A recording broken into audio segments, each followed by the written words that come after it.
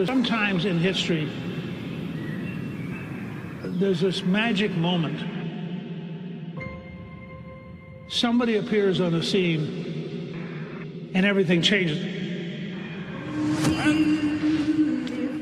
I am with you. We've never seen anything like this. I will fight for you. This was a man who's met his destiny. And I will win for you. He said he was saved by God in order to make America great again. His victory was the greatest comeback of all time. You're watching history, so buckle up. I don't think the American people have ever seen this before. A government that has moved this quickly and a president that has done so much when it comes to the border and energy and major investments from other countries. It's like warp speed. 47's on a hot streak, bringing head-snapping change to Washington, overwhelming the system with a volcanic eruption of action. Trump has a mandate from the people, and he's using it, and they're just getting started. President Trump said on the campaign trail, success will be my retribution. Despite the best efforts of those who would try to censor us, silence us, break us, destroy us, Americans are today a proud, free, sovereign, and independent nation that will always be free. We're going to have one shot at this, and no other president's going to do what I'm doing.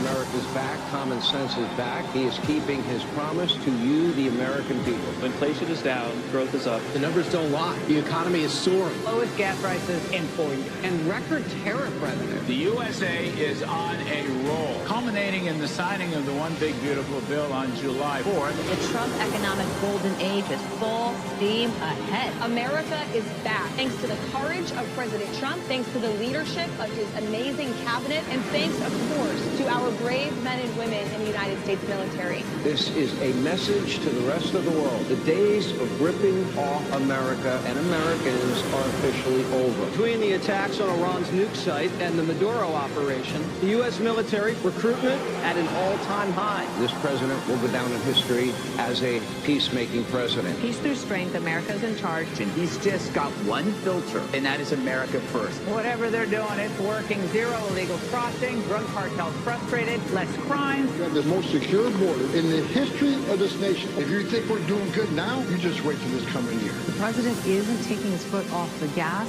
in 2026. It's a new year. The stock markets are already making new record highs. The Trump archive are a series of near impossible feats. As for the next year, the American people have so much to look forward to. The president will continue to build off of his historic accomplishments. 2025 is setting the table, but the banquet's going to be in 2026. This is the golden age coming. He says, make America great again because every American is invited. My fellow Americans, get ready for an incredible future because the golden age of America has only just begun.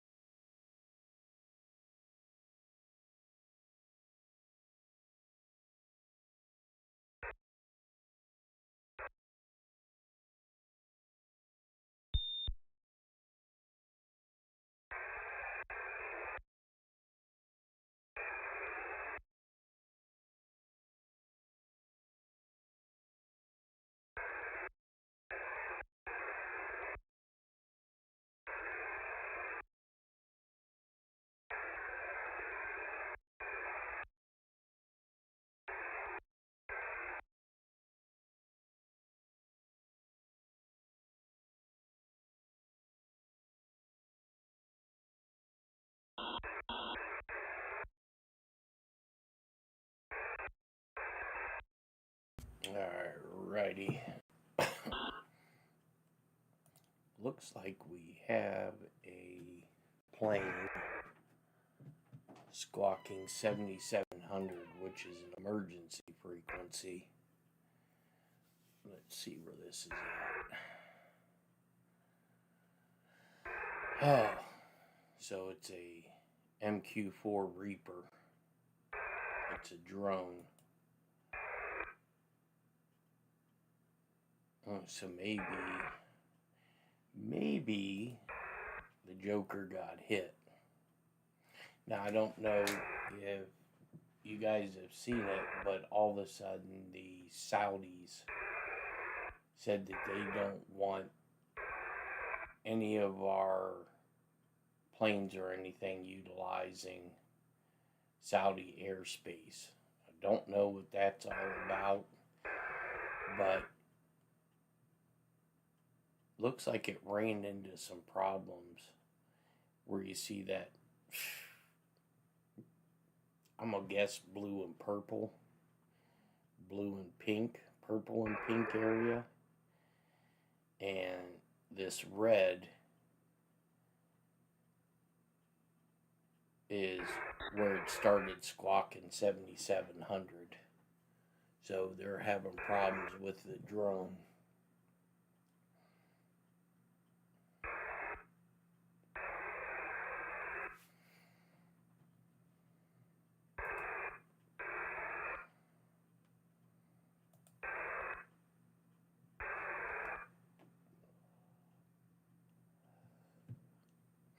Agent J, Taco.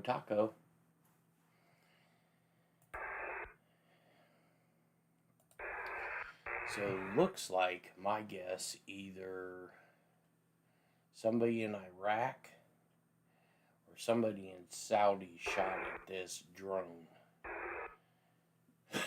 Or it could just be it's having mechanical issues and the pilot, which would be at a ground station, started squawking 7700 on the drone. So that's interesting. I just noticed that. I just brought this up live because we're now broadcasting on Instagram. So I got to work on the feed portion for Instagram, so it's that smaller format, the iPhone or the cell phone format. But that shouldn't be too hard.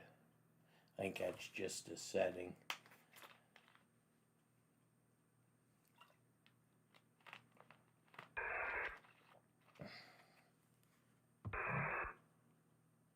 But I look for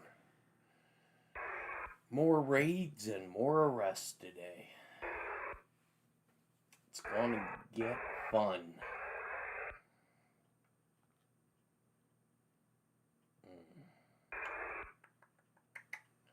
This is interesting. I want to see.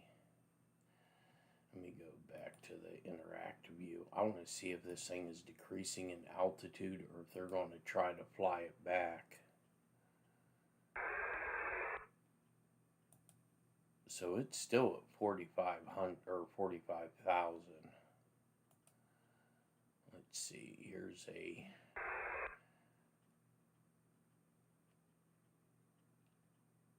from Islamabad to Tehran. It's a passenger aircraft. Mahan Airline.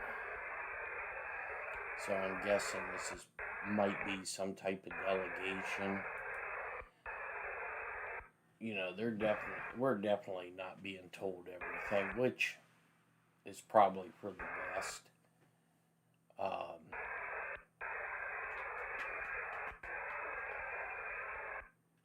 It's just really weird seeing, because I could be wrong, and I probably am. I think there's limited air travel inside of Iran. Let's see.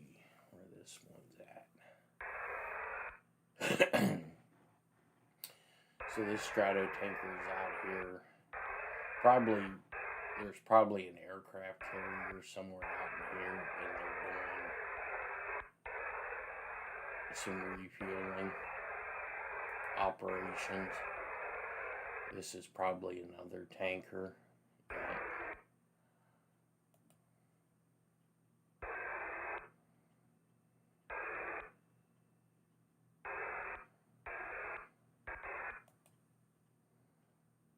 Yeah, this shit's going to get beyond interesting.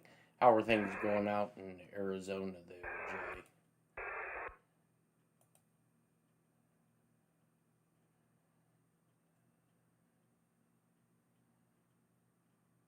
Yeah, see, he's still...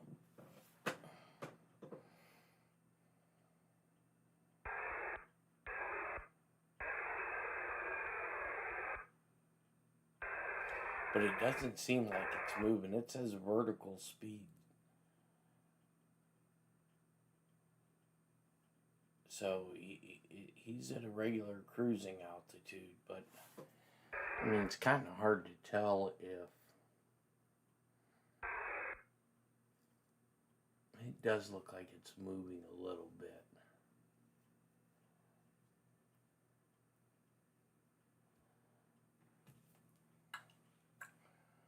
Yeah, this is don't know, do not know.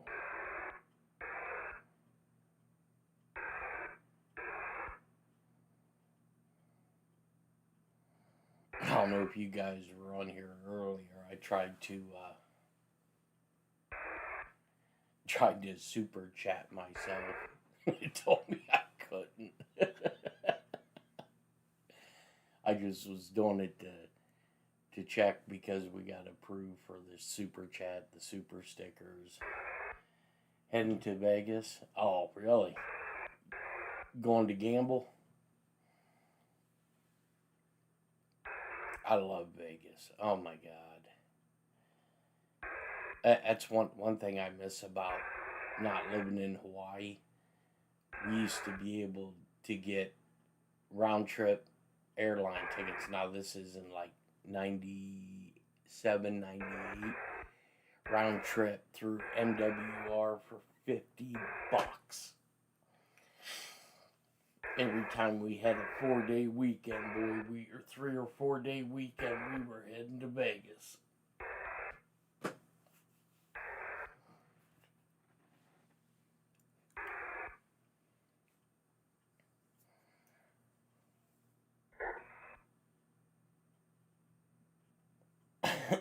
You're right.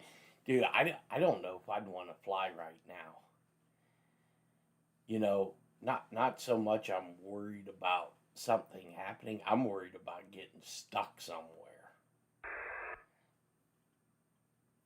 What do you play? Do you play blackjack or poker or just whatever you're feeling?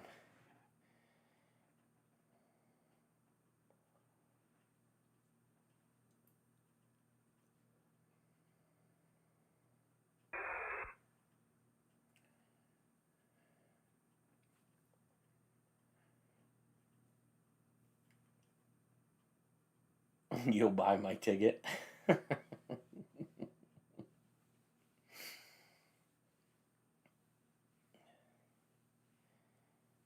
we're definitely going to have to hook up. So I want to come to all the above. I definitely want to come to Arizona again. I loved Arizona. You know, when you're there, you're living there. It's different than when you go back and visit. Just like when I lived in Hawaii, I hated living there. But when I went back for my sister's wedding, I had the best damn time.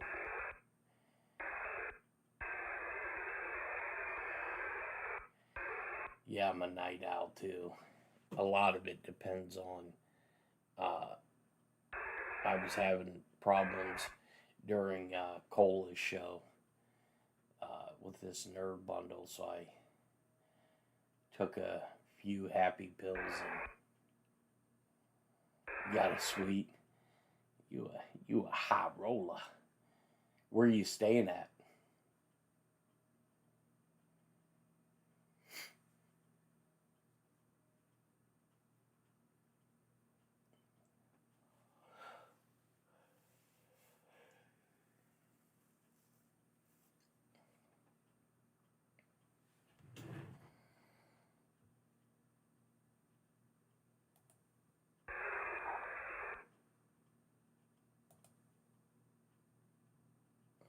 see if this.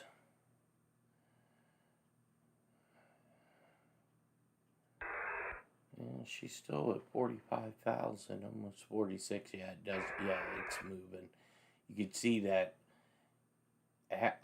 Probably about see, they just got rid of it. That red dot, I think that was a communication blip.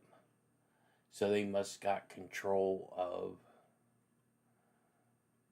of the drone. So that's definitely good. Yeah, this purple and, I don't know, purple, pink, blue color. Looks like they were doing some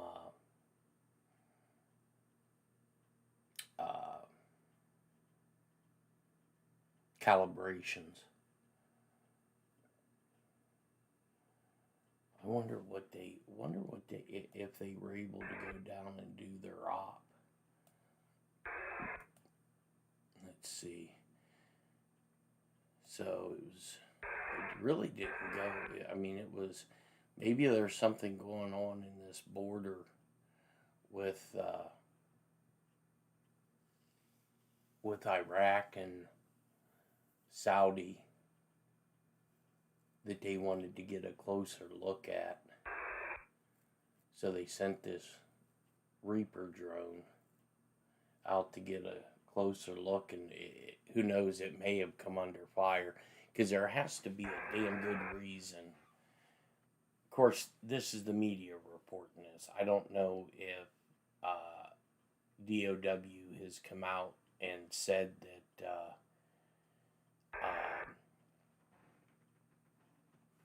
the prince has basically told us not to fly anything in and out of Saudi. But maybe there's something hidden, beyond the layer of what's going on that Saudi's worried about.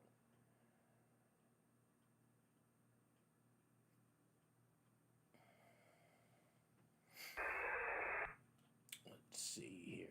See what else we got going on. So that's London to Tokyo, Vilnius to Kaunas. That's Europe. Vilnius, isn't that Vilnius? That's I know that's in the European.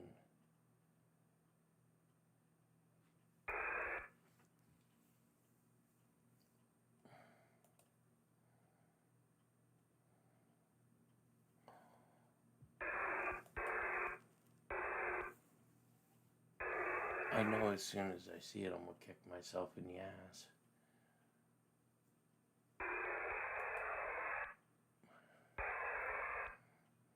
Lithuania.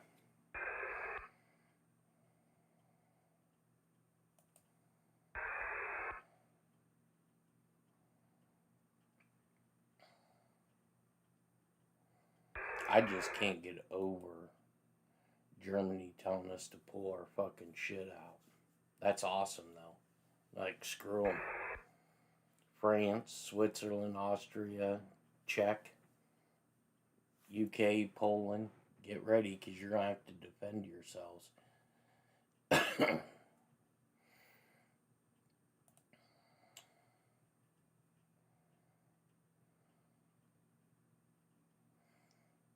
Yeah, I have that problem too, Roland. I used to have a long number of days.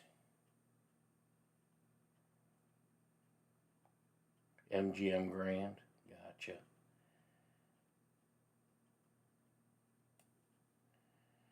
Let's go back to the regular. Yeah, I'm starting to get the hang of this streaming software, and it'll get a little bit better. I want to get a solid layout. Yeah, they are fucked. They did it to themselves, and I think NATO did it to themselves too. And they're probably hoping to ride out what Trump's got 2.5 years. They're probably hoping to ride this out, thinking that they'll get some dipshit in there.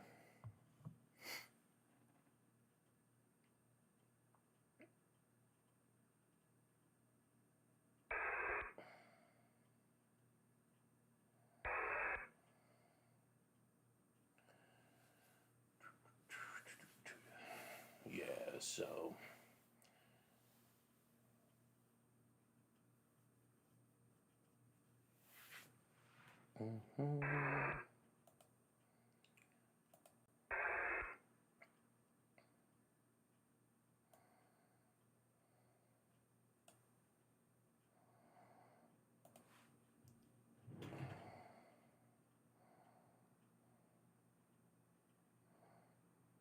yeah, I'm gonna have to look at that multi-stream. So now that I know I can stream on Instagram,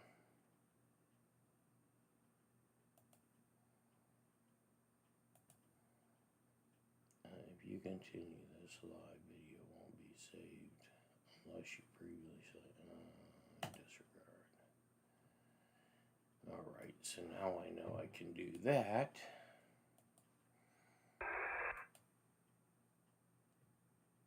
That'll be cool. Alright, I'm gonna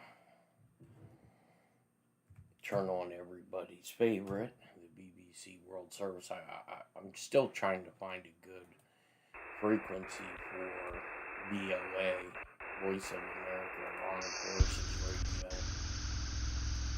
Place of extremes as well, political, cultural, social, and he's very sensitive to those extremes as well. And he gets good work. He starts working for the Frankfurter Zeitung, the forerunner of the Frankfurter Allgemeine Zeitung, which is as good as it gets at that time. Yeah, I mean, it was the Frankfurter Zeitung, where he eventually becomes one of the key names, publishing regularly in the feuilleton section. It was one of the prestige titles in the Weimar Republic, headquartered in Frankfurt am Main, but he was the sort of Berlin cultural correspondent for a time, and he was correspondingly well paid. He was a prominent figure by the middle of the 1920s. So Berlin gives him the chance to establish himself first as a journalist, and then building on that as an author of fiction from 1923. Thank you, John. So, Helen, he's doing rather well in Berlin, but he's moving around a lot. Seems to be a bit of a restless soul. His writing is also quite unpredictable. It goes off in different directions. Is that right? Up to a point. I mean, he was, just to perhaps go on from what John was saying, he was at one time the best paid journalist on the Frankfurter Zeitung, and he wrote his articles exactly the same size as the column inches in the paper, and he earned a mark a line. So he was earning a lot of money, but he said that Berlin was like a waiting room in a big station. And he was. What did he mean by that? Well, he meant he didn't like Berlin very much, and thought, well, I mean, it got worse and worse, of course, with the Nazi violence and with what was going on in the courts, which he saw very early on. But he said it was like this waiting room. It was a kind of no man's land. I think he said, I'm trading in books and newspapers to get the money to get my ticket out of here. And you're quite right. I mean, he travelled a lot. He wanted to be the Paris correspondent for the Frankfurter Zeitung, but they gave it to another guy for reasons that we won't go into, and Roth had a thing or two to say about that. But to kind of compensate for that, they sent him to Russia to report on Soviet Russia, on the new Russia, for 4 months in 1926. So he did travel a lot, but he also did other trips for the Frankfurter Zeitung, and that was the kind of thing they published in the press. You know, I've travelled to Galicia or to the Ruhrgebiet or wherever it happened to be. Deborah, he is, in literary terms, a master of the poignant. Would you agree? Yes, although it's very difficult to pin down how he does it. It's quite often been said that he writes simply, but that's deceptively simple somehow. I mean, we've said that he champions the underdog. He looks at the small details, everyday life. So it's partly that, but he's not afraid to combine small details with very big ideas. So he's looking for the universal. He can be quite, not exactly kitschy, but he can be quite sentimental. I'm thinking of a passage in the Rebellion, in Rebellion, that we've just been talking about, where the main character, Andreas Pum, has to sell his donkey. And it's a very, very sad scene, and the donkey is described as having grey fur and a human soul. And that, poignant, sentimental, bit of both, but in the context of the novel as a whole, it really works, or it works for me anyway. So it's often, he's very good at children, on childlike figures. And he's also, I think, what makes it poignant to me is that he manages to make these figures convincing. You're invested in them, but they're not made into heroes in any way, and they don't become sort of unrealistically perceptive, or they remain ordinary people. No, I would say there's an absence of clear heroes in Roth's work, which brings us on, John, to his major work, the one that he's best known for, Radetzky March. A fond farewell to life in the Empire. What's he up to here? Yeah, well, Radetzky March, or the Radetzky March, as I think it's been translated into English, it's certainly his longest novel. It's the one which is most acclaimed and which is probably best remembered. It's the one which established him as the great chronicler of the end of empire. It's actually quite different to many of his previous novels, certainly the ones he published in the 1920s, many of which, with the partial exception of Rebellion, actually have quite fragmentary, quite open endings. A good example would be Flight Without End from 1927, which concludes with the protagonist feeling completely lost, alive, but not knowing what to do with his life, and we don't know what happens next. The Radetzky March, by contrast, has a real sense of finality in its conclusion. It concludes with the deaths of its main characters, but also with the end of the empire that has shaped them. And the two are sort of intertwined in the novel. So as you say, it's the moment in his career that he really firmly looks back and tries to take stock of what happened at the end of empire and why it mattered to him. So it's a generational novel in which the story of a single family somehow stands as a metaphor for the decline of the empire as a whole under the leadership of the aging Kaiser Franz Josef, who actually appears several times as a character in the novel. The story is focused on three male members of the von Trotter family. It begins with a grandfather figure who, as a young man, saves the life of the emperor at the Battle of Solferino, which took place in 1859, which makes him a sort of hero of the empire, but also elevates the family into the aristocracy. We meet his son, who's a sort of patrician bureaucrat, very, very conservative and controlling, and finally his son, Karl Josef, who is the last in the line, if you like. And Karl Josef is characterized as somehow sort of paralyzed by life. He doesn't really know what to do with himself, or seems incapable often of making decisions for himself. In particular, he's intimidated by the idea of living up to the memory of that heroic grandfather. He grows up looking at the portrait of this grandfather, so literally having to try and live up to the image of the grandfather and failing to do that mainly. He becomes a career soldier, but seems wholly unsuitable for that role, unsuited for that role. And he seems also incapable of making any lasting relationships in his life. So there are some quite negative or almost morbid themes that run through the novel, and it also plays with the musical motif of the title, which is of course a reference to Johann Strauss Sr.'s famous Victory March. But in the novel it functions almost as an ironic accompaniment to the terminal decline of the empire. So, Helen Chambers, what do you ascribe the success of the novel, and do you see in it the work of a genius? Yes, I do. And I mean, I think it's got great humanity. It's also very funny, despite what John has said. I mean, it's morbid, but there is this conflict between officialdom and the army, which trains people to obey, and then these characters, and you usually, and this is part of Roth's magic really, you usually see the characters from their own perspective, so you know what they're thinking. And young Karl Josef, the third one along, he's a 16-year-old who's seduced by the local sergeant's wife, the beautiful Frau Slama, and she unbuttons his uniform, and he's sitting there thinking, don't think there's anything at the cadet school that told me what to do in this situation. So there are things like that happen, and the Emperor is indeed in it. And he kind of misses the battles in a way because he's an old soldier. So he thinks, I'll have some manoeuvres out in the eastern borderlands, and he draws them all up, and he's sitting there on his horse, and everybody's gaping because there's a drip on the end of his nose.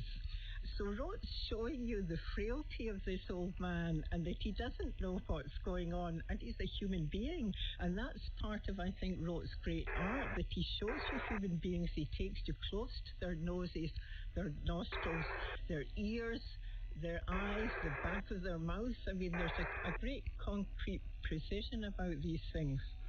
And would you say that it's a nostalgic novel? Well, I mean, Roth himself said, I'm looking back, but not uncritically, so it's kind of nostalgic because he misses this multinational land. Yes, you do get a sense. I mean, Austria-Hungary towards its end was often described as the prison of nations, and you get a sense that he's trying to modify that view of the Austro-Hungarian Empire. Well, he would like it not to have been thus, but he knew it was thus. And he does show the decadence of the frivolity and what the terrible officers get up to. I mean, fiddling with Tyrone Barnes has got nothing on Joseph Roth. So, yeah. John, you wanted to come in? Yeah, just briefly. I mean, on what makes the novel great. What I enjoy really about it, despite those negative themes, it's the evocation of a lost world. Really, it's those incredibly detailed descriptions of formal occasions, of the sort of rituals of empire and the military. We get descriptions of uniforms, parades, duels, formal dinners, drunken parties, but also a sense of place as well. So Vienna in its sort of imperial pomp, and also Brody as well. I mean, the second half of the novel is essentially set in a Galician border town that draws on all of those memories of Roth's childhood.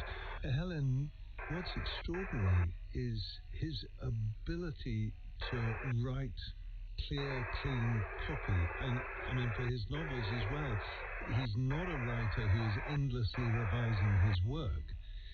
No, that's fairly remarkable, although there may be things that were lost. I should perhaps say about his writing practices that when he was writing Radetzky March, and he printed quite a lot, he left chapter 4 in a taxi.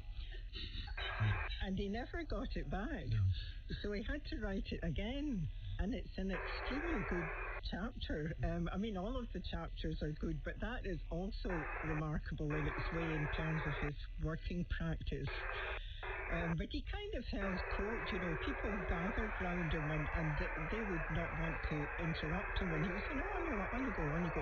And then sometimes he would just join the conversation, but he'd be writing the rest of the time. Yeah. Deborah, I'm going to move us on from Radetzky March onto a very important subject.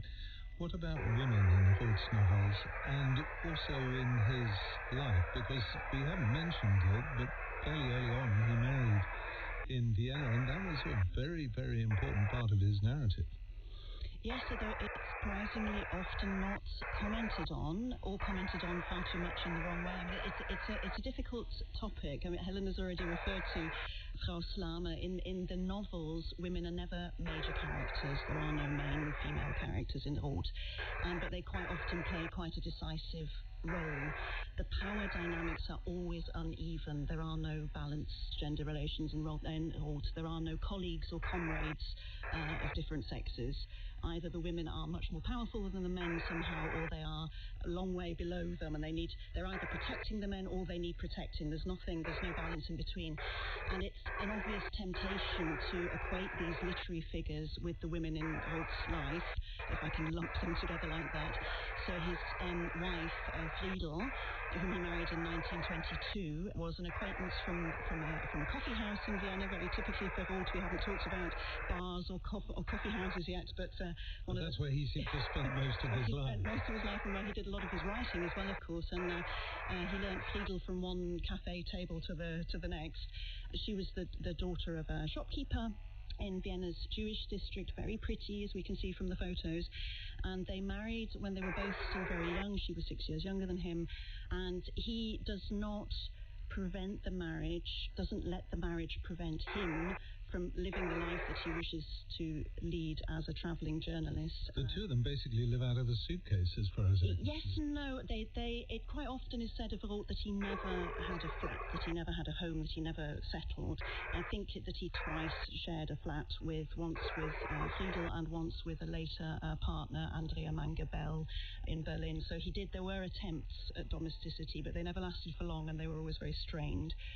And what happens to Friedel in the end? Because I think this is quite important. It's an extremely sad story, and it must have been very, very, very stressful and tragic for Roth himself. Friedel becomes increasingly, at first he thinks increasingly unable to cope with the life travelling around, with moving so often, with living out of a suitcase, and then it becomes clear that she is mentally unstable, and she is taken into psychiatric care, I think already from 1925, 26 onwards. I think she's not in care at that point, but at the end of the 20s, yes. And repeatedly ill, and then is taken into full-time psychiatric care, or is living at home but with a full-time nurse, is not really verbalizing anymore, is not really eating, and she then remains in care until the end of her life, although care becomes a misnomer, as under the Nazis in 1940 she is then murdered as a long-term psychiatric patient at one of the in Hartheim in Upper Austria, in one of the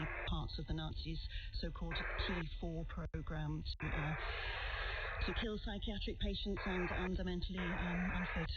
And Roth refers to Friedel and her illness in some of his work. In some of his... I'm not sure. I'm not sure about the work, certainly repeatedly in the letters. I'm not sure to what extent. Well, let me take it on to John Hughes in that case and talk about Job, the story of a simple man, which is what I think where maybe does reference Friedel. Can you tell us about this novel? Because, as I understand it, Marlene Dietrich thought it was fabulous. She did. I mean, it was actually the novel that preceded Radetzky March, as it happens, and could be said to have been this artistic turning point for him, the one that allowed him to, gave him the confidence, I think, to write the Radetzky March. So it was published in 1930. Came before Radetzky March, although we've already discussed perhaps the most famous novel. But Job is perhaps a close second, certainly looking at his reputation around the world. It's a very widely read, translated, much loved novel. To give it its full title, it's Job, the story or the novel of a simple man, and in a way it reprises some of the things that made Rebellion a great novel. It has a sort of simplicity about it, a sort of fable-like structure. It plays loosely with the story of the Book of Job. But unlike Rebellion, it's firmly set in the past. It's the first novel in which he sets the story firmly in the pre-war world in Central Europe in which he'd grown up. And it's also unusually amongst Roth's works, it's firmly set in a Jewish milieu, which is not something he did that often. So the main character, Mendel Singer, the simple man of the title, is an embodiment of the Hasidic Eastern Jews, the Ostjuden, and he's presented as a pious man, as a village teacher who lives just on the other side of the border with the Russian Empire, so just outside of the geographical limits of Galicia. And in the course of the story, he suffers misfortune after misfortune, both him personally and his family, starting with the birth of a son with disabilities, none of him. He then becomes alienated from his older sons. He then loses them during the war. His wife, Deborah, dies, and his oldest daughter, Miriam, becomes mentally ill. And the description of Miriam's sort of mental collapse and institutionalization writing in 1930, shortly after the same thing had happened to Fiedel, is indeed, as a tough read. It's based on personal experience in the novel. So the novel ends with I should say that the other thing that haunts the character is the fact that he's abandoned the disabled son when they family moved to America, all of which results in him essentially turning his back on his Jewish identity, his faith. He rages at the God in whom he's always believed at the end of the novel. But unusually for Roth, and different to Rebellion, he gives us a twist, a happy ending, a rather sentimental turn of events at the end. So the abandoned son, many of him, it turns out, has miraculously recovered from his disabilities, has grown up to become a successful composer, musician, and he's on tour in America. And so the novel ends up with the two men being reunited and gives us this happy ending. Roth, I think, had some doubts about that sentiment. I was going to say, it's so unrothy. It is very, and it's really quite he didn't quite disown the novel, but he was a bit reluctant to sort of praise it. But he was happy that it was a success because the ending was a winner for readers. And as you mentioned, Marlene Dietrich, in an interview in 1931, I think, with an American film magazine, she was asked for her favourite novel, and she named Job, which had just appeared in English translation. And Roth was so delighted, he wrote to her to thank her. And so that's a nice little story. Helen Chambers, we've heard how he had a rather stellar career in the 1920s, certainly in the first half, but with the 1930s onwards, after the illness of his wife, his health starts to decline. He has an unreliable stream of income, no fixed abode really, yet he remains very prolific. How does he sustain all this? Well, should we say that he left Germany in 1933 and went into exile? For obvious reasons. Because his books were being burnt. But, I mean, how did he live? Well, he borrowed money. He bought, in 1927, Stefan Zweig, who was a great bestseller, major literary figure, pots of money, wrote to Joseph Roth and said, I've just read your Wandering Jews, it's wonderful. Those are his essays about the Eastern Jews, the Ostjuden. And Roth got back to him and sort of sponged off him for the rest of his life, although Spies didn't manage to pay for all that Roth needed, although he did put him up quite often in south of France, or sometimes they were in Austria, I think, sometimes they were in Ostend. But Roth, he needed the money. He got big advances, but he often didn't deliver in time. He commanded a lot of money, but he spent a lot of money, and he didn't just spend it on himself. He was always giving money away, giving it away to people who were worse off than him, exiles, emigres, refugees. And he also, when he had money, he would live in smart hotels. He liked the smart hotels. He liked the Hotel Bristol in Vienna. He liked the Hotel Foyot, where he didn't end up in Paris, because, and this is part of Roth's fate, that his worlds were destroyed one after the other. And this included the Hotel Foyot, where he had a room which is just opposite the Jardin de Luxembourg, a fine hotel. Anyway, it turned out that it was not fit for purpose, and it was demolished. So where he'd been living for years was demolished before his very eyes. He sat in the cafe across the road, but he worked. I don't know if I've answered it. I mean, he drank all day, and he needed to drink in order to work, and he did work at cafe tables, and he needed people around him to work. He couldn't work without the people around him. Yes, so, I mean, he was drinking very heavily, and nonetheless writing at the same time. Now, I don't know about all of you, but the experience of trying to write when you've had a drink is really, I mean, for me, it just doesn't work. But he appeared to be inspired by it. Deborah, by the late 30s, he was drinking himself to death. What were the ghosts he was struggling with? Well, I mean, he was, as we said, a highly functional alcoholic, but very definitely a terminal alcoholic, and that had been clear for a long time. I mean, it's I sometimes wonder whether it stemmed from the war years, from the First World War, because, I mean, as we know, on both sides of the front, soldiers were being plied with alcohol to make the war possible at all. I mean, that might well be part of the roots of his heavy drinking. Then later on, I think it's partly because of the lifestyle. He's having to keep deadlines. He's up late at night. He's living in hotels and bars. Drink is readily available. It's also part of the sort of journalistic camaraderie, inviting people for drinks.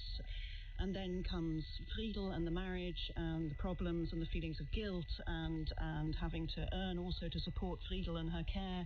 And I think that, sort of underlines or cements this sort of turning to alcohol to find relief for that. And then comes National Socialism, which Roth had very early on seen coming with a clear-sightedness that's very interesting compared to others of his generation who were hoping that it wouldn't be as bad as all that. It's kind of all together is enough to make anyone turn to drink, perhaps. And towards the end, of course, the Nazis invade Austria, so he loses Austria.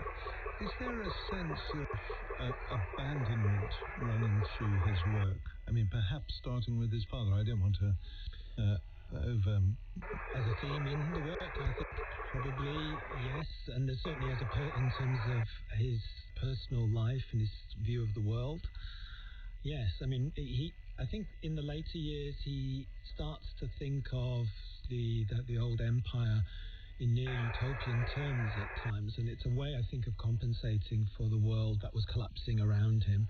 The idea that there may once have been a place, a supranational place, where national identities were somehow less important than some sort of collective identity. Because he does see nationalism as a nationalism is something he totally rejected in all its forms. He rejected Zionism as well, incidentally. He saw it as a form of nationalism. So no matter the motive, no matter what the motivation was, he would reject nationalism. He sees it as pernicious. So two final questions for you all, but Helen, let me start with you. How appropriate is it that his final work was The Legend of the Holy Drinker? And what was that about? Was that basically him saying, this is me? Yes, and he did say as much. I mean, one's reluctant to look at biographical sort of reasons for text, but he said this, and I mean, it's the story of a tramp in Paris who was originally a coal miner in Silesia and came to Paris for work, and that's quite typical, an economic traveller, migrant, if you like. And the tramp ends up sleeping under the bridges in Paris. But one day, a well-dressed gentleman, and some people say that might have been modelled on Stefan Zweig, arrives and gives him 200 francs and says it's in gratitude at his finding conversion to the church. And the tramp takes it and says, thank you very much, I'll pay it back to you. And there are several attempts in the course of this short narrative. Well, he drinks the money, he loses the money, people make him part with the money, and he always gets it back again. And he's always saying, and how he's going to pay it back is to give it to the church in Batignolles where Sainte Therese is there, and she was a very modest saint with a humble life, an unshowy sort of person, but in a Catholic church. And at the very end, I don't know, I want to spoil the end, but at the very end... Spoiler alert. the drunkard, who again, he's in a very bad state physically, but he dies, and he thinks that the little saint has taken the money and he's paid it back, and it's all grace has descended upon him. And he says, God give all of us drinkers such a good and easy death. And so in the story, the man finds grace, the drinker, but of course Joseph Roth in his own life had a terrible death, did not have what he wished for himself, but he collapsed face down on the table in the cafe. He had lots of friends who didn't have money but looked after him, took him to hospital. They didn't diagnose it properly. They withdrew alcohol completely, and he had terrible delirium. He had to be strapped to the bed, and indeed died the very opposite kind of death from his own literary creation. Well, on that sad note, a quick fire last round, literally in half a sentence each. How well do Roth's works stand the test of time? Deborah. Surprisingly well. It's about the human cost of war, and it's about individual dignity. John? Yeah, I would agree. There's something he says in one of his early feuilleton articles, Going for a Walk, where he says it's only the minutiae in life that count, and it's the little details that he's captured and made permanent in his work that makes it still sort of sing today, I would say. Helen. Well, it's the human condition in bright, beautiful colours in quite short works, and I think they're wonderful. My thanks to Deborah Holmes, Helen Chambers and John Hughes. Next week, the African civilization on the edge of the Roman Empire. That's the Garamantes. Thank you for listening. In Our Time with Misha Glennie was produced by Simon Tillotson. It's a BBC Studios production for Radio 4. Those who run enormous tech companies have become more and more prominent in recent years. What about the language they use? That's one for this week's edition of From Message Here, which is after a look ahead to Saturday evening. BBC Radio 4 explores a groundbreaking interview series. It sort of doesn't really matter who Anthony Clare is talking to. I just want to be in his company. Through the perspective of another interviewer, Kirsty Young. I think that's the sign of a truly standout broadcaster. Kirsty Young remembers In the Psychiatrist's Chair. For me, Anthony Clare's programmes remain the high watermark of one-to-one encounters. If you think you are at times rude. On Radio 4 and BBC Sounds this Saturday night at 8. To listen on your smart speaker, just say, play Radio 4. Hello and welcome to Strong Message Here from BBC Radio 4, a guide to the use and abuse of political language. I'm Amadi Nushi. I'm joined once again this week by Stuart Lee. Hello, thanks for having me. Hello. We're also joined by journalist and founder member of The Nerve. I don't know why I said it like that, The Nerve, as if it's some I like it. It gives you mysterious crime syndicate. Carol Cadwallader. In my dream. Yes, Carol Cadwallader is here. And the phrase that we're going to look at is the technological republic. Yeah. Which is not a phrase that trips off most people's lips. No, it's a terrible phrase. In fact, it sounds like the title of a series of novels written by William Shatner. Sort of thing he would have come up with, isn't it? And there'd be about 14 of them and needed to get the set. William Shatner, somebody gave me as a gift William Shatner's sci-fi novel Tech War. Tech War, that's Tech it. War. Yeah. And it's hilarious reading it out because every sentence has one phrase too many.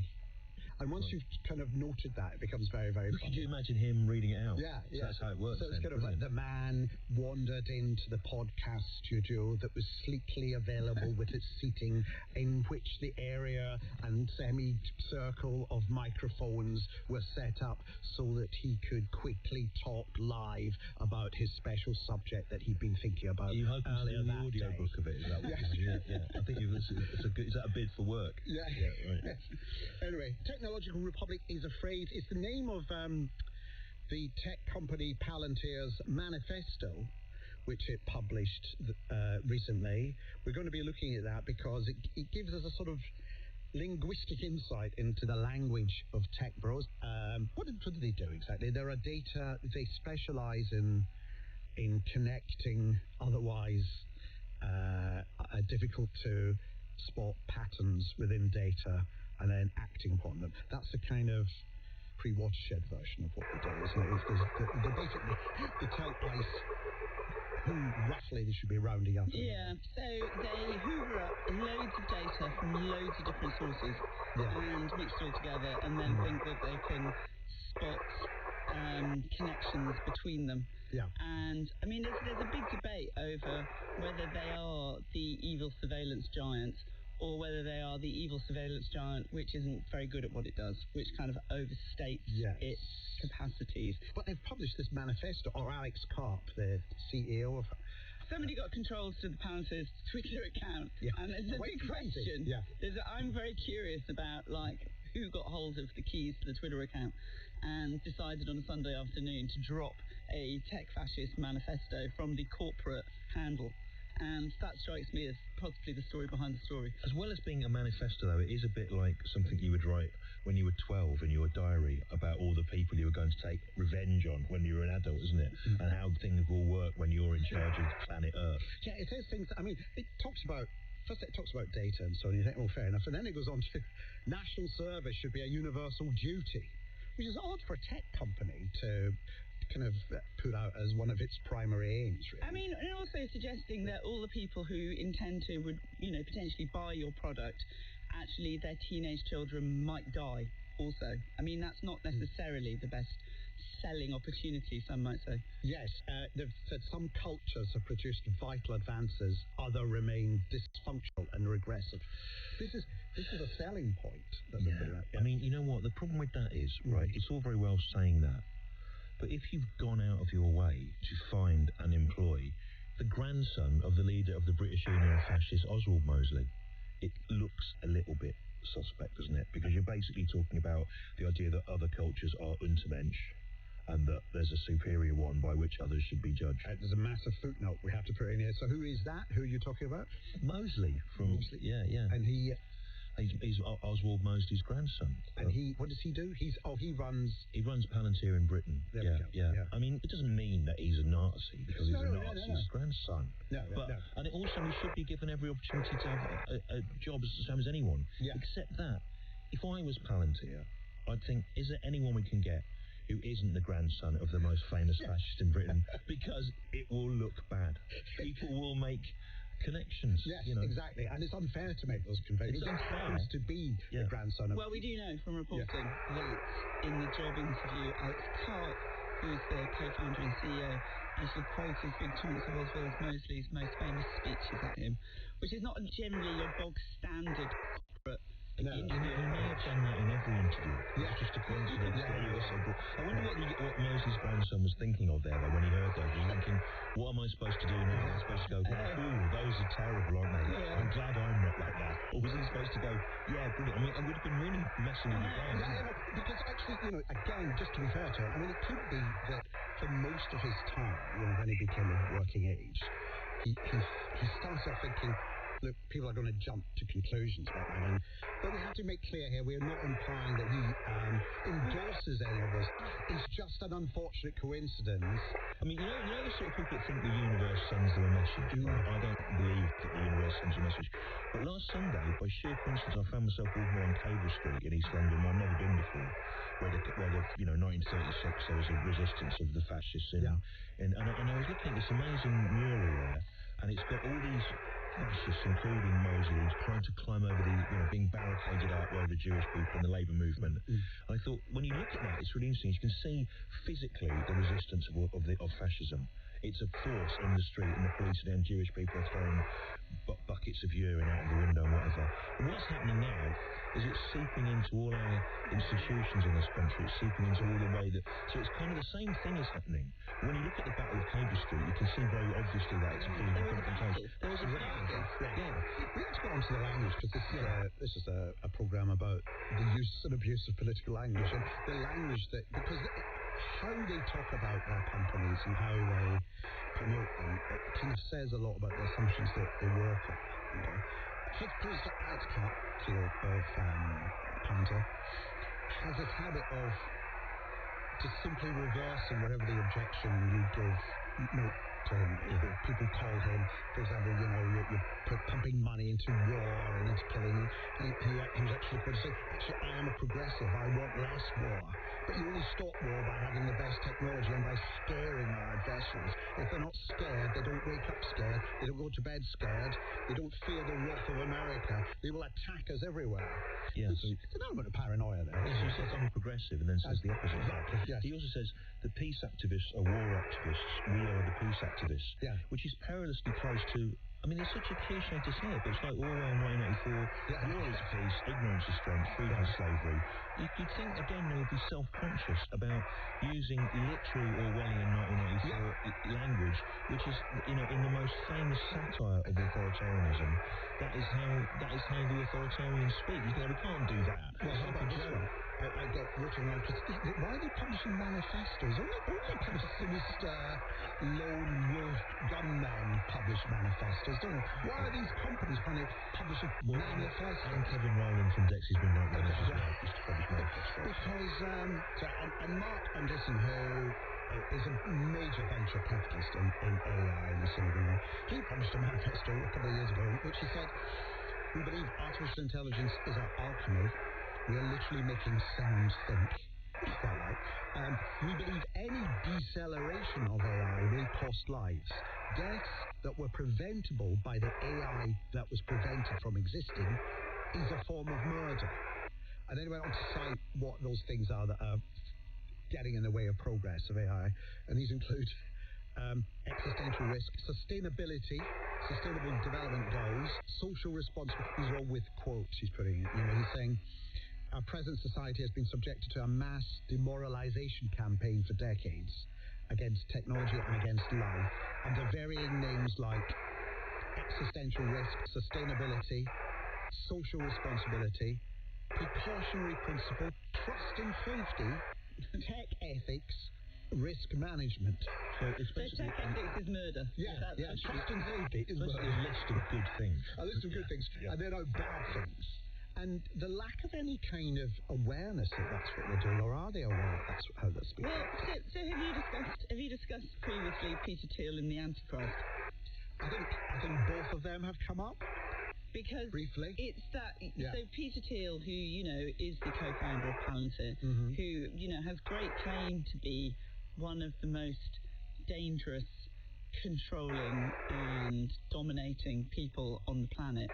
And, his manifesto is that this decelerationism, anything which tends to regulate AI or technology, which, intends to crimp his ambitions in any way, he considers that to be the sign of the Antichrist. Yes. And the person who he feels embodies that is Greta Thunberg, or the European Union, I think. Oh, right.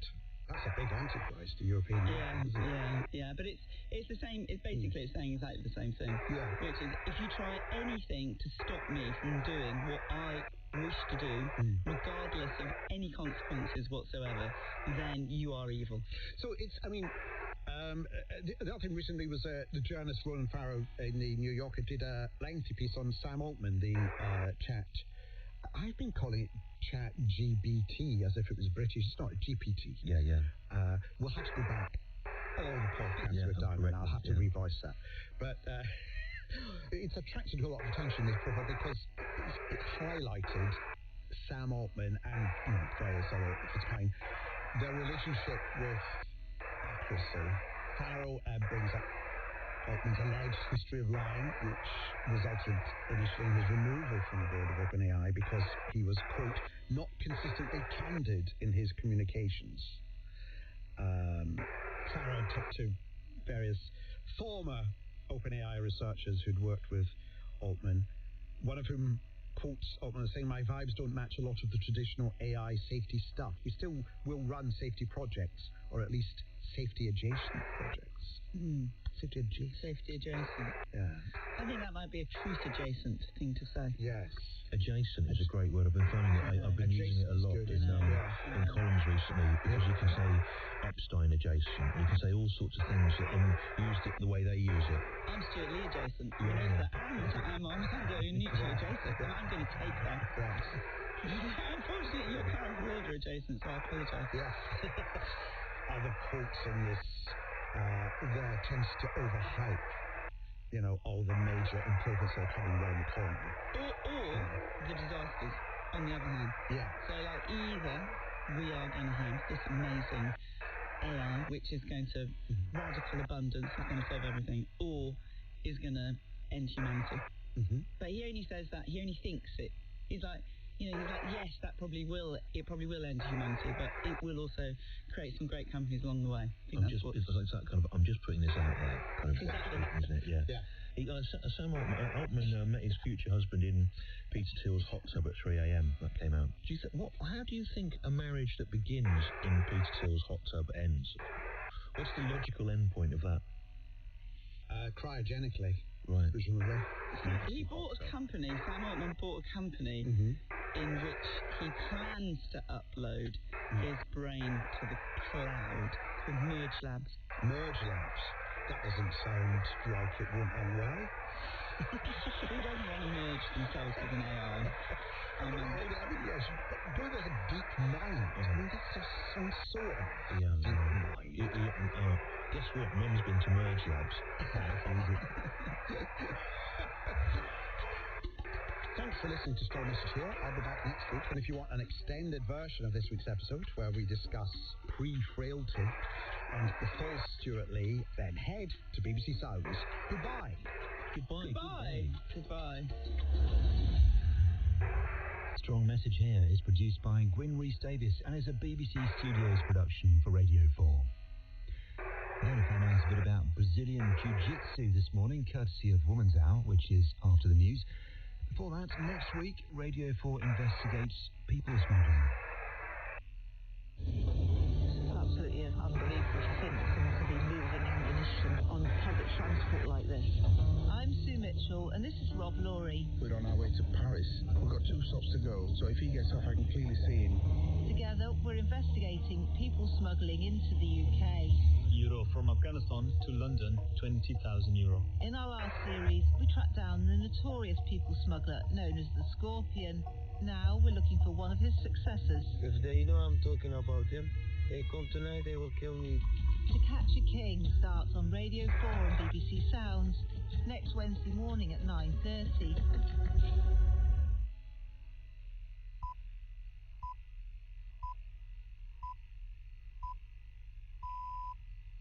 BBC News at 10 o'clock. The UK Health Security Agency says 2 British people are self-isolating at home in the UK after they were potentially exposed to hantavirus on a cruise ship affected by the deadly bug. The 2 left the ship last month and contacted health authorities once they learned of the outbreak. The UK HSA says the risk to the public is very low. About 150 people are still on board the cruise liner. President Trump has said Iran is willing to make a deal to end the war, as officials in Tehran consider the latest US proposal.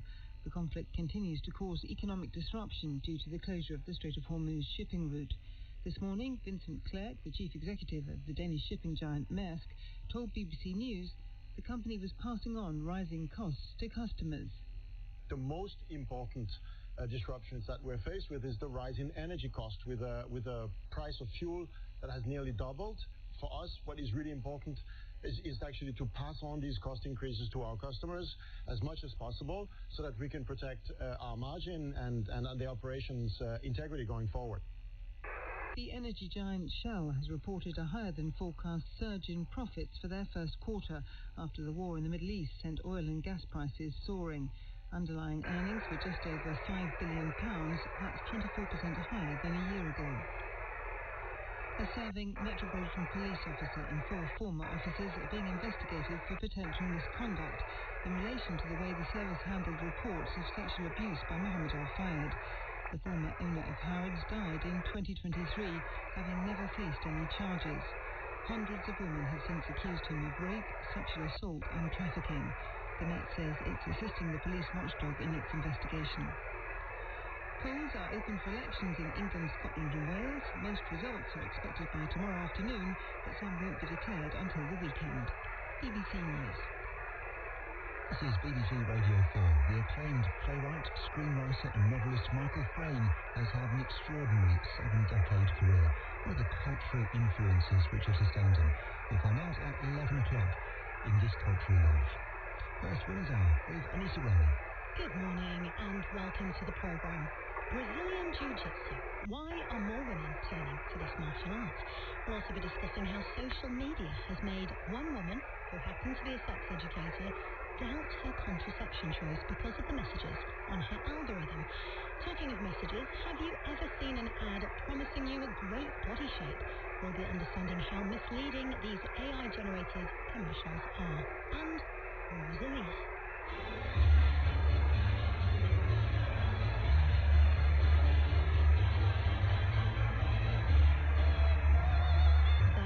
Burst of Berghain. The Spanish pop sensation sensation.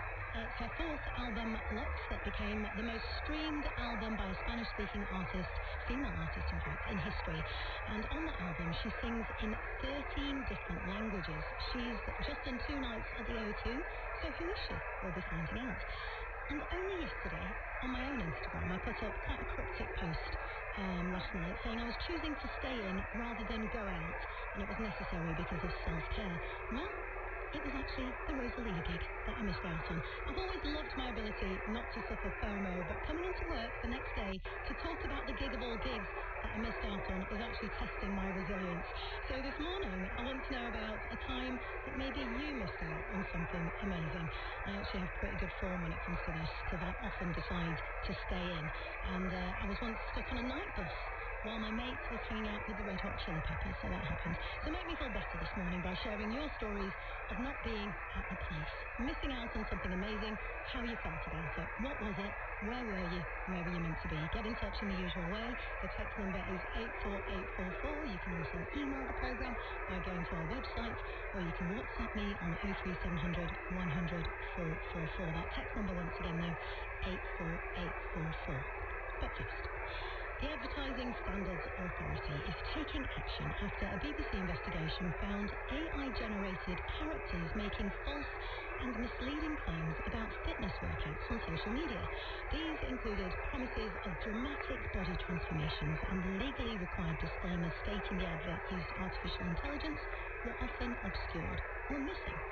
If you use social media, you've probably seen them. Polished fitness videos promising dramatic body transformations in just weeks, chiseled physiques, striking before and after images, and claims that you can look years younger by following a very simple routine. Well, Katie Gornall, BBC sports correspondent, has been investigating. Morning, Katie. Tell us more. What led you to this? What led you to do a deep dive into these ads? Well, excuse me, what led me to it was actually my own social media use. It all started last year. I was just doom scrolling really, and I paused on a fitness video of a woman talking about the benefits of a military style workout. And when I first looked at it, it looked quite convincing, but then I sort of thought this doesn't quite seem right. The woman, I realised, with a tiny little disclaimer at the bottom of the video, wasn't real. Her body wasn't real, and the transformations that she was talking about hadn't actually happened to her. And I found that quite interesting, that I was taken in by that, and I found it quite curious as well that I was being pushed this very sort of tailored advertising content, in this case for a woman 40 plus, perimenopausal, who'd fallen out of exercise. They got that part spot on with my algorithm. And so, yeah, exactly. So, I started looking at it more closely, because I thought, if I'm being fed this type of content, others must be too. So I set up different accounts on different platforms, and I found very similar AI-generated characters with similar claims, but some of those claims, as you mentioned, were pretty wild. I think we should have a listen to one of these adverts. Just 3 or 4 bursts of high-intensity exercise, even a minute long, can boost your energy and help you feel stronger over time. Doctors hate me. I teach women 50 plus how to burn belly fat and look 20 years younger with Tai Chi. In 2025, every man should start doing military training, especially if they haven't worked out for years.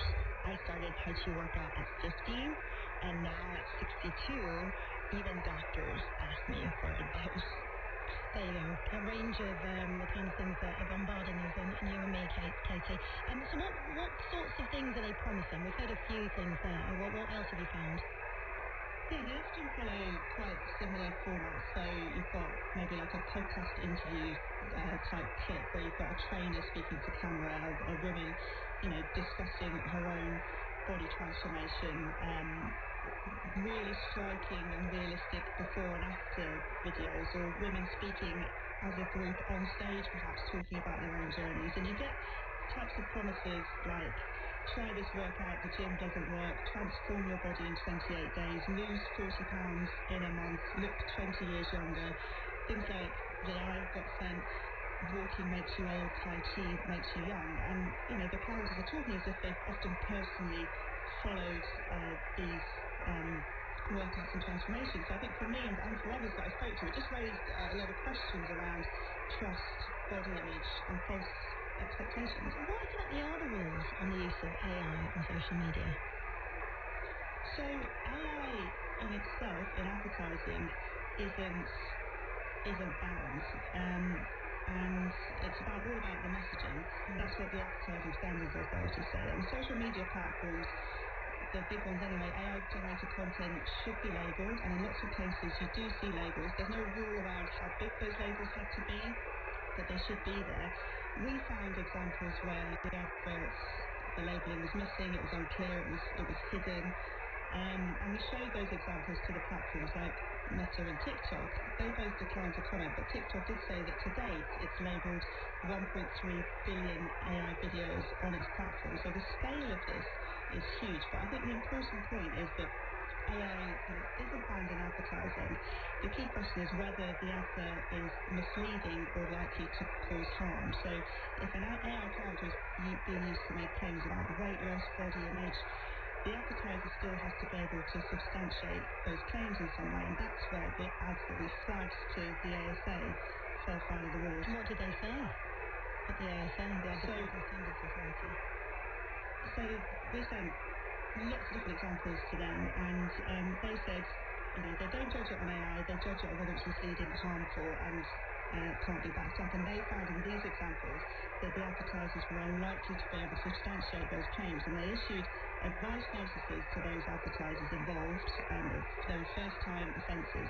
They're very much about education. And one point that they've made is that given that AI is now at everyone's fingertips, it becomes very cheap and easy to make a lot of these adverts at scale, and you're putting advertising in the hands of people who aren't necessarily from big companies, who aren't maybe advertising on the traditional platforms of TV and radio, maybe don't have the awareness around what the rules are when it comes to advertising. But this is certainly like a growing area for them. They said they've received around 300 complaints from the public in the past year about adverts involving AI, and that number's rising. And especially in fitness as well, it's such a boom area. People are looking for advice often about their own fitness more and more. And so when these two things collide, it becomes quite a big issue. How easy is it to tell whether the person giving fitness advice exists or not? It's interesting.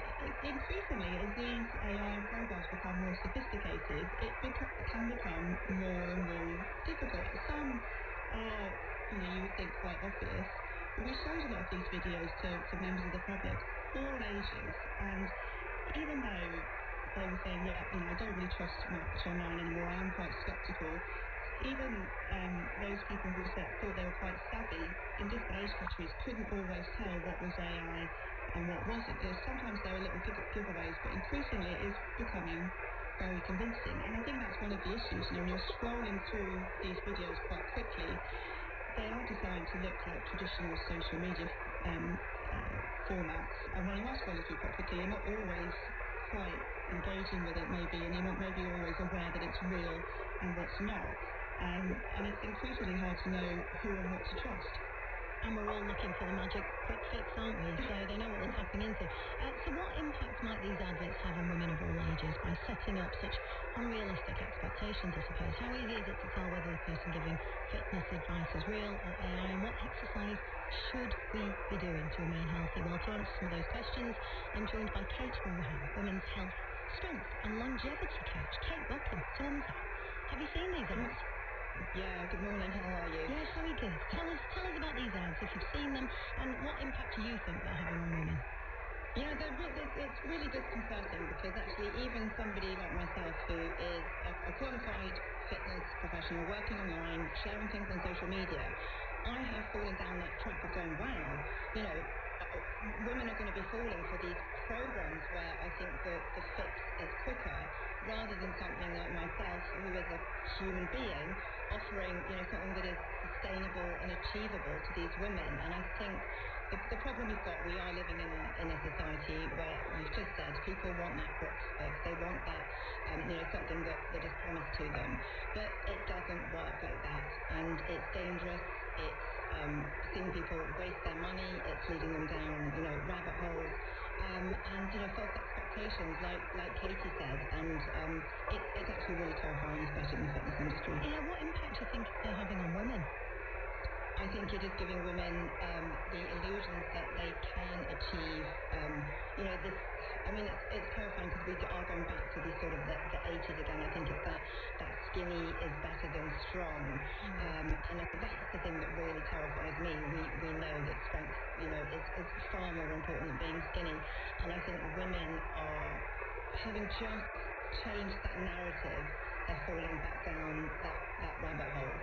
And it's so convincing, it really is. And that clip you just played, I remember stopping and thinking, wow, and not actually realising it was AI because it's not pointed out. And I think that's where the problem lies, in the sort of the murky water between knowing what is AI and what isn't. Yeah, I want to know, why it's dangerous. I'll tell you which clip really jumped out at me. It was the end one where she said, I can't remember, I'm paraphrasing, but it was about even the doctor is coming to her or whatever, whichever way around it was. So, yeah, Kate, why is this so dangerous?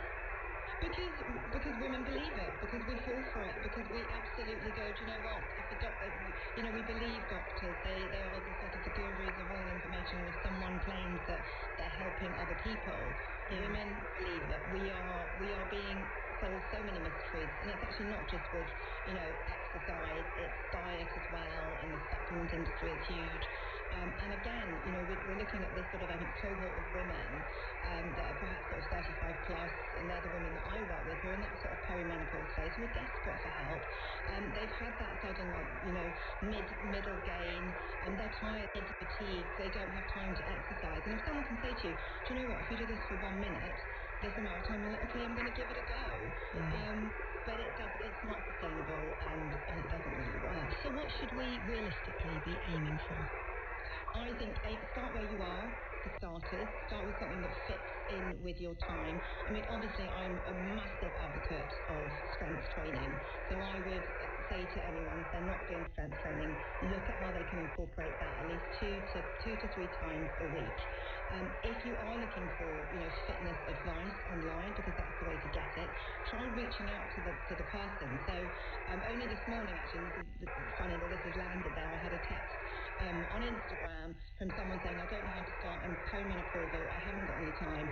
So I point them in the right direction, and I respond. And I think make sure that the response you're getting is from a human, because again, you can see those AI responses. You know who is the person behind that social media account. And I think that this is really important. While we're going down this AI world, that actually one of the things that hasn't been mentioned is for women in our demographic is that community and that connection that we want. And for me, that is without doubt something that is so important, is supporting women, and AI, as wonderful as I'm sure it can be in things, it doesn't give that compassion to women navigating these times. And surely one size doesn't fit all. We should be thinking about our age, weight, general level of health. I mean, all these factors should be considered. Yeah, I mean, 100%. And, women are going to be coming at this from all different aspects, whether they've got a level of understanding of fitness. Again, you've said age, time, what disposable income do they have? What access do they have to be able to do these things? And all of those are a factor. And again, everybody's menopause, again, if that is the route that we're on, is different. And so it's understanding and letting that woman feel seen and heard and supported, and giving them little tips and tricks so that they can incorporate something that becomes sustainable and achievable in their day. Well, look, you've got everyone's ear, Kate. Give us those tips and tricks. If you are someone who's eager to get a bit more toned or a bit muscly, what works, what's safe, what's healthy? Where do we begin? Well, first of all, obviously, I have to say, join my app, because that's a great place. But no, you've said it. You've said it. I think starting small and every day trying to get outside. I would say like walking. I know that people, they dismiss walking, but getting outside, getting that vitamin D, getting your endorphins on, walking is great for the soul, and build slowly from that. So like I said, start lifting weights if you can. Ideally 10 minutes a day. These things are doing something for 1 minute. It's a great place to start, but it needs to be longer in order to make change. So I think meeting yourself where you are, placing realistic expectations on yourself. You're not going to run 5 kilometers if you've never run, a kilometer before. So start small, build slowly, and find something that is for life. This isn't something that is for 30 days, 1 month, 6 months. This is how you look for the rest of your life. It's about future-proofing your health. Thank you so much for talking to us this morning, Kate Roham, and of course to Katie Gornall as well. And I must say that the advice is to always consult your GP before you're starting any new exercise programs. 84844 is the number to text. Lots of you getting in touch about when you missed out on something. Jenny messaged to say, I had a ticket for David Bowie ending his Ziggy Stardust tour in a small theatre in San Francisco in 1972 to 73. I was living at the time in Berkeley, working in a fab vintage clothes shop. That sounds like the start of a movie. At the last minute, I was overwhelmed with lack of self-esteem and anxiety, decided I had nothing suitable to wear, and didn't go. Oh, that does make me feel better about not being at Rosalia. Well, let me turn to the woman of the moment. The classically trained Rosalia topped many end-of-year polls for her opera-influenced album Knox, and last night saw her grace the stage at the O2 Arena as her sell-out tour reached London. And last week, it was announced she'll receive the 2026 Ivor Novello Award for International Songwriter of the Year. She was born in Barcelona, and her album Lux showcases those Spanish influences, but not only does she sing in Spanish on this album, but in 13 different languages, from Arabic, Catalan and Japanese. But it was her performance of the lead single Berghain with Björk, a full orchestra and a youth choir on stage at the Brit Awards in February this year that really brought her to a wider audience. Well, to help us understand just why she's the woman of the moment is pop critic of The Observer, Kitty Empire. Morning, Kitty. Good morning. So Rosalia won the Brit Award in February, Best International Artist. Tell us more about her. Why have UK audiences taken to her and her music? She is such good fun. It's important to note she's remarkably versatile and has this amazing voice, a very well-trained instrument. And even though she sings mostly in Spanish, it's really no barrier to understanding her. She's astute, she's funny. Her calling card is she trained in flamenco and other classical Spanish forms, but she's combined these with 20th century genres like R&B and hip-hop and reggaeton, so she's created a very unique sound for herself. Tell us about her slow but steady rise to fame. Well, she's 33 now. There's a little-known debut album from 2017, but it was her second album, El Mar Querer, that got her notice because of this unprecedented fusion of flamenco and R&B. And then after that, she capitalized on that with a series of releases. There's a song called Con Altura, which was released in the company of J Balvin, who's a reggaeton singer, and that really catapulted her into wider attention. Let's have a listen.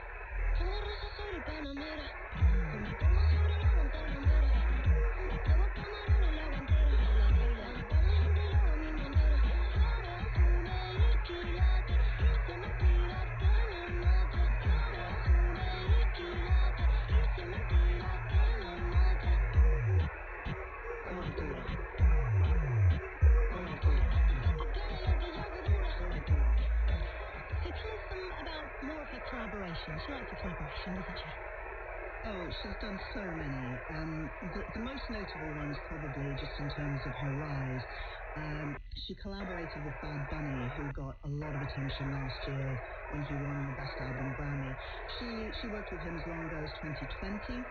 On her third album, Motomami, she had a track with the massive US R&B star The Weeknd. That was a track with La Dama, and obviously Björk, as you referenced. Let's have a bit. Listen to Berghain once again.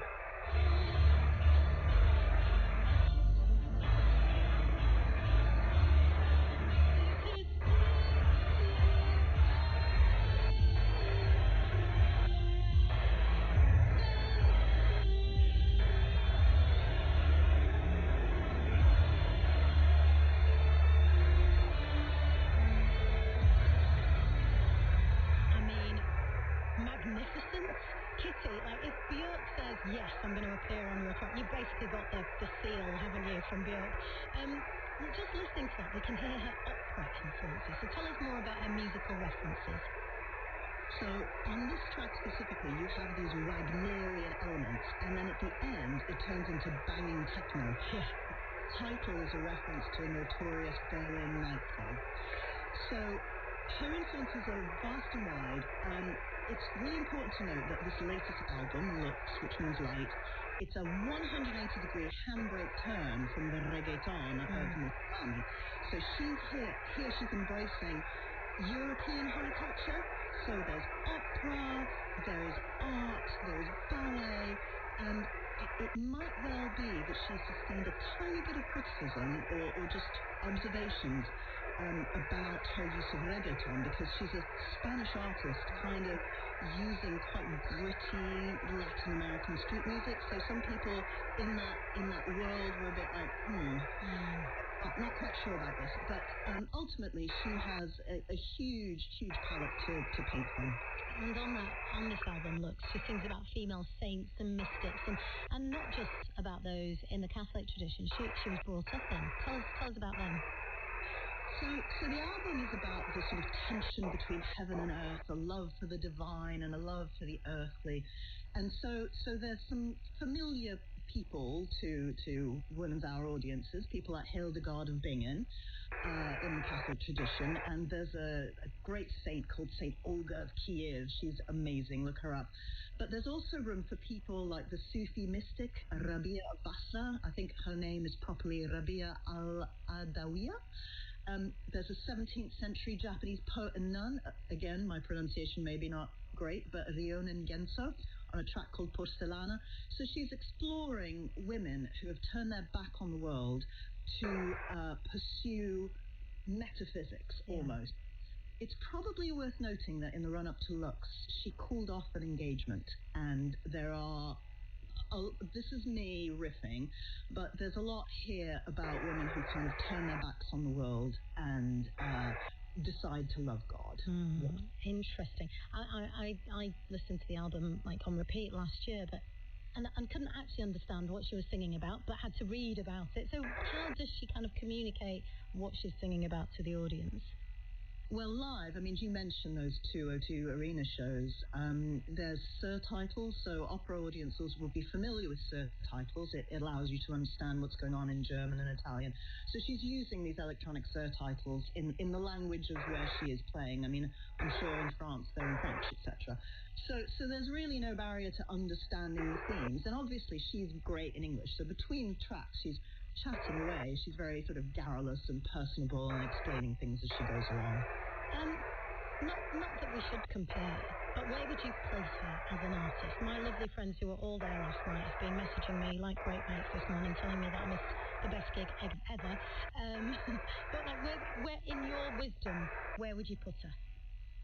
Well, the parallel with Björk is important. They worked together before Berghain as well. Björk is an auteur, and I think Rosalia is very much an auteur. She is a musician who can play instruments. It's all coming from her. There's obviously a moment at the moment where we've got people like Ray who are extraordinary. So Rosalia and Ray are basically just bossing pop at the minute, as far as I'm concerned. And obviously, this rising tide of Latin pop, you know, people with Bad Bunny, she is very much in that conversation as well, where Spanish language pop is becoming a very dominant force. Yeah, we love that Rosalia and Ray are bossing pop. Do we know what's going to come next from her? Well, she's got this world tour to finish, so probably nothing new, but whatever it is, it's going to be unexpected and extraordinary. And we'll be waiting for it. Kitty Empire, thank you so much. 84844 is the text number. I'm going to read out a couple more of your messages. So many coming in. Leslie's written in to say, in 1974, I was a student at Brunel University in London. The Students' Union were offered complimentary tickets to see an up-and-coming band at the Hammersmith Odeon. It was the breakthrough gig of Bruce Springsteen and the E Street Band. I couldn't be bothered to go. I've seen footage of it and have regretted it ever since, even though I've seen the band 3 or 4 times now. I'm so sorry, I'm bringing up all these painful memories for you. Julie in Nottingham says, a friend of mine called me many years ago that her eldest son was promoting a new band in Nottingham that was going to be the next big thing. I declined as was tired and missed the Arctic Monkeys. Keep them coming in. 84844. Now, a sex educator, Millie Evans, knows more about contraception than most. But in the run-up to getting a hormonal coil, an IUS, her social media feed was flooded with content discouraging her from getting hormonal contraception. and she found herself doubting her choice. Well, Millie joins me now, along with Dr. Zara Haider, who's president of the College of Sexual Reproductive Health. Morning, I'm going to come to you first, Millie, as you're sitting right in front of me. Explain how you'd come to this decision of getting this type of contraception in the first place. Take me back. Absolutely. So I started thinking about my contraceptive choices towards the end of last year, and there were so many different options. I was trying to figure out what might work for me, because when I was a teenager, I took the pill. It didn't really work for me. So since then, kind of stuck to things like condoms. But I wanted something that kind of put the control in my hands, because I want to be in control of like my reproductive choices. So I started thinking about the IUD. I'd heard loads of things about it. There are hormonal and non-hormonal options. So I thought that might be something to look into. And as soon as I started thinking about contraception, I started being served up content about it. And I was really overwhelmed by how much of it there was and how much of it was very, very negative. I mean, as a sex educator, I know a lot about contraception, like you said. And so I started doing my own research into coils, and I thought this might be a good option for me. They're long-lasting, they're very, very effective. But seeing all that content on my feed really just made me think, is this actually for me? All right, what kind of content? A mixture of people sharing their very genuine, real experiences, which I think they absolutely should be able to share. People wanting to advocate for themselves, having had really difficult experiences of healthcare, not being listened to, or having had painful experiences. And then there was another kind of content which was very deliberate misinformation. So people saying that contraception causes cancer, causes infertility, that it has horrendous side effects. And those two kinds of content are actually quite hard to distinguish from each other, because often the intentional misinformation plays off the very real experiences that people are sharing. So how long did it put you off getting your coil fitted? What happened? Talk me through the sort of the doubt and what happened to your psychology whilst you were seeing all these messages coming through on your device. Yeah, at first I felt very confident. I'll just book a consultation and go and speak to a sexual health nurse. But I ended up putting off that appointment for about 6 months, which is a long, long time. And I think it's just the fact that there was so much of it to go through. And even though I felt I had the information available to me, I'm a very health literate person, I know where to get my information from.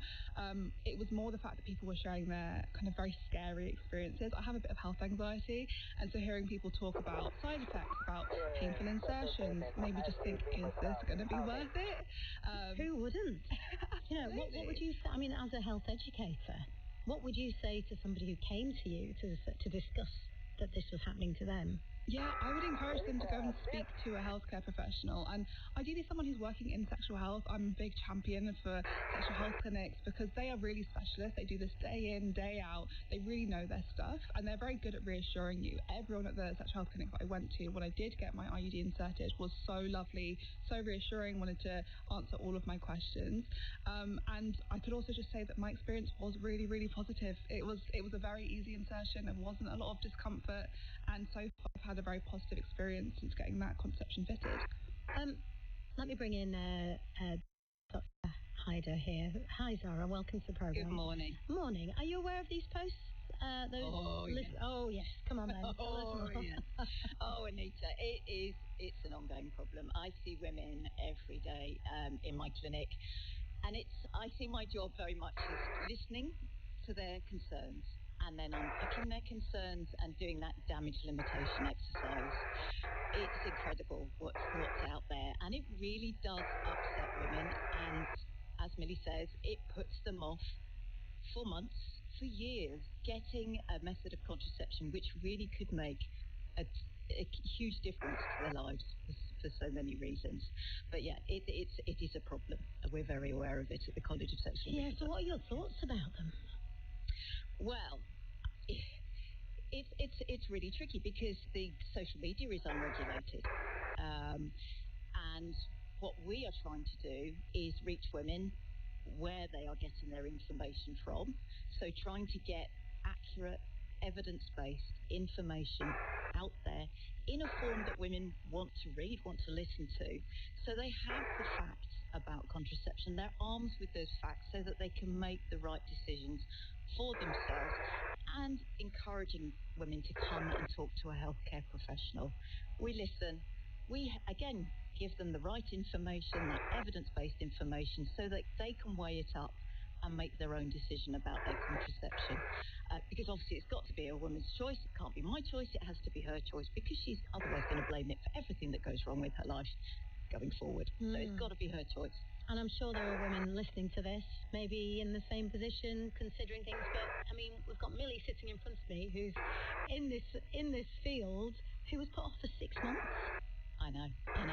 And there's women who are put off for a lot longer, and it's so distressing, Anita, because contraceptive methods, not only for their fabulous contraceptive effect, but also for their non-contraceptive benefits. So women with heavy, painful periods, women with endometriosis, women with adenomyosis, who could really benefit from some of these methods. These methods could be life-changing for these women in such a brilliant way.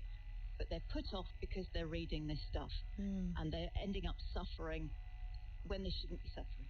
What advice, Millie, would you give to women who don't know what to believe? It's really tricky, because I think that a lot of people trust information that seems to be coming from their peers. But I think it's really important to look into the kind of qualifications of the people who are sharing information around contraception. There are loads of really brilliant sex educators out there. There are brilliant sexual health charities. There's obviously NHS resources. There are plenty of gynecologists who are making really positive content around contraception. I think it's just worth being really careful about kind of using comment sections and stuff as your advice around contraception, because as a sex educator, when I talk about contraception online, I often find that my comment sections are filled with misinformation around contraception. Also, I mean, we started the program talking about it, kind of the things that come into our feeds, and we know that kind of the algorithm will tailor itself towards what you're sort of slowing down to look at. So you're getting a really lopsided opinion anyway. Absolutely. It's really hard for me as a sex educator who produces fairly balanced, very reasonable content. It's hard for myself to cut through, because it just is not as grabbing as misinformation. It's not going to be as scary. It's not going to catch your attention for me to just give you kind of very reasonable, thought out, medically accurate advice versus someone who's saying, this was the worst experience of my life. And those two things just can't compete with each other in the algorithm, the way that it's set up. We must discuss, Zara, about the IUD, because that's what we started talking about, which is your choice for contraception. But that's not necessarily right for everybody, is it? No. One method of contraception doesn't suit everybody. So it's really important to have those discussions. Absolutely start online, finding your information there.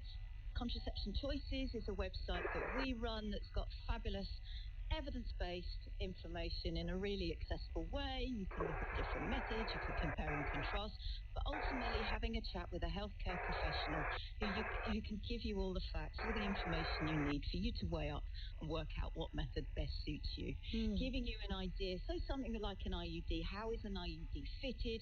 How can we optimize that fitting to make it as comfortable and as pleasant experience as we possibly can?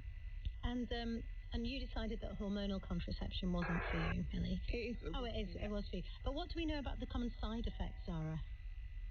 Well, it's tricky. One of the things that we know is that there's just not enough research done in our profession. There are studies, there are small studies, not such great studies, but it's really important to listen to women. If women come to me and say, Dr. Heidi, you put me on this pill and nothing changed in my life apart from the fact you put me on this pill and I'm feeling whatever side effect, I need to listen to them. I can't completely dismiss that it wasn't the pill that caused this side effect, but we need to have a conversation, working out, do we continue with this method, do we change to something else, finding out what best suits the patient. Michael in Belfast has sent us a message saying, as the dad of an 18-year-old daughter, this is regular, in brackets awkward for me, tea time chat. Her mum is a GP, and the challenge she faces as a parent and medical professional is dealing with the misinformation. There you go, and she's a GP. To convince her of the correct facts so she makes good decisions, ... I'm not ready to be a grandpa. Millie, you are out there talking to people. What are you constantly having to deal with? What's the misinformation that you're having to contend with? Yeah, I would say that most of my job these days is battling misinformation. There's a lot of really outlandish claims about contraception causing cancer, causing infertility, and it's all mixed in there, like I said, with people's actual experiences. There's a lot of people who say that it's going to have... I think people have a lot of absolutism around contraception, that it will cause X, Y, and Z side effects, particularly around things like mental health. And I think that comes from people who feel like they genuinely haven't been listened to when they have experienced those side effects. But like Zara said, we just don't have a lot of research. And, I'm neurodivergent, and there especially isn't very much research around how contraception, especially hormonal contraception, affects neurodivergent people. Zara, is anything you'd like to see done to limit this misinformation online? Well, we need more people like Melly to be putting out that great content that she's putting out. And we are joining with social media, people on social media who are putting out good content, giving them information to make sure that they're putting out that accurate evidence-based stuff. Because it's so important that the right stuff is out there and also clearly labelled, so NHS, College of Sexual and Reproductive Healthcare, so people can see where is the source of that information. Yes. Where is this coming from? Can we actually read this and believe it? Millie, you're out there giving people the right information. Do you see positive stories as well, though? Absolutely. They're just not the ones which are going to go viral, unfortunately, but there are plenty of people who are trying to share the really positive stuff. And in my kind of DMs and in comments, I've had people tell me that they have had really brilliant experiences. They just haven't really thought to share it, because I think when you have a positive experience, you don't think to share that online because you're just getting on with your life. Whereas someone who does have a bad experience is obviously going to be more likely to leave a bad review. And so I think that's kind of what we're going up against, is people who are just much more vocal with their bad experiences versus the many, many millions of people who happily take contraception and are very happy with their choices. Yeah, there seems to be a bit of a theme for the programme today, where we started with sort of AI messages about women's health and again women's health, but kind of getting the negative messages. You really need to kind of still be able to have a filter, I think, and speak to a professional. I want to thank you both for speaking to me, Dr. Zara Haider and Millie Evans. Thank you very much. 84844 is the text number. I'm going to read out another message. When I was a little girl, aged about 8, at school in Nairobi, I was picked to present a bouquet of flowers to John Glenn, the US astronaut. However, I ended up being lured away by some older girls into town to have an ice cream instead. They had their own agenda, which I never quite understood. I still love ice cream to this day, however. I do have regrets about missing out on meeting John Glenn. Keep your thoughts and your messages coming in. Now, the fashion for muted clothes and toys caught the eye of writer and librarian Hayley DeRoche a while ago. She noticed that one colour had been taking over children's clothes and nurseries on social media. Beige. Hayley was surprised at how miserable the children looked in the marketing images for the mushroom-hued stacking cups, sludgy Amish-style pinafores, and oatmeal bonnets, and that these clothes have a hefty price tag. She made videos skewering the trend by pretending to be the legendary somber German filmmaker Werner Herzog and giving the outfits and toys more fitting names like The Locusts Are Coming and In This Life, the sorrows cannot run deeper than the oceans. I'm really trying to hold back on doing my own Werner Herzog impression. The videos went viral. So what is it about the sad beige trend that has struck a chord with so many? Here's the conversation I had with Hayley and journalist Martha Alexander. I started by asking Hayley why she started posting these videos to social media. Honestly, it happened in a matter of maybe 10 minutes. I was just shopping for little stacking cups, as you mentioned, and I came across some that were very pale in nature. And what really struck me was not that the toys were beige, but that the marketing that went with them was so somber and serious that the children looked like they had just put down their Marcel Proust or something and I shall pick up the stacking cups now, Mama. And it just made me laugh because the marketing was so different from what I think people traditionally think of children's marketing. It's bright, happy, cheerful. And so immediately the first thing that my comedian brain went to was, what's the most bleak thing that could describe this? And of course, it's Werner Herzog. But yeah, as a comedian, I just found it to be very funny. Did you have to explain who Werner Herzog was as well? Yes, many times. But I love the fact that so many people enjoy the joke, whether or not they know who Werner Herzog is. And of course, as a librarian, my credo is always that it's okay not to know things, and it's wonderful if I can introduce Werner Herzog to new people who maybe haven't known about him before work. So it's a win-win for everyone. And like you say, it's very funny regardless of whether you know who the film director is or not. And we're not just talking about normal leggings and kids' clothes. These are sort of bonnets and overalls, outfits you'd expect Tiny Tim in A Christmas Carol to be wearing, but just really expensive. Yes, there was one particular one that just tickled me. It was a pair of velvet flare pants, and the child photographed was in like a sheep field. So it does not make sense to me, the marketing for these things, the juxtaposition of the price tag and looking like a Dickensian orphan or someone who is working in the farming industry. These are not clothes that would ever be actually worn by those people for those particular activities. And so it's just very funny to me that in a way, because these things are for the upper class who can afford them, that it's, I don't want to say it's poverty cosplay, although some people have definitely termed it that in my comments, but I do think that there's a little bit of mismatch there. It's very funny. It is, and you make it absolutely hilarious. Martha, I'm going to bring you in. You can't look at TikTok or Instagram without seeing this perfectly tidy beige nursery and the perfectly tidy matching beige children. Why is the beige aesthetic so appealing to millennial mums? Because, you know, we've heard there Hayley talking about marketing. Who are they marketing at? I think it is certainly for middle class mums and dads. It's also, you know, we live nowadays in a world where everything is, well, needs to be very Instagrammable, and we're always camera ready, and so our homes have become more like show homes, really, for the gram, often more than livable spaces. I mean, I speak for other people, that's not the case for me. I guess it's just about wanting your children to fit the sort of perfect aesthetic that you want in your own life. Yes, that's certainly the case from my research and the people that I spoke to who regularly admit that they are sad beige parents. They don't want to compromise on aesthetics. They don't want their house to be engulfed in oceans of sequins and neon slime. They don't want it. They want Scandi, sparse minimalism. But then often these clothes are also being sold as an ethically good option. They're not just tapping into kind of the middle class millennium mum. They are, absolutely, because they're tapping into the other side of that, which is this is going to be a better choice for you than having lots of plastic waste. Absolutely. And to that, you know, I think it's really great, especially with the clothing that are ethically made. And I love the fact that I can go onto these websites and find, you know, where they're made and how they're sourced.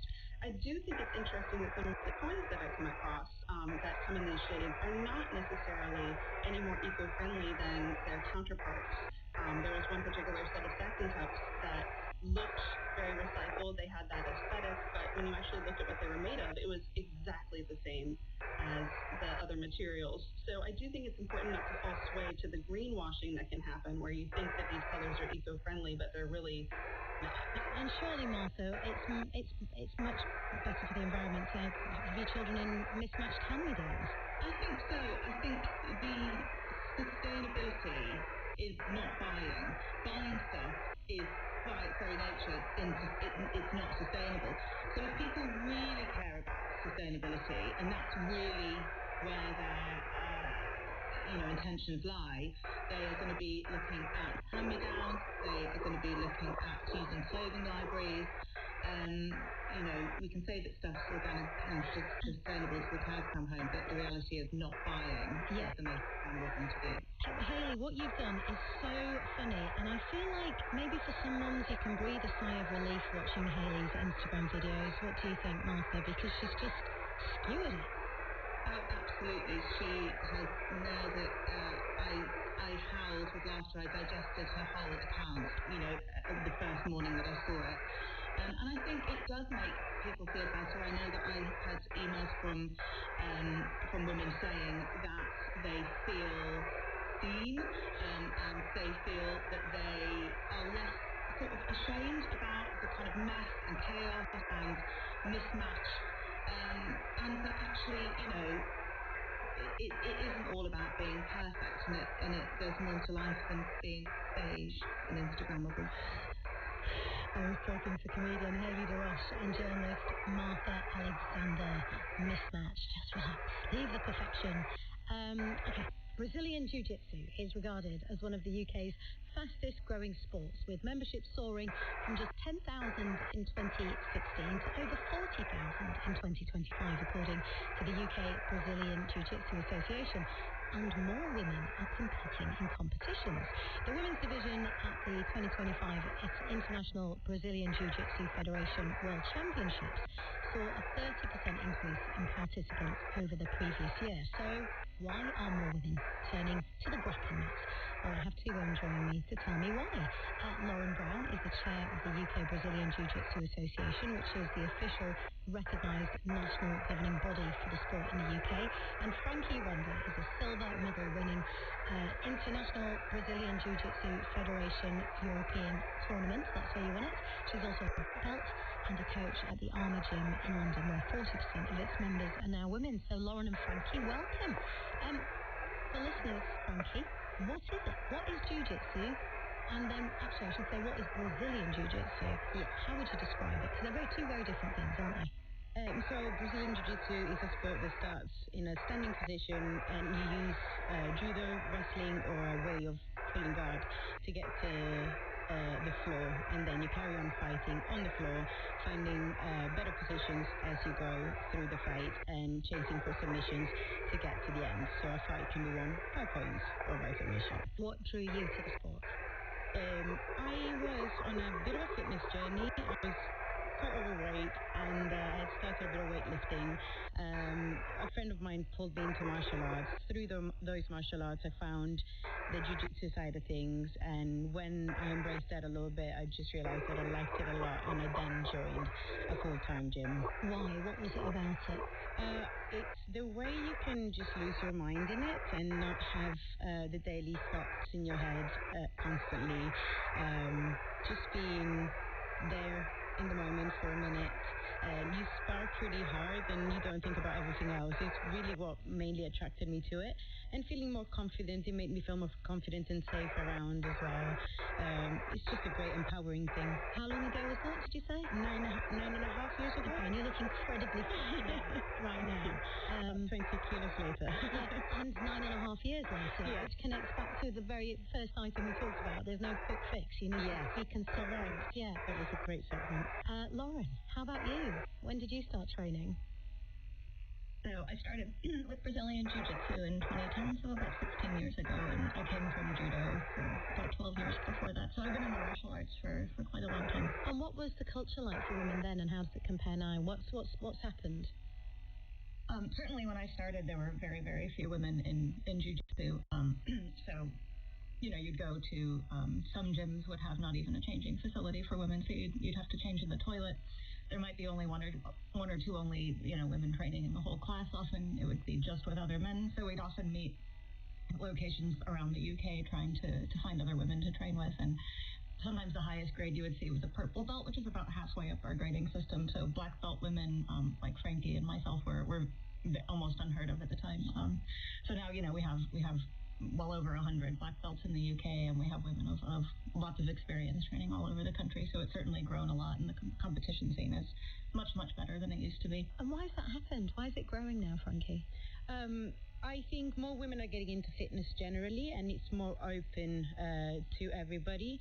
And I think we've got a movement of women trying to get empowered and trying to work harder towards their own goals. And I think that's what's bringing them there a bit more. And I like the way they are going towards jiu-jitsu, because in an era where everything you see again on TikTok, bringing it back to what you were talking about earlier, in the 2000s, I had to go through the anorexia sort of trend, and it seems to be coming kind of back with the Manjaro and all of these quick fix drugs that make you fitter. I like to see that a lot more women are coming towards the strength side of things, whether it's weightlifting or doing martial arts, coming to jiu-jitsu, feeling safer, more confident, able to understand what your body can do without having to just do it for your looks.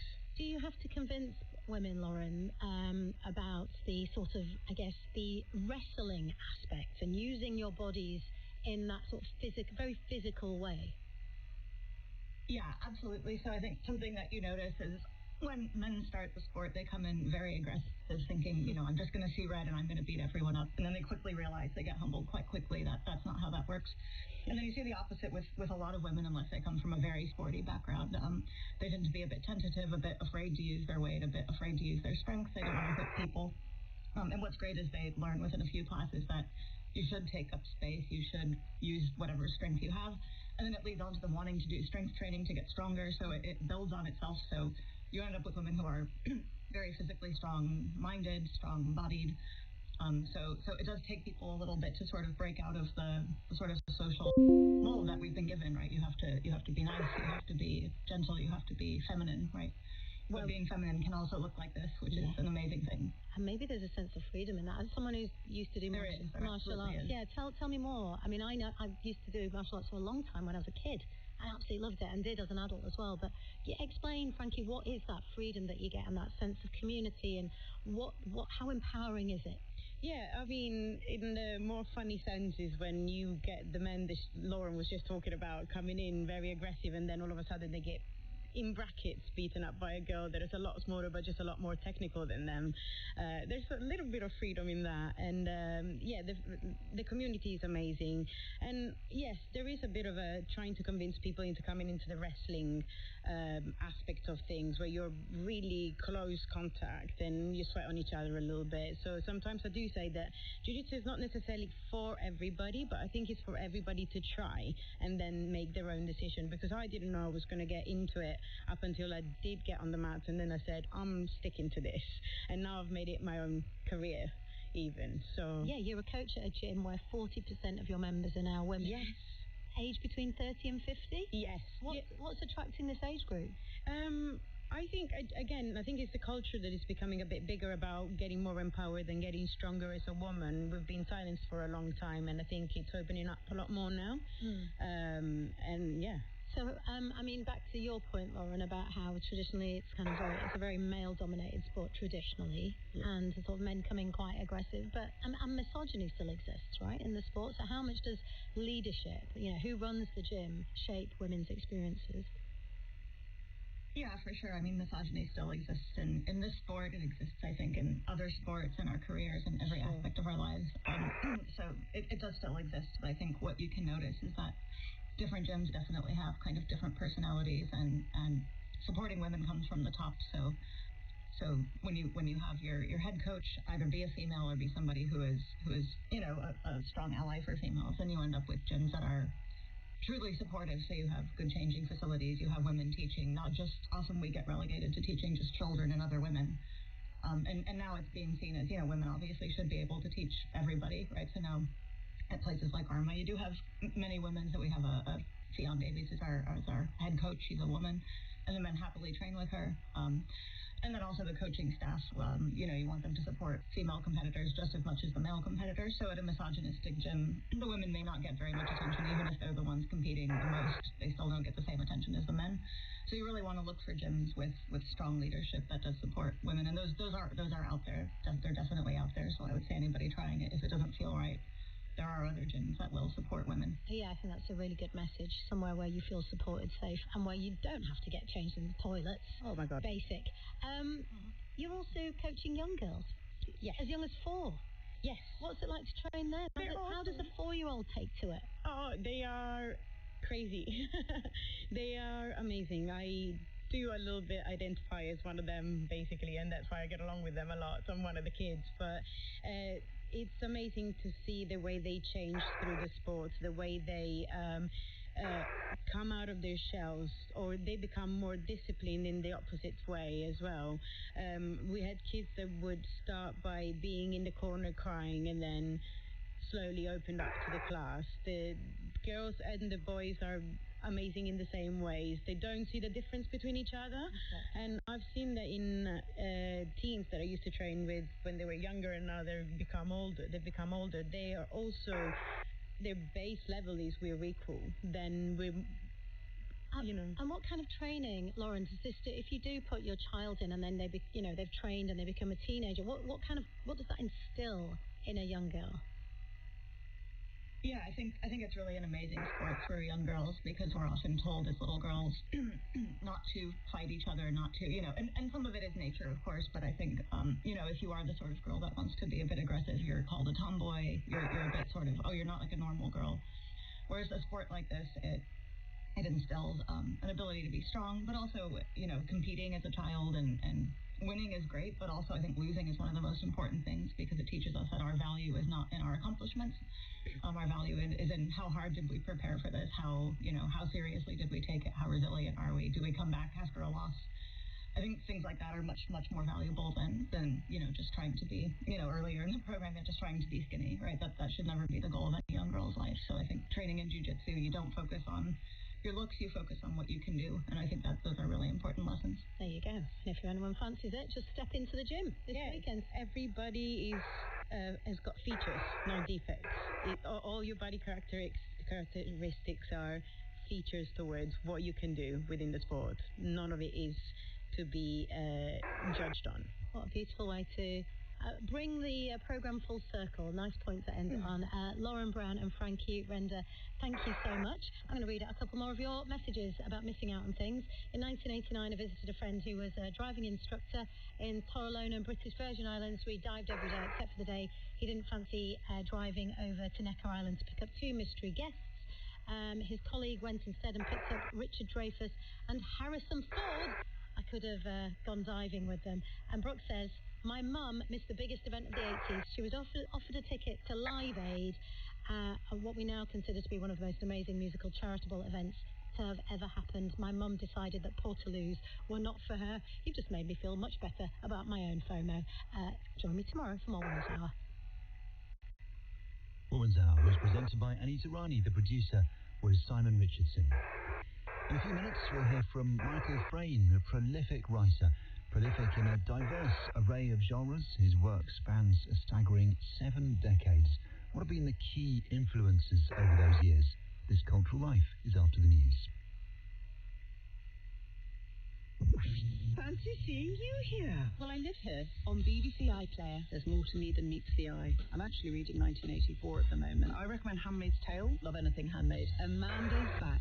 She came, she saw, she gentrified. You can't just confront someone like Amanda with reality. Your dog clearly fancies me. I've seen this before, albeit on human men, but it's definitely a thing. The new series of Amandaland. My mother's basically brunching away through my inheritance. I'm meeting a man for coffee. Honestly, I can't move for hot toddy. Watch on BBC iPlayer.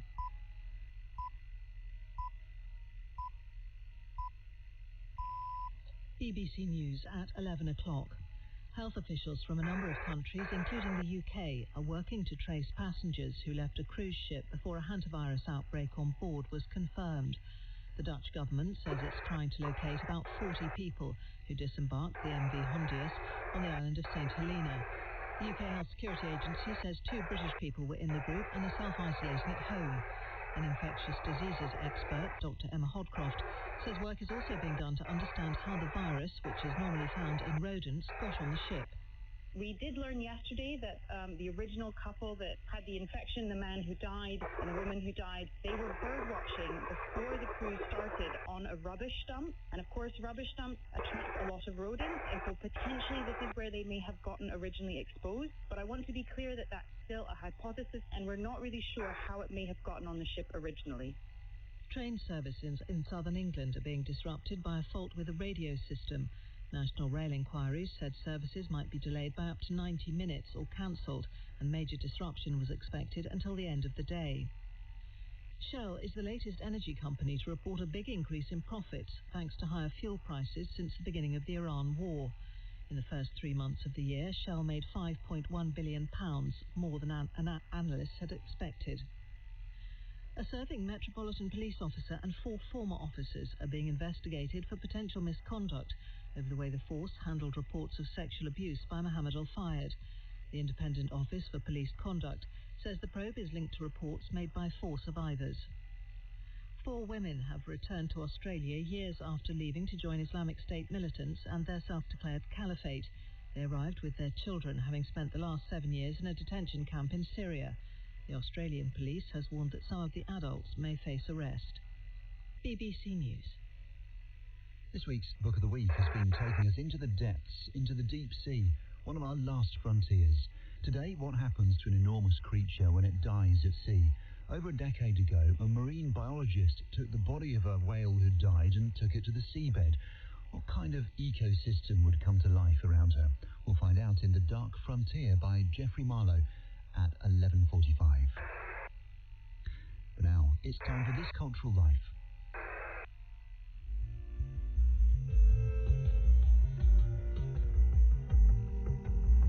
Welcome to This Cultural Life, the series in which leading artistic figures reveal the influences and experiences that most inspired their own creativity. I'm John Wilson, and my guest in this episode is the author, Michael Frayn. Over a 7-decade career, Frayn has been acclaimed as a novelist, a playwright, a journalist, translator, and memoirist.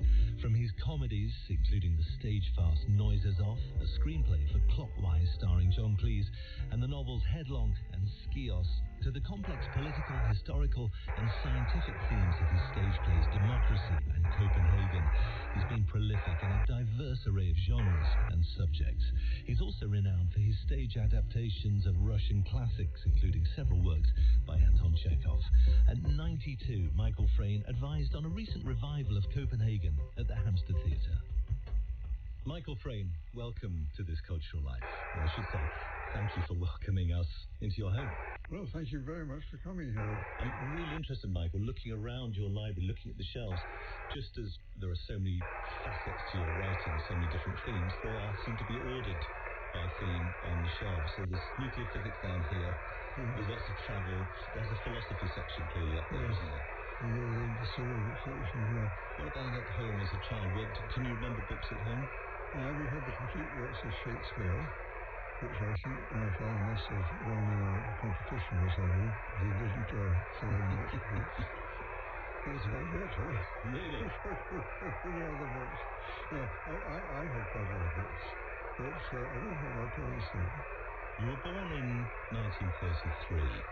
What are your earliest memories of home life, family life? Well, we lived in the suburbs in Europe, which is, far from here, outside of Kingston.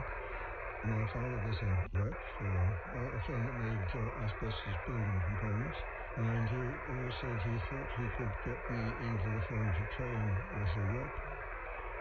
I would have been the best rep in the world. And also, it turns out that the asbestos industry was a rather less secure form of living, even in literature. Did you have asbestos in the house? Did you bring samples? Yes, I used to bring samples home and I used to store them up and fill the air with asbestos dust. And about 15 years ago, my sister got a mesothelioma, which is the cancer of the lung lining, specifically associated with asbestos. And the only asbestos she could remember being exposed to was the stuff that I was throwing up in the garden. That's terrible. And it comes on often very, very late after 20, even 30 years. In your 2010 memoir, which was called My Father's Fortune, you explored your family backstory, and it also recalls the tragedy of your mother's death when I think you were 12 years old. Yes. She died very suddenly, didn't she? Yes. What do you remember of that day? I just remember we were all about to go out to a party to celebrate either Carlotson or DJ Club in Richmond. And she was walking across the room downstairs and she had a heart attack and got dead halfway across the room. And I just remember my grandma who lived with us running upstairs calling for my father. And I knew from the way she was shouting to the way felt nothing. And after a few years, very, very years after she died, life began to improve, and at a time when a lot of teenagers' lives are getting worse, mine was getting better.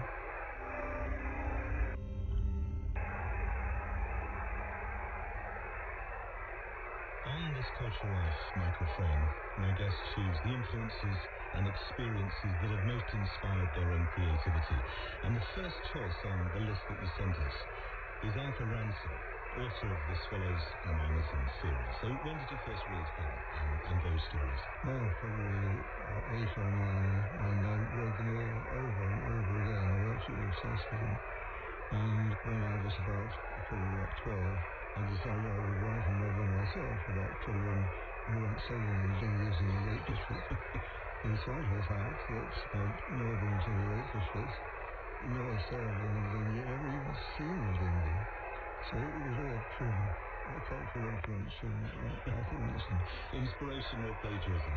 Well, I've been writing stuff ever since I could write sketches for my puppets and for my sister and myself at Christmas. Puppets? You had puppets as a child? Yes, because my friend David, who was terrible, his name was called a beautiful puppet theatre for himself.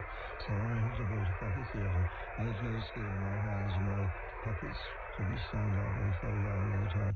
It's also very difficult to keep puppets on their feet if you're reading the text of your play behind the screen. They tend to float. And who wrote the script? You? Of course, yes. Of course, so your first plays? That was my first plays, yes. So did you know as a child that the writing was the future for you, do you think? Yes, I sort of knew that what I wanted was to be a writer. My father was an influence as well, because I remember I wrote an essay on the house I would like to live in one day. My father read it. He was not much given to encouragement. It wasn't the mode then. But he said, "That's very good. Maybe you ought to be a journalist." And maybe that's what put the seed in my head. So I wanted to be a writer, but I also did want to be a journalist. In your notes, you also mentioned a teacher at school called Mr. Brady. Mr. Brady, yes. Who was a particular encouragement. Yeah. Well, I had a rather bad patch after my mother died. I had to move schools and move from class to class. Started by being more or less top of the class, and rapidly sank to being bottom of the class, and everything, because I discovered that I could get the approval of my classmates by mocking the teachers, which was probably quite a good professional training as it turned out from life, but very bad effects at the time. But they had one teacher, Mr. Brady, who taught us English. He didn't really teach us English, he taught us in the periods marked English on the timetable. And he used to mark my essays, all 30 out of 30, and read them out to class. I was tremendously cheered by this, very encouraged. So, of course, I worked very hard at using them, writing the essays.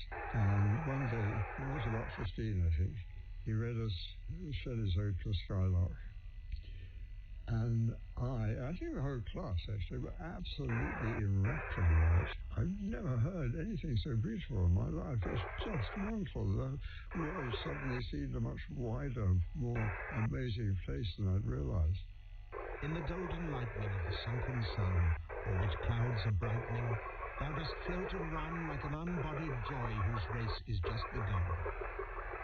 The pale purple even melts around thy flight. Like a star of heaven in the broad daylight, thou art unseen, but yet I hear thy shrill delight. Keen as are the arrows of that silver That set me off writing poetry. And the friend I made at school, who was called Michael Lane, later Michael Frayn, Michael Lane, never going to tell us apart. We were very close friends, we discovered music and literature together. Between us, we wrote enough poetry to fill the Oxford collection of English verse. Was it good? No. No, they were terrible friends. In your 2002 novel Spies, your elderly protagonist looks back on childhood events in which he and a friend become convinced that the friend's mother is a spy. The book's very much about the imagination and the uncertainty of memory. So how much did it owe to your own uncertain memories of childhood? It starts off with a very clear memory. The two central characters, the little boys, are very much based on myself and my closest friend at the time. And he was the leader in all our games. And what I remember clearly is his saying at some point, out of the blue, that my mother was a German spy. And it was obviously the start of another game. And I think we followed his mother around for an hour or two, and she didn't get in touch with the German high command or steal any plans to seek an aircraft or what, and we got bored and gave up. But I just started to think, what would have happened if we'd been a bit more persistent and we'd followed around? What would you have made of an adult life, particularly if there turned out to be some sort of discrepancies in it, as there is in most people's lives? That afternoon, when Keith's mother has retired for her rest, we enter the sitting room and glide silently across to the desk. Keith bends down and plays at the blotter through the magnifying glass from his stamp collecting kit. I think I can make out a few odd letters, and perhaps even one or two syllables. Furs, possibly. And if you could, whispers Keith.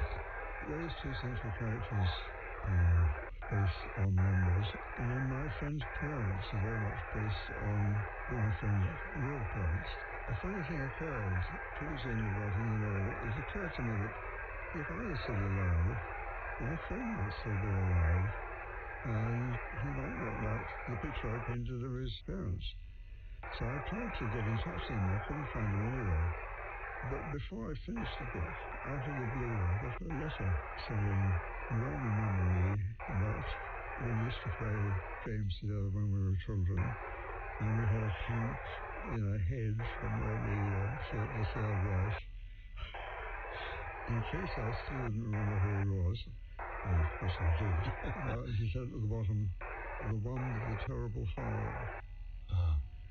So, of course, I had to get in touch with him and tell him that I was writing this book.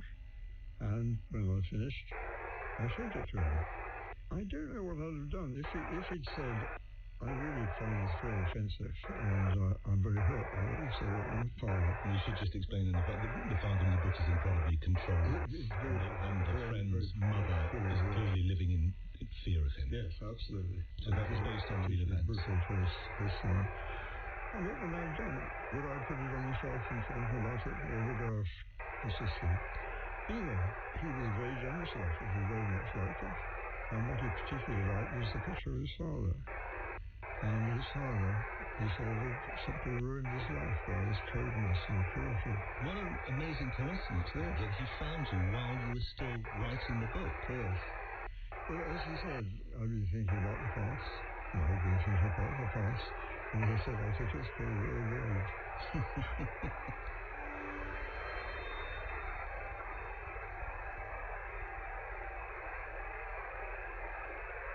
Your next choice, Michael Frayn, is learning Russian.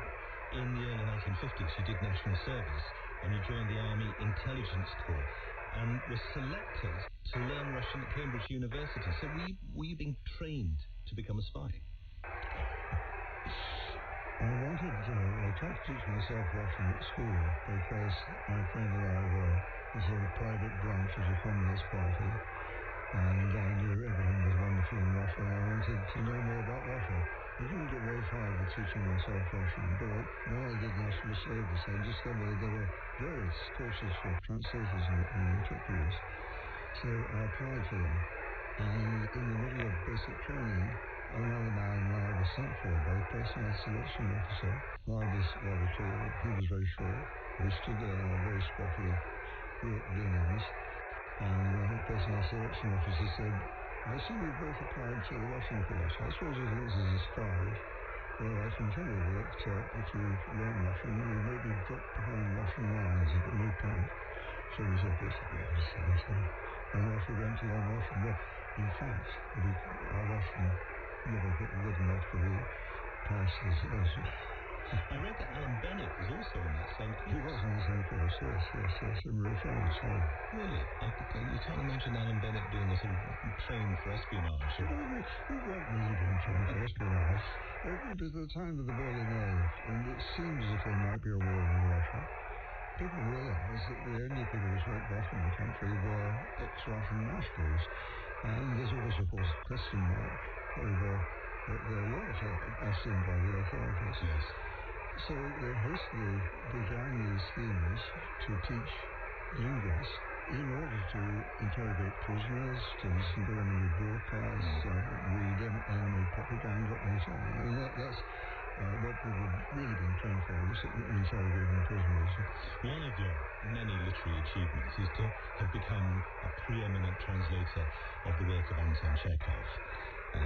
including all of the late plays, The Seagull, Uncle Vanya, Sisters, The Cherry Orchard. To what extent can that love of Chekhov be traced back to learning Russian, do you think? Certainly to learning Russian and reading Chekhov. But I started translating it because the National Theatre asked me to translate Goldoni.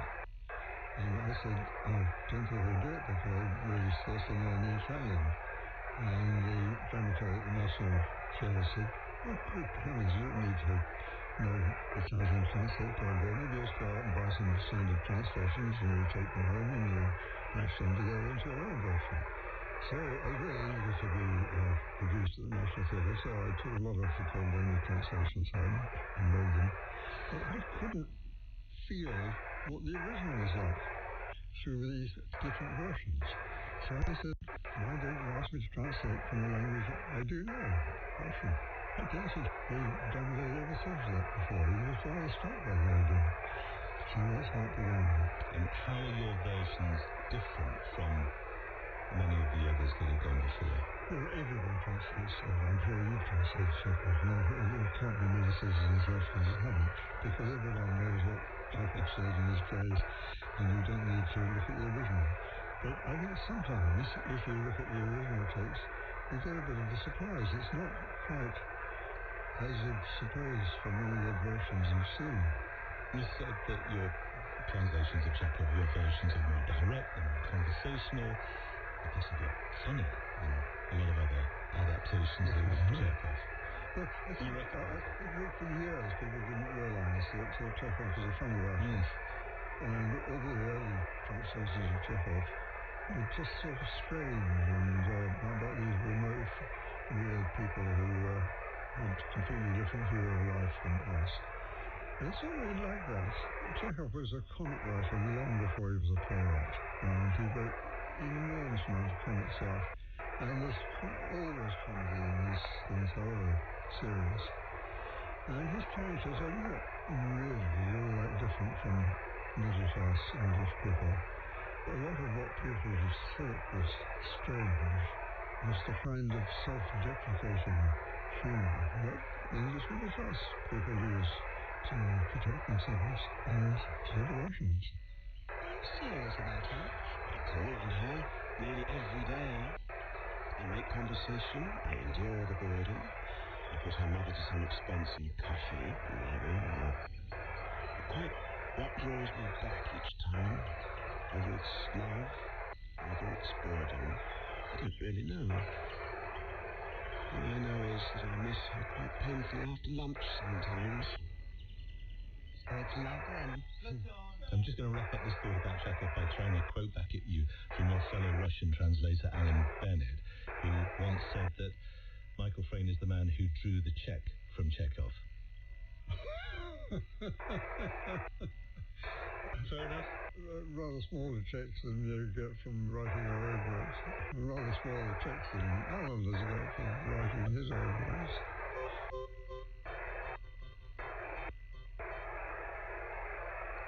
Your next choice, Michael Frayn, is Scoop by Evelyn Waugh, his 1938 satirical novel about newspaper journalism, which you say is the funniest book ever written. So when did you first read it? I suppose when I was in late teenage. I've read it several times again since. I think it's the funniest book ever written. Maybe there are funny ones, but I haven't come across them. Lord Copper was at his desk. Come in, Mr. Boot. This is a great pleasure. I wanted to meet you for a long time. You may sit down too, Salter. Is Mr. Boot all set for his trip? Up to a point, Lord Copper. Excellent. Remember, the Patriots are in the right and are going to win. The Beast stands by them, 4 square, but they must win quickly. A few sharp victories, some conspicuous acts of personal bravery on the Patriot side, and a colourful entry into the capital. That is the Beast policy for the war. So this is well before your time as a newspaper journalist working for the Manchester Guardian and then the Observer. Yes. How familiar was Fleet Street, the atmosphere of the place, the working day, the sort of characters that you met there? How familiar was that, having read Scoop? Well, in Scoop, the characters are working for a version of the Daily Express. going out to cover the war in Ethiopia. I have to say that serious reporting, is some of the hardest writing I've ever done. Actually describing the world that's in front of your eyes is very difficult. It's harder than fiction. In fiction, the thing falls into place in your head. If a story is working, everything seems to fall into place and the characters seem to invent themselves. If you go out and look at real people and real situations, you're constrained by what you see, and getting what you see into words is extraordinarily difficult. And journalists who can really do it are remarkably talented. You wrote your own Fleet Street comic novel towards the end of the morning in 1967, so that you were still working at the Observer then when you wrote that book. Yes, I was. Yes. Did colleagues recognise fictionalised versions of themselves? The central character being towards the man called John Dyson, and he was very closely based on the leader page editor of the Observer, who handled my copy and was very fond of him. He was a rather extravagant man, extravagant in his praise and extravagant in his views of the world. He would always say things like, "Oh, Michael, you write like a darling." Anyway, I was fairly free in borrowing all of his characteristics for the book. Gradually, everyone in the Observer read it, and they all came up to me one by one and said, "Is that supposed to be?" The neighbour was now to tell you his disabilities and fictitious character. And did he know himself? Did he know himself? Never mentioned it. He was the kind of man who could never keep anything to himself. If he thought of it, he would have burst out at once. And he never said anything about it. And then finally, about 10 years after it came out, as we walked back to the office, he said, "Michael, hello. There's something I need to ask you. Somebody told me that you based a character on me." I thought, "Oh, well, I'll just have to throw him up." And he said, "But I saw that play, and the character was nothing like you at all. And you've got the wrong character." Wrong work. Wrong genre.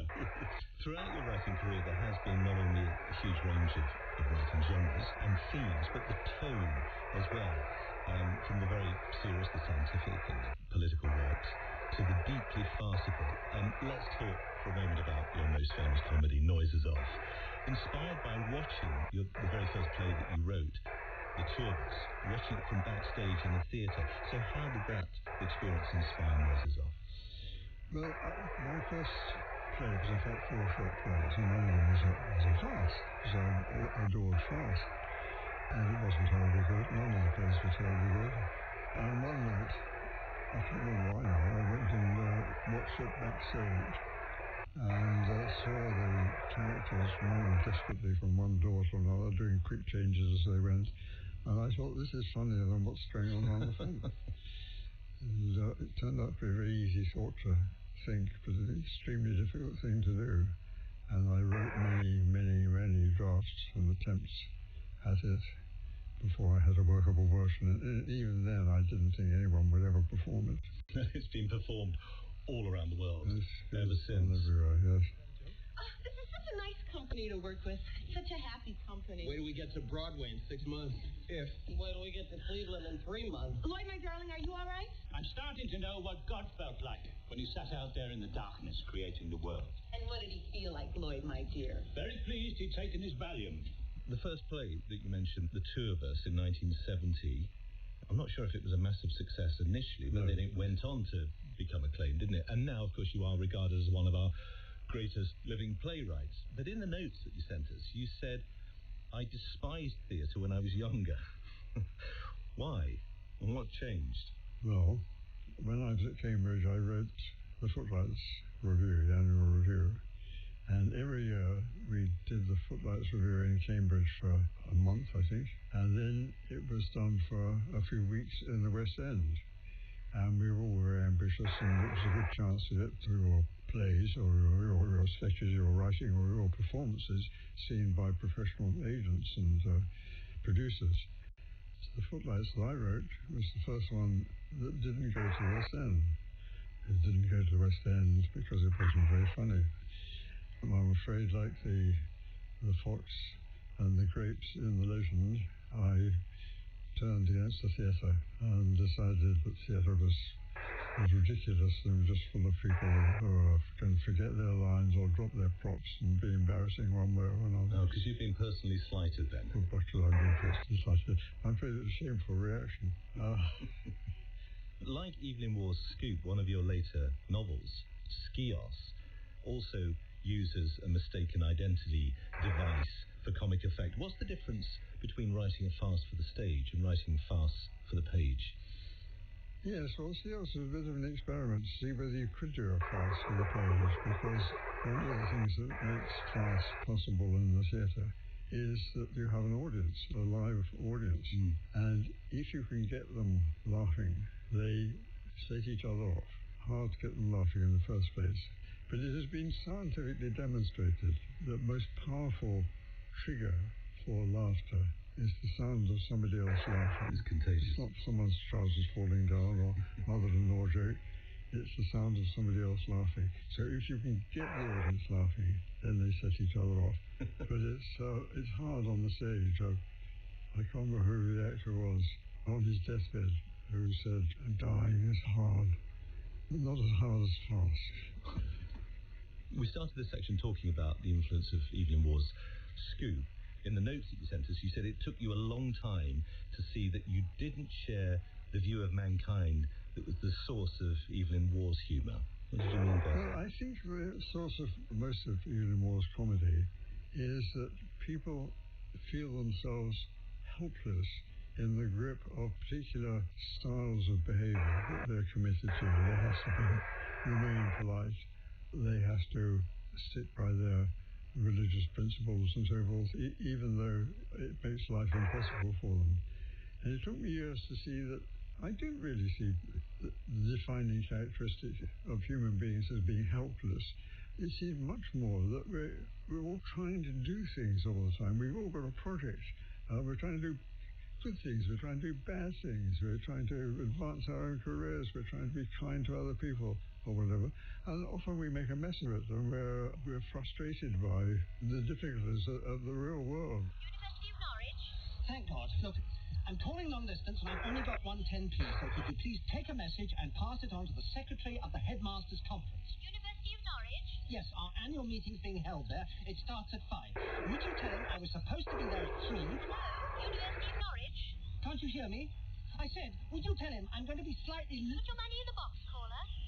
I put my money in the box. It's eaten the money. I haven't got any more money.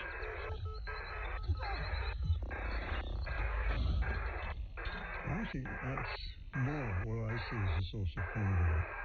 The gap between intentions and what we actually manage to achieve.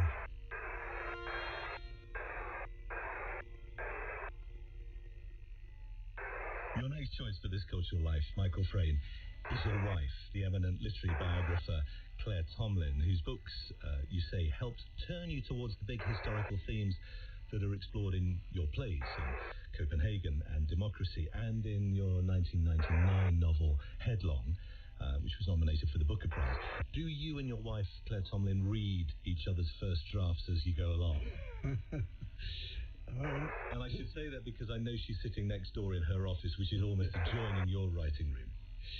I don't think we see each other's first drafts. We like to get to what we think is a finished draft and then show it to each other and then make comments on it. And I certainly made a lot of changes as a result of what Claire said about what I had regarded as a finished draft. So you are each other's first reader? Yes, absolutely. And I think it was just the sort of ethos of her writing seriously about real people. And the fact that we used to do some of the research together. I used to drive to places she needed to go to, or when she was writing about Jane Austen, we walked around a lot of Hampshire together. And she came to Copenhagen with me, and I was writing the play called Copenhagen. And somehow it's sort of Osmosis, it sticks into your bone somehow, the way somebody else works. Well, that's really interesting, because I was wondering, she's known for her best-selling biographies of Jane Austen or Dickens, Thomas Hardy, and many others. And I was wondering how those books, or the research that she put into those books, led you specifically to a play about nuclear physics and the mysterious wartime meeting between two great scientists, Niels Bohr and Werner Heisenberg. Well, what set that off was reading a book by the American writer Thomas Powers called Heisenberg's War. It was the first time I'd read anything about that meeting in 1941 in Copenhagen. I have to say that I'm not in any way a scientist, but I did study philosophy, and if you study philosophy, you can't help but come across quantum mechanics because its philosophical implications are so weird. So I knew something about what Heisenberg and Bohr had been up to in the 1920s and 30s. And then reading about the visit that Heisenberg made to Bohr in 1941 during the war, and the difficulty of knowing why he did it, in spite of the fact that Germany had occupied Denmark. It was going to be very embarrassing for Bohr to receive a visit from a German citizen. He persisted in doing it. What was it he wanted to say? And there seems to me to be a certain parallel between the uncertainty that Heisenberg had introduced into physics. He was known for the uncertainty principle. The uncertainty principle, much disputed by a lot of physicists now, but if it's right, suggests we can never have complete knowledge of the physical world. And what seems to me the case, that we can never have complete knowledge of people's thinking and intentions, even perhaps of one's own thinking and intentions. Couldn't be something about fission? Fission? Why would you want to talk to me about fission? Oh, because you're working on it. Heisenberg isn't. Isn't he? Everybody else in the world seems to be, and you're the acknowledged authority. He hasn't published on fission. But if the Germans were developing some kind of weapon based on nuclear fission... My love, no one is going to develop a weapon based on nuclear fission. But if they were trying to, then Heisenberg would be involved. There's no shortage of good German physicists. Oh, there's no shortage of good German physicists in America and Britain. The Jews have gone opposite. So Heisenberg would be in charge of the work? Greta, there is no work. There's no way in the foreseeable future in which fission can be used to produce any kind of weapon. Then why is everyone still working on it? So you explore all the different possibilities. There are different scenarios laid out over the course of the play. But how did you go about immersing yourself in the concepts of nuclear physics and those historical details at the time behind the race, in effect, the race to build the atomic bomb? Well, I had to do a lot of research. I looked at my book list when I knew I was going to do this program. I see that I've got 50 books on it that I read. And I also talked to physicists about it. It's difficult, but physics is difficult, particularly quantum mechanics. And I still wouldn't like to give you any account of the physics. I've got this afternoon the director and my Niels Bohr and Werner Heisenberg are phoning me to ask me to explain the section about complementarity. I'm rather dreading it. I don't think I can now say anything coherent about it. I could have done, 10 years ago when I wrote the play. Complementarity. I can't even say the word, let alone understand the concept. Yes. Your novel, Headlong, is about an unscrupulous art historian who thinks he spots an unattributed broiler on the wall of a country house. Again, huge level of historical and artistic detail in that book. What led you to the broiler in the first place? Well, most ideas for books and plays, they come on rather slowly. It's like having a cold. When you sometimes get a tickle at the back of the throat, you can't think what it is. And then gradually it resolves itself into, this is a cold, I've got a head cold. And that's how it is with most ideas for things. You could some sort of uneasy feeling about something that isn't quite resolved, and then you gradually begin to give it some shape. But with Headlong, I can remember the exact moment the idea came to me. We were standing in the Kunsthistorisches Museum in Vienna, where I've been many times, and looking at the picture that everyone knows of Bruegels, of the hunters in the snow, and the two next to it. And for some reason, reading for the first time the sign on the wall next to it, I never bothered to read before, which said, "These three pictures are part of a series that Bruegel did to illustrate the seasons of the year, and one is missing." And I thought, even as I read the sentence, supposing you thought you'd found the missing Bruegel, where would it be? Well, it would be in the possession of some man who didn't understand its value, didn't know much about art. And if you thought he was unscrupulous and would just sell it for the highest price he could get, regardless of it ending up as financial assets, you might feel you had a moral duty to acquire the picture and then discover it was a Bruegel. And you might, of course, make a reputation from it, make a bit of money out of it. Right. So mixed motives are always interesting to explore. You've written in such a huge range of genres and styles, from the novels and the plays and the translations. But does it very often, an idea for a new Michael Frayn work, does it often start with that kind of sense of journalistic curiosity about a story, about a person, about a historical event, a what-if moment? I think it starts with some idea, there's a feeling that there's a story here before you know what the story is. And gradually the characters who embody it begin to take on some shape in your mind. So they're sort of characters who just lodge themselves there, and they're kind of living in your head for a while. Well, the wonderful thing about writing fiction is that once you've done all the research and the work and got the story going, the characters do seem to take on a life of their own and do, to some considerable extent, write their own story, say their own words and do their own thing. It's a great help, of course, but it can also get in the way of the plot you've so carefully thought out for them. I sometimes feel that characters ought to be more respectful of their creators and think, "You've brought me into being and have given me all this stuff so far. I should behave myself and fall in with your ideas for the plot." That suggests they're disrupting the plot. The plot has to change as you go along. The plot always changes as you go along because they do disrupt it. I like to feel that I've got some ideas about how the story is going to develop before I start writing. Famously, some writers don't. Muriel Spark says just start with the title of a book, and then once you've got the title, then start writing.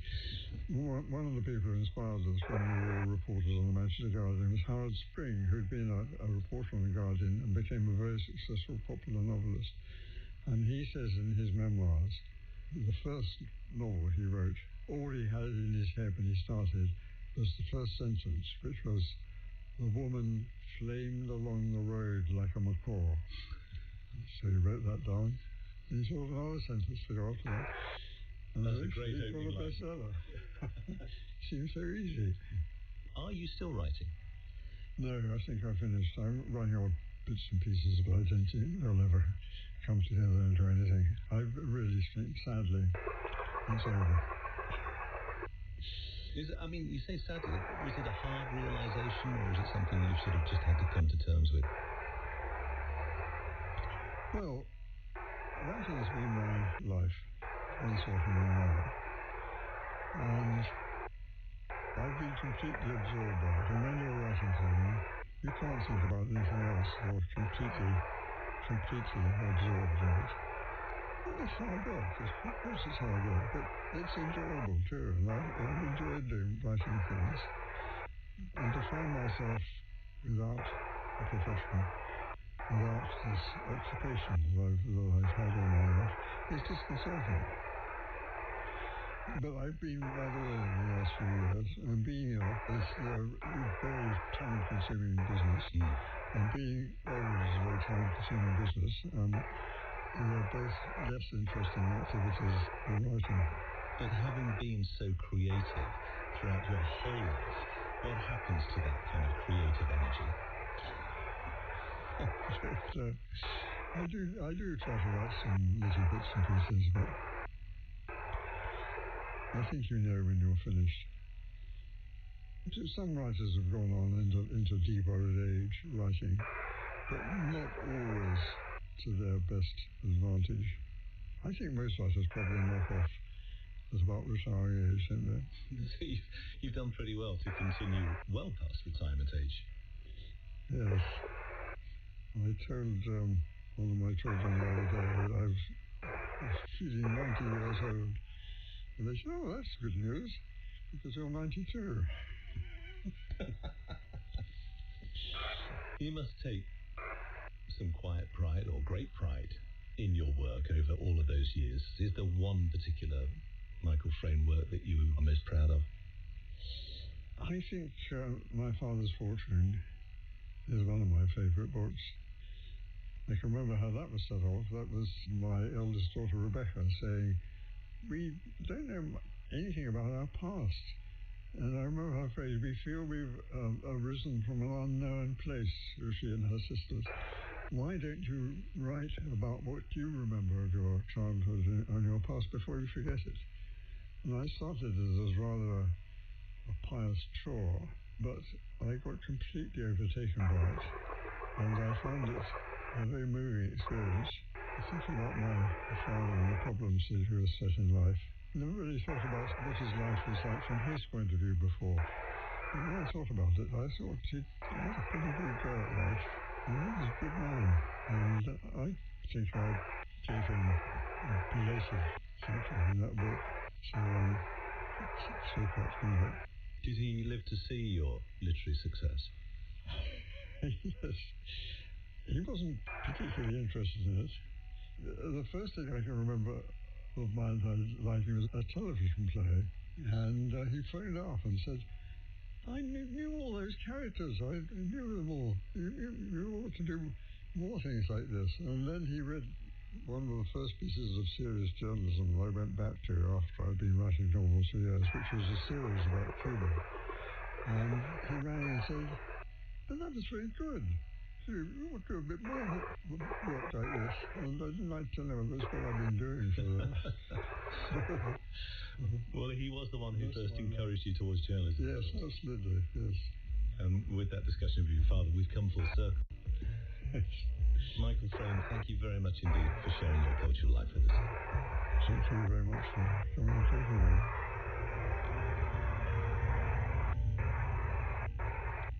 This Cultural Life is presented by John Wilson. The producer is Edwina Pickman. It's a BBC Studios production for Radio 4. What happens to the body of a whale after death? We'll find out in our Book of the Week shortly. Drama on Radio 4. Something's wrong. It's the new AI model. It's gone rogue and it's trying to kill us. Imagine artificial intelligence becoming too intelligent and taking control. It spreads by hacking into systems and installing copies of itself called sub-agents. It's a transport signaling. There's been a train crash at Waterloo.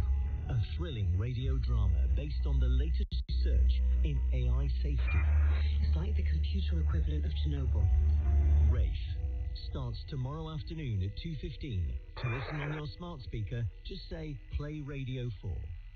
Now our Book of the Week continues, Unlocking the Secrets of the Deep Sea, with the marine microbiologist Professor Geoffrey Marlowe. The reader is Adam Sims.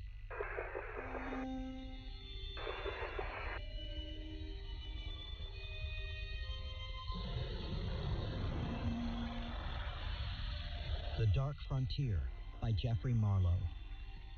Episode 4. Rosebud. Pacific Ocean, near San Diego, October 2018. In the research vessel Falcor, our high-definition screens suddenly lit up with towering white spires, a jumble of massive bones. We had come 22 kilometers west of San Diego to see Rosebud, a whale carcass that had been decomposing on the seafloor for 7 years. The fin whale carcass was placed here as part of a study to learn more about so-called whale falls. These are one of the most unusual habitats in the deep sea, where a rich abundance of life bursts forth from the sudden arrival of food, like manna from the sky, in the form of decaying whale flesh. The density of life on the seafloor and anywhere else is directly linked to the amount of energy that's available. For the vast majority of the estimated 300 billion microbes that inhabit the sediments of seafloor, food is scarce. The average cell persists on less than 1 millionth of a watt. It's the equivalent of you or me eating one raisin every other year. So when a 20,000-kilogram whale carcass appears, it's like a Las Vegas buffet, an improbable bounty in the middle of the desert. As a live whale, Rosebud had plied the waters off California since the early 2000s. Each year, she would spend the summer months feeding in the cold, nutrient-rich California current, putting on weight and building up strength. Diving up to 330 meters below the waves for up to 17 minutes at a time, she would lunge into schools of small fish, filling her enormous distendable mouth with a water mass equivalent to her own body weight. As the weather cooled, Rosebud would begin her journey south, swimming thousands of kilometers to the breeding grounds off the coast of Central America. And every few years, she would head back north with a calf taking shape inside her. But in 2011, Rosebud's southward transit was cut short. The ship's steel hull cracked her neck and severed her spinal cord, killing her instantly. Her limp body remained on the surface, drifting with the eastward current toward the twinkling lights in the distance.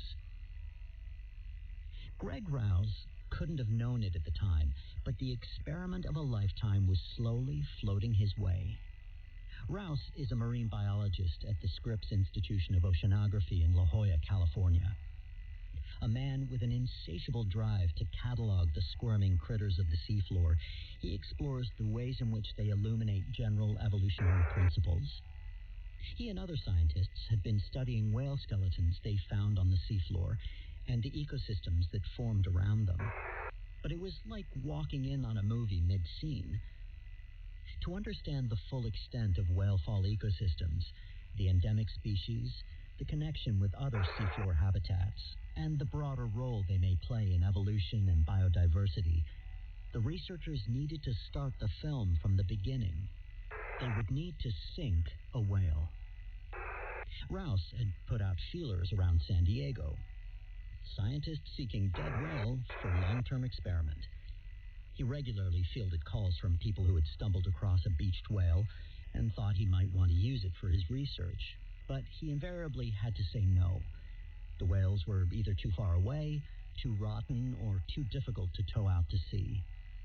Then, the day before Thanksgiving 2011, Rouse received yet another email about a dead whale. He was finishing up work in his lab for the day and clicked on the email half-heartedly, anticipating the same problems as before. This one was a 21-meter-long female, huge, that had recently washed up 10 miles down the coast at Point Loma. Close. Now he had to consider the logistics. Could he find enough weight to sink the enormous animal, which was filling by the minute with buoyant, decay-induced gas? Could he find a ship large enough and available enough to make it all happen? Rouse whirred into action. This was shaping up to be a most unusual Thanksgiving weekend. Fortunately, he was well prepared. One room of his lab was stocked with much of the gear needed to send something to the seafloor at a moment's notice. A peculiar assemblage that might, under other circumstances, have drawn the attention of law enforcement. He began looking for more weights, calling shipyards up and down the South California coast. This would be, by Rouse's estimation, the largest whale that had ever been sunk for science. Crucial to the mission was Chris Welsh, who had worked with Virgin Oceanic, Richard Branson's entry into deep-sea exploration, and his 38-meter catamaran. By the morning of November 25th, about a dozen people had gathered in Mission Bay, San Diego. They cinched 7 ropes around the whale's tail, and when the rising tide lofted the carcass from the sand, Welsh throttled out to sea, his motor straining against the massive cargo. For several hours, the catamaran sliced through the gentle chop beneath a cloudless sky, and the team decided the whale needed a name. Someone suggested Rosebud, and it stuck. Their drop point was a flat segment of the continental shelf, about 1,000 meters deep, that would serve as Rosebud's final resting place. The catamaran's crane lifted ton after ton of metal chain off the deck and into the water. With each splash, the carcass would sink down lower and lower and lower. As the catamaran made its way back to shore, Rosebud was falling gently through the water. She landed with an unheard thud on the seafloor, unleashing billows of fine gray sediment. The carcass's unspooled guts and blankets of blubber released chemical cues into the surrounding water, a beacon for scavengers cruising the neighborhood. Soon they came, from miles around. The hagfish probably got there first. Creepily charismatic, hagfish looked like bruised purple garden hoses with an overbite. The sleeper sharks may have arrived next. And finally, an arthropod army of stone crabs, shrimp, and squat lobsters, daintily feeding at the fringes and staying out of the way to avoid becoming someone else's meal. This was the motley demolition crew, a voracious swarm consuming up to 60 kilograms each day. 3 years later, I was a graduate student at the place where Rosebud's saga began, in Mission Bay, San Diego. My PhD supervisor, Victoria Orphan, had been invited on an expedition on a research ship belonging to Monterey Bay Aquarium Research Institute in California. I was dispatched as the lab's representative. I hadn't needed much convincing. I was developing a taste for research cruises and was easily swept up in the drama of the unknown. I arrived with a stack of large plastic bins that were brimming with the lab supplies I'd need for the week at sea. The ship's most impressive feature was the moon pool, a rectangular gap in the middle of the hull that was open to the ocean. This was where the remotely operated vehicle, or ROV, would be lowered into the water and fished back out at the end of a dive, bearing samples. As the ROV descended through the moon pool, the science team gathered in the dark control room. The only light came from a wall of monitors showing live feeds from the ROV's cameras. 835 meters, 36, 37, 38. We were approaching the seafloor. As we descended to 842, 43, 844 meters, the haze of marine snow gave way, revealing beneath their clumps of organic carbon Rosebud's splayed skeleton. It was monumental. I stared, astonished at the macabre scene unfolding on the screens. The enormous eye sockets stared back, emptily at first, but then filled, startlingly, with shifting pupils of writhing hagfish. The ribcage looked like a ruined cathedral, with crabs and snails huddled beneath its buttresses. It was then that I realized the whale fall had begun to work its special kind of magic. Rosebud was nurturing her own bespoke community. The sharks and hagfish had gotten careless as they gorged, spraying whale flesh into the surrounding sediment and unwittingly seeding legions of microorganisms that would deconstruct it.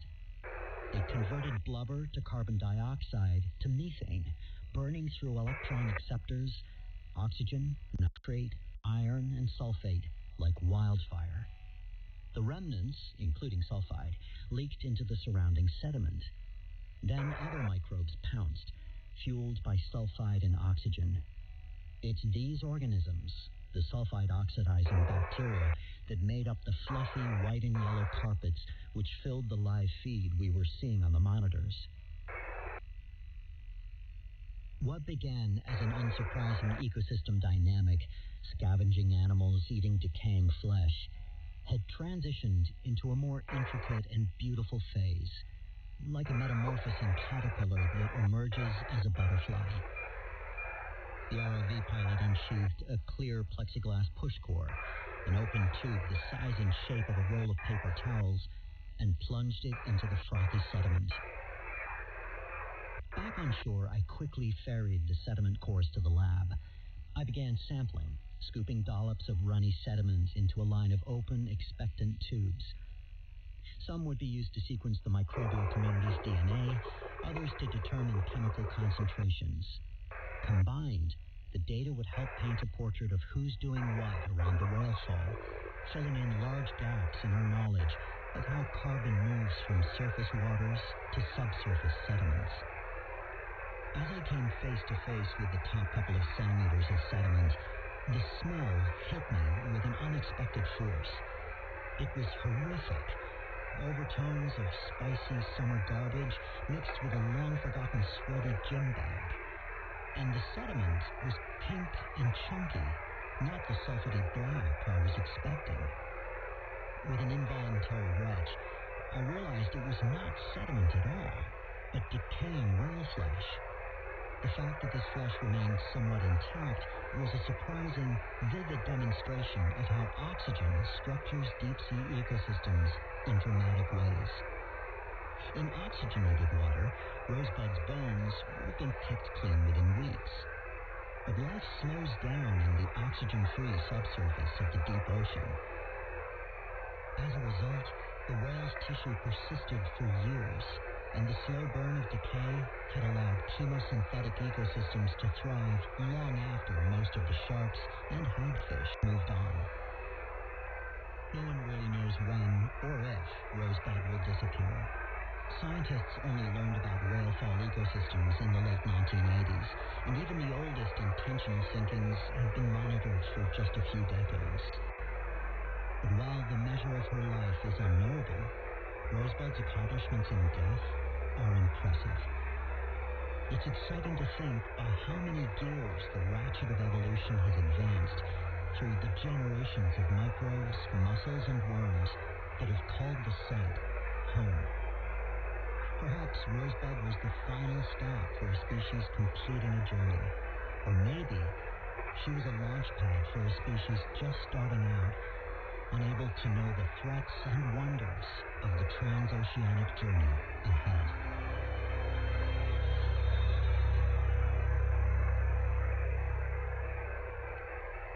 Adam Sims was reading The Dark Frontier by Geoffrey Marlowe. It was abridged and produced by Elizabeth Burke and was a Loftus Media production for Radio 4.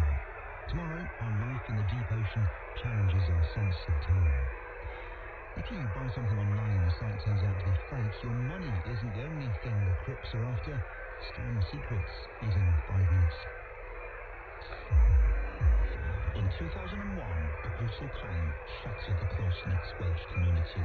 It wasn't your average sort of killing. It was extremely sadistic. Fear spreads through the village of Llanfairpwll. Neighbours look at one another differently. It felt like a monster that was looming over the community. This is a story about a community trying to make sense of the unthinkable. The shock of finding out who the offender was. How could we have got it so wrong? The Embassy Vampire Killer. Listen first on BBC Sounds.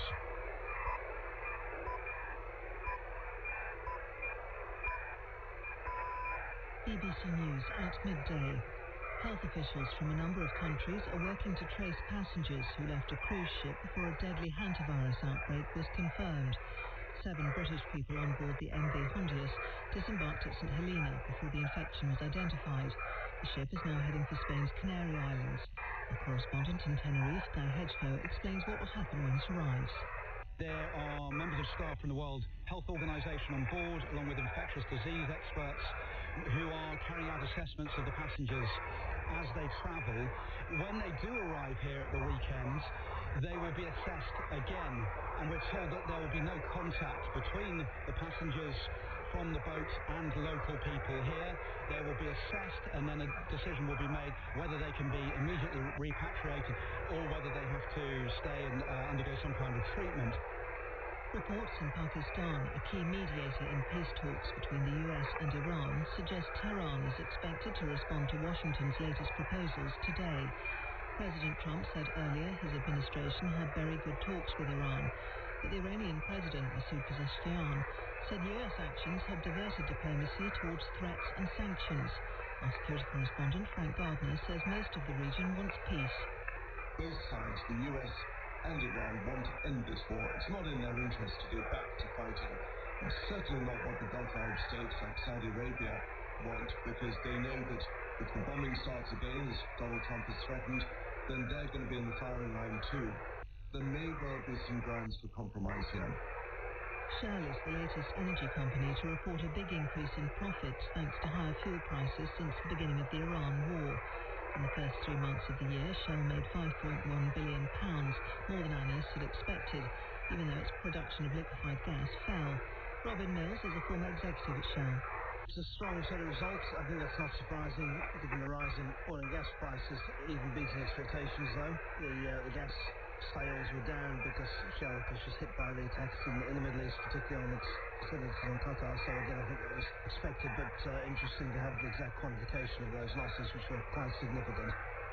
3 women with links to Islamic State have been arrested upon arrival in Australia, having spent years in detention in Syria. 2 flights carrying 4 women and 9 children landed in Melbourne and Sydney this morning. Police had warned some of them would be arrested. Train services in southern England have been experiencing major disruption because of a fault with the radio system between drivers and signallers. National Rail says the issue has been fixed, but warned services could be affected for the rest of the day. Assault Car reports. Trains on Southern Rail, South Western, the Gatwick Express, Thameslink and Cross Country were among those affected by this morning's disruption, which left passengers facing cancellations and some delays of more than an hour. The problems were caused by an issue with the radio communication system. Network Rail has apologised and says the fault has now been fixed. It says services are returning to normal, but has warned disruption could last for the rest of the day. Millions of people are expected to cast their votes in elections today. In England, about 5,000 councillors and 6 mayors are being elected. The national parliaments are being contested in Scotland and Wales. Our political correspondent, Nick Erdley, says there are a few things to remember before going to vote. The voting age today, if you're registered in England, is 18. In Scotland and Wales, it's 16. And if you are voting in England, you need ID. You take photo ID with you along to the polling station. You don't need that in Scotland and Wales. Scientists in London have named a newly discovered species of parasitic wasp after Sir David Attenborough in honour of his 100th birthday tomorrow. The Attenborough Ankylos tau is originally from Chile and was identified from a specimen housed at the Natural History Museum. BBC News. This is BBC Radio 4. If you use computers a lot, or know people who do, you'll have seen all sorts of intriguing devices to help improve your comfort and reduce the risk of aches and pains. Things like split keyboards and vertical mice. But how useful are they? Do they help? Sliced bread. We'll post the details at past. Now on Radio 4, Scam Secrets. Charlie Val uncovers the different tactics used by criminals to steal our money. Hello. You're at home, and there's a knock on the front door, and it's a delivery. You've got a parcel. How exciting. Hang on, you haven't ordered anything recently. Would you know what to do? Welcome to Scam Secrets. I'm Shari Val, and I investigate fraud for the BBC. And I'm Dr. Elizabeth Carter. I'm a forensic linguist, and I can show you the language criminals use to attack you. And I'm Alex Wood. I used to be a prolific fraudster, but now I use my knowledge to help protect you. And together, we pull apart the different types of scams you could face, so you'll be able to stop them if the criminals try them on you.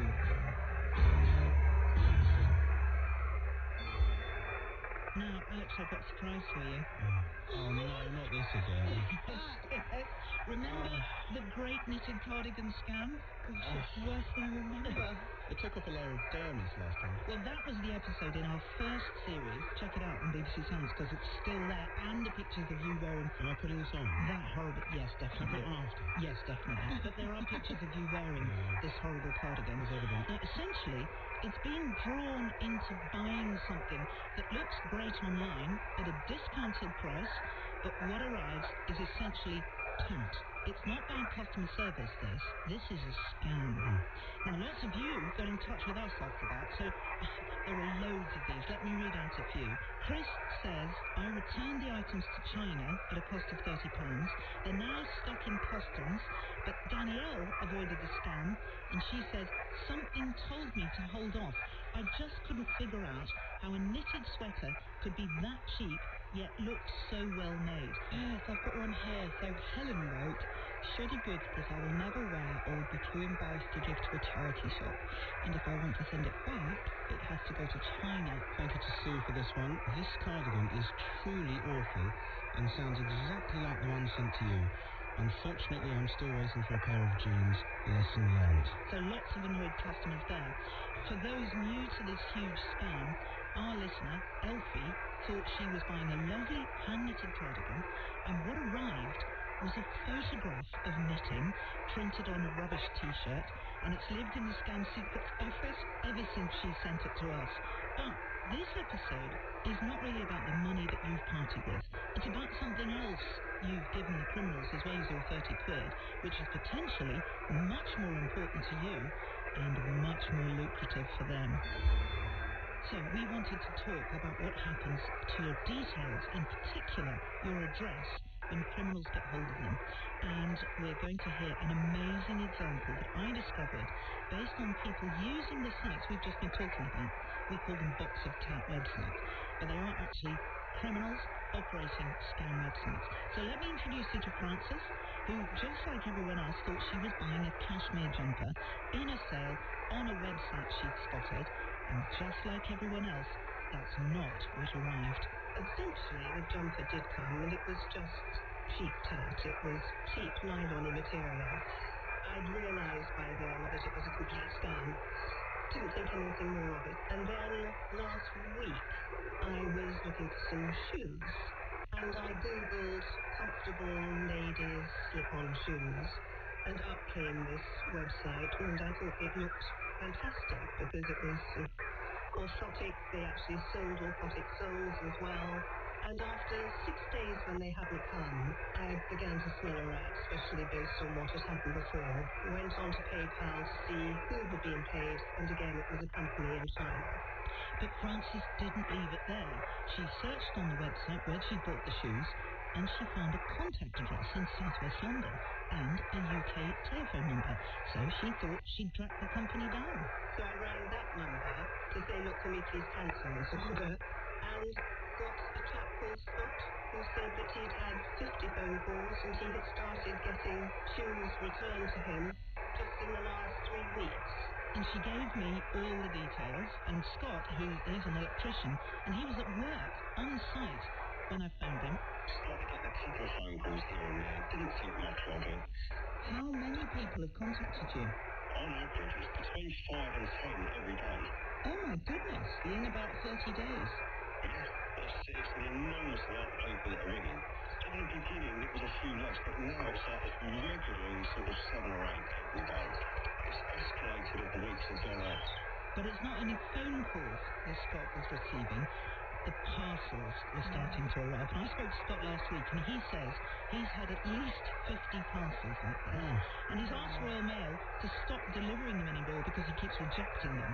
And the website that Frances used is still there, and Scott's address is still listed on it. That is my idea of hell, receiving loads of them. Yes, but it's not just him. Have a listen to Rachel, and Rachel has received hundreds of calls. Couldn't understand why people were ringing me, and I would explain to them that this is my private number, I can't help you. But after a while I decided to ask somebody, can you please tell me what you bought and where you bought it? And they gave me the name of a website, which I then looked up, and I was very shocked to discover that on this website my phone number was down as the contact number. Now, Rachel says that she had to stop using her voicemail because it was full of messages from people trying to return shoes, comfy shoes. I mean, I'm thinking of somebody I know who's elderly, who had something like this happen, and they felt terrified to use their landline because they kept getting these calls. They wanted to cut the landline off, but they had to keep answering these phone calls. So they were waiting to hear from the doctor, they were waiting to hear about medication, and they had to answer every call in case it was the doctor. Well, Rachel, who we've just heard from there, who just stopped using a voicemail, is a doctor. And this caused her incredible problems because it went on for a year. Now, I've spoken to loads of people this has happened to, and one man revealed that he had heard of one of these websites, because he'd actually bought something from them. So I went back to Scott and asked him if he'd bought any clothes online recently. Yes, we have bought a pair of safety boots, actually. Safety trainers. And where did you buy those safety trainers from? My wife found a website. That's where I got it from. Right. Okay, so I got my details through that one, used it elsewhere, and all done on that site. But those details, so they're literally sort of leapfrogging on the sites with people's details. Yeah. Oh, bingo. Yes. So there we have it. People shopping at these box of tax scam websites that you've been writing to us about in your dozens are having their addresses used to make other sites look legitimate, and we believe these sites are related. It's a daisy chain effect. Exactly. So Scott, when he bought safety boots, didn't buy them from the site that was using his address. He bought his from another site where I found somebody else's address. And in fact, Rachel had bought shoes as well, and she bought them from yet another site. And we had a chain of about 6 websites using lots of people's addresses and phone numbers. And they sometimes used, for example, Scott's address on one site and Rachel's phone number on another site. As we know from last series, loads of these sites are owned by the same people. Yeah, well, it certainly seemed that there was a connection. So why would, apparently, having a UK base and a UK phone number be good if you're a scam site? I mean, it's credibility. It's local credibility, that's all it is. If you had a number and an address in China, it wouldn't reassure local customers. Yeah, this is part of what's called the aesthetics of legitimacy. It's another layer of lending credibility to that site. We are becoming more and more knowledgeable about different types of frauds, and this is the criminals rising up to the occasion and making it look more and more realistic. What I'm fascinated about, though, and many people might be sitting at home thinking, hang on a second, why don't they just make up an address?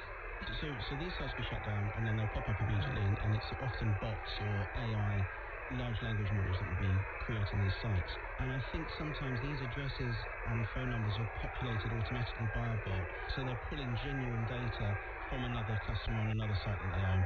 And I think it's an automated process rather than somebody sitting over the directory looking up a name and phone number. Oh, that's really interesting. What's also interesting is you are wondering about the risk of spending £30 on this thing. It's in a sale, so you thought it was going to be 80 quid. The risk is minimal. You're not thinking about the data. You're not thinking about the data which is behind you. Far more valuable, the data. Far more valuable. Fraud is all about diversion. With the cardigan as bait. Yeah, the cardigan as bait, exactly. It's interesting because the bait that these scam websites offer is, we're closing down. I've been trading with my sister for 20 years, and we're closing down, hence the 80% sale. And it's always a sub-story. Always a sub-story, and I'll tell you what, there's nothing more attractive than a bargain. Do it now, while it's still open. Sometimes a ticking clock on these, and you know, the sale only lasts the next 20 minutes or whatever it is. Go back tomorrow and the ticking clock's been reset. Yeah, and they'll also have fake Trustpilot reviews on the site. So they'll say, we're 4.8 on Trustpilot. Yeah. If you look that company up directly on Trustpilot, not through their site, you'll probably find 1 star or something. Yeah, that's when you get the true story. Yeah. We see it all the time, don't we? Scammers don't waste anything. So if they've got your data, they're going to use it. So this business of using customers' addresses for returns is just one example of why criminals would want your home address, for example. But what else can they do with your data? So if you put it, you've obviously given them your delivery address, your phone number, your email address, and sometimes potentially your payment details. Yeah, so I mean, data is extremely valuable, and data is often sold by criminals on the dark web. The criminals could also be using this data themselves. But to give you an idea, if you have a name, contact number, address details, payment details, mobile phone details, maybe an email address, an email login, social media login, and the golden piece of data with all of those would be the IP address, the usual IP address used by the customer. That combined would be worth several £100, so far more than the £30 for the cardigan. Yeah, and you just do not think that you are passing this stuff to criminals. No. The other thing is if you... I've seen where people get into a conversation about a refund. They say, look, this really isn't very good. Can we have a refund? And they're like, yeah, no problem at all. Just confirm your sort code and account number. We'll issue a refund. Then they've got that as well. So even if they do refund the £30, they've got that valuable piece of data, which itself is worth far more. And if I've got your email address, Liz, I can spam you. If I've got your phone number, I can pretend to be the bank. There's so many things they can do. They can sell it, they can bundle it up with other data points, they can use it in future phishing or investment or identity fraud. They can, as we know with Scott, they can use it to create fake return addresses or use to retarget you in recovery fraud. You've got a special way of getting around this, or at least minimizing the risk. Yes. Explain about your bin email address. I have a bin email address, and this is the email address I've been using for years, and it's the one that I give out when I'm buying things online or when I'm asked for an email address to sign up for this or that. I use that email address in the knowledge that it may be bought and sold as data. This is the datafication of identity. You know, we are reduced to data points.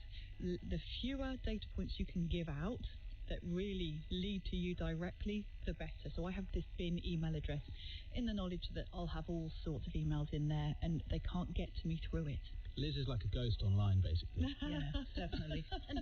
And also, Liz, you don't buy off websites that you don't know, do you? No, I don't. I do buy clothes and so on from websites, but only ones that I know and I recognise, and I type in the URL myself. On social media, there are loads of adverts. I don't click through that advert. I go to that website and look at it myself.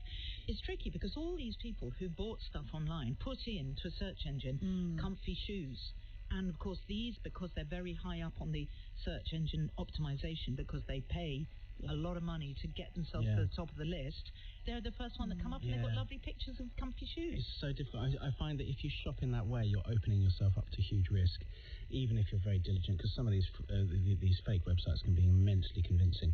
So I go one step further. If I buy anything online rather than in person, and I like going and having a browse, so it's rare that I buy stuff online, but I will only buy through the native app for that brand. So if I want to buy some Nike shoes, I go to the Nike native app on the App Store and download it and then buy through there, because I know it's 100% legit and it's been checked by Apple. So genuine shops issue apps. Well, so if you go to App Store and you put in like JD Sports, you'll get the JD Sports app and it will have thousands and thousands of reviews. It'll be authenticated by Apple. Download that onto the phone and then buy through that. But you are always, everyone who's looking for a bargain. Well, it means I'm less likely to get a bargain, but I'm happy to take that slight risk. Either you only buy from one shop or you have loads and loads of apps on your phone. I have loads of apps on my phone. Do you? And you absolutely only do this, do you? Yeah, I only do that. But the problem with that, Alex, is the sorts of independent businesses that these criminals are posing as, they wouldn't necessarily have apps. No, they wouldn't. If you're only shopping off apps, then the independent businesses lose that business. Well, I mean, some independent businesses can have franchises in stores like large department stores, and large department stores will have apps. Just to say, we're going to be returning to this idea of criminals using victims' personal data in the very next episode, because this is huge and it can get very personal indeed. Time now to bring in this week's guest expert, and I'm really pleased to say hello to Matthew Gracing McMinn. He's the founder of Phronesis, and he's a cybersecurity expert working in threat detection. Matt, what are we seeing here with these terrible websites that are criminals just selling rubbish and stealing your data? So the old sort of sell someone a load of cats, basically, create stuff that doesn't really exist, isn't what you say on the tin, and just try to flog it to someone and then to extract value from that. And historically, in the non-digital world, a lot of that value was in the financial space. You get the physical money off people. Now you get money, and you also, as you were all talking about earlier, you get the data. How valuable is this data that we've been talking about? Your name and address you may not think has a lot of value on its own, and to an extent you're kind of true. There's always the problems of people sending lots of stuff to your houses and stuff. Your name and address on its own is not the most valuable set of data. If I could get your phone number, your IP address, your buying habits, the apps you use, the stores you frequent, what sites you have accounts on, and I can start pulling all this information together. I can start moving from selling that data, a name and address you might sell for sort of £10-20 maybe on some of the markets where you can buy and sell stolen identities. But if you've got a whole gamut of sort of 30, 40 data points about a person, you're looking at hundreds of pounds worth of data there, and someone can take that and imagine what someone could do if they had knowledge of everything you're doing. You've talked previously about they can run additional scams against you. You've already proven that you can be fooled in some regards in relation to some scams. They now know what sort of scams may work against you again in future. So they've suddenly got a bit of a profile of you, the sort of person you are, the sort of attacks that might work against you, where the weaknesses are that they can try to exploit. So what you're saying is, if you shop on a scam website, what you're giving the criminals is information about your behaviour, so that they know how to target you again in the future. Absolutely, yes. Yeah, you've shown these sorts of techniques that they've used in the creation of that site are ones that you've now proven work on you, and they now know who you are to target you again specifically in future. And they'll slowly over time be able to build a profile of these work against this person, these don't work against this person. Here's where they're active. Here are the sorts of companies they're shopping at. Here's where they bank. Suddenly they know that if they're able to impersonate your bank to you, say they create a scam email, a very accurate looking scam email from that bank, they might be able to get you to click a link. That might download a virus to your computer. Suddenly they're seeing everything you type, like your credit card numbers and things like that. It's less of a pipeline, which is how a lot of scams have historically been seen. It's more like a spider's web with lots of nodes where all these different data points can connect. And as they map out more and more, they sort of tangle you up in this web more and more. And you have no idea, because you're worried about the fact your knitted cardigan has turned up nylon or not at all. Yes, absolutely. And within the criminal community, the sophistication behind this is frankly both terrifying, and a part of me very reluctantly admires the level of sophistication behind this, if I'm brutally honest. There are organizations behind this sort of thing. They have HR departments, recruitment campaigns, they have operations teams, they have a research and development function who are developing new scams and ideas. They roll that out to operations who then have quotas to hit and all this. And these people they've basically created a sort of industrial approach towards scamming people.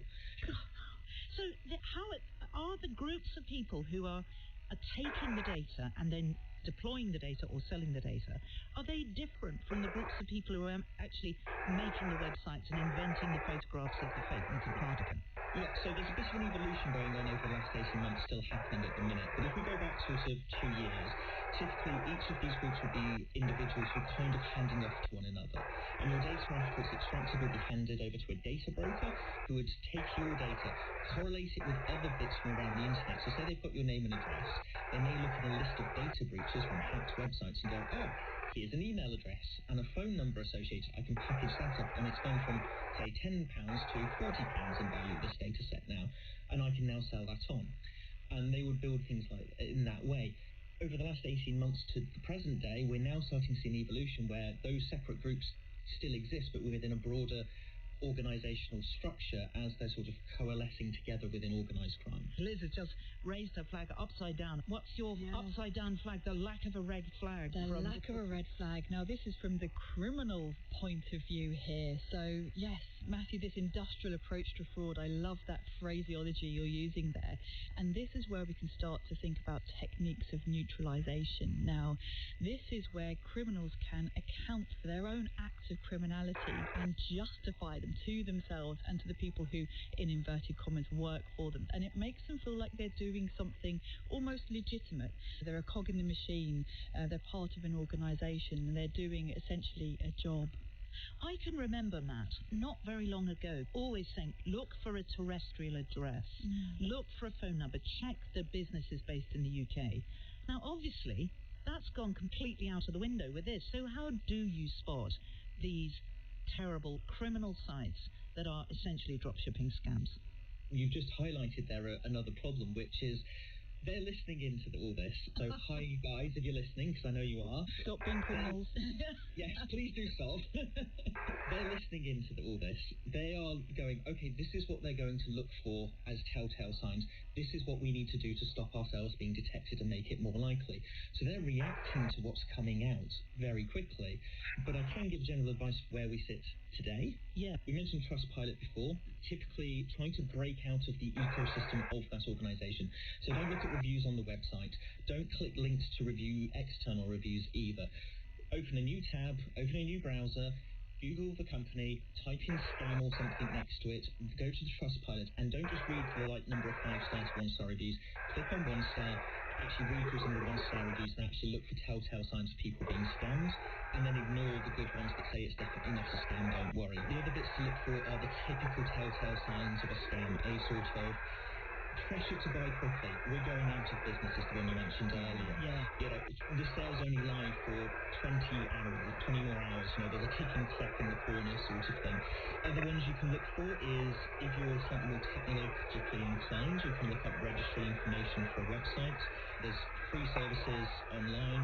You can look up the registry information, see when the website was registered, and then maybe correlate that with the About Us page or the story of it. Quite often, as is alluded to, these are websites being built by bots, by automation. Sometimes it's AI vibe coding is being used. That's increasingly common, but we're still seeing quite a lot of essentially flat-packed websites. We've actually seen, my team have seen live some of these websites being created. When we've seen someone register a domain, we can actually watch the whole thing being unpacked. It's like watching flat-packed furniture going there. Wow, that was amazing. The other bit is if the websites look quite similar to one another. So if you do a bit of shopping around and you start seeing lots of websites that have very similar formatting, very similar sorts of things, that can be a tell. And the final bit of recommendation I'll give typically as well is if you see a nice knitted cardigan, a picture of it, save the picture, stick it into Google reverse image search, and just see if it might have been brought down from another website. You might find the same image somewhere else on the internet. And we've certainly done that with the knitted cardigan. It was everywhere for a while, Liz. Now, importantly, all of these mechanisms are absolutely brilliant, Matt, and try and do it before you've decided on what you want to buy, before you put it into your virtual basket, because we know through all of our experience that once you've decided you want to buy something, it's in your virtual basket, it's much harder to pull yourself back psychologically when you've already decided what you want to buy. So, Matt, once criminals have your name, your email address, your home address, your telephone number, and potentially your bank details from a website like this, what other uses can they make of it? There's a huge amount of uses. The first one, sell it off to a data broker. Simply sell it to someone else who will then perhaps correlate it with other data points, create a better profile of you as an individual, or package it up into a broader number of people who have been scammed and can be targeted in future, and here's the details and so forth, and then that data broker may sell it on to someone else, who will then potentially target you or use it. And some of the ways they might use it, and this is other ways that this other individual might use it, is 1, to run other scams, 2, to potentially hide their criminal activity behind you. They can pretend to be you while committing crimes, potentially, scamming other people and so forth. And we're seeing that with the knitted cardigan scams. But we also see other problems sort of emerging out of that, as so people are able to use that data in other ways, such as to call you up, pretend to be your bank. Hi, I'm calling from your bank. And Mrs. X, please could I confirm that you live at... Could I confirm your address? Yes, thank you, that's the correct address. Is this a recent purchase you made for this amount of money from this retailer? There we go, then suddenly they sound a lot like your bank. They know who you are, they've validated, and they've asked those questions, and they may be able to go, could you please just confirm your credit card number for me? Or please could you confirm these other details for me? Or alternatively, could I get you to, I'm going to send you an email, please could you click the link in it, reset your bank password, that sort of thing. And suddenly they're starting to get details from you. Oh my goodness, it never ends, does it? So I suppose, Matthew, the most important thing is, what is your one tip to keep this data safe and to prevent this escalation of the use of it? Given everything we've discussed and the fact that these criminals are smart, they're adapting to any recommendation, I think the best recommendation I can make is to always take a step back and just think, and just stop and ask yourself, what if this is a scam? Be aggressive. Look for the signs that this is a scam. Don't assume innocence. As bad as this sounds, don't assume innocence. Assume guilt until proven innocent. If they're not a big store, particularly focus on assume, is it potentially a scam? Let me look for the signs. Oh, I found a couple of signs that suggest to me that this might be a bit off. And trust that little voice in the back of your head. Don't shut it down when it's saying, hang on a minute. And apart from that little voice, essentially what you're saying there is never trust anyone ever. Yes, yeah. Which is perhaps a very dark view to take on the modern world, unfortunately, but yes, don't be trusting. One of the analogies I've often used with friends and relatives is if the seller rocked up at your door, knocked on your door and said, hello, I'd like to sell you this thing, here's a picture of it, how far would you trust them? And what information would you need from them to trust them? So treat the digital world like it's the physical world. You would want to see more information than perhaps you are typically being shown in the digital world.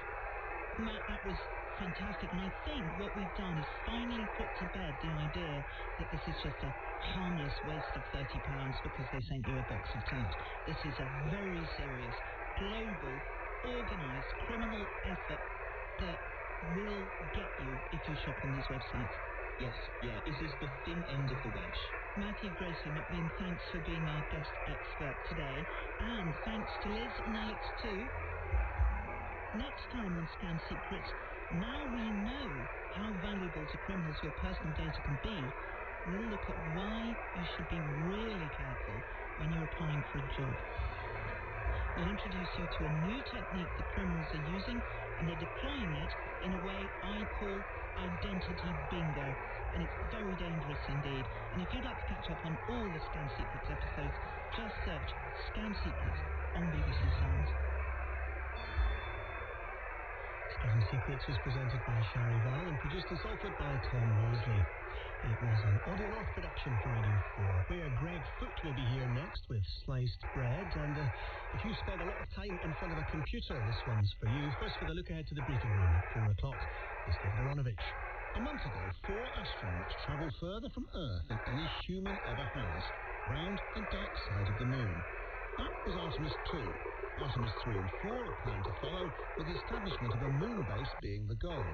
It's exciting and expensive and eye-catching. Meanwhile, the world's richest man, Elon Musk, still plans to get humankind to Mars and colonize it.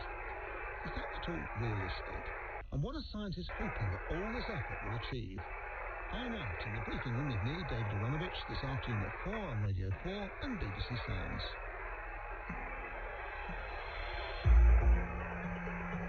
Hello, I'm Greg Foote, and welcome to Sliced Bread, the show that investigates the wonder products promising to make you happier, healthier, or greener.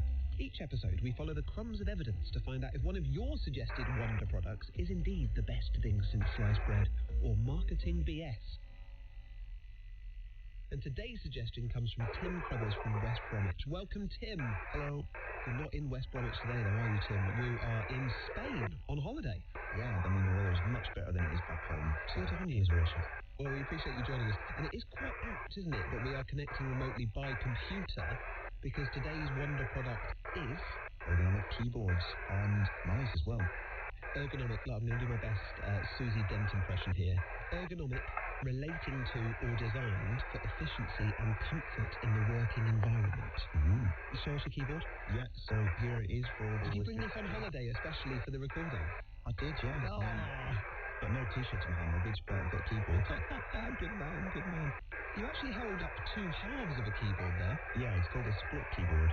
So half the keys on the right hand are in one module, and then there's a little cable between them, so you can basically have the bits wherever you need for your hands.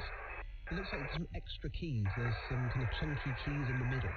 Yeah, it's all a bit strange, but I fell down the rabbit hole. So how many hours a day do you spend at a computer, Tim?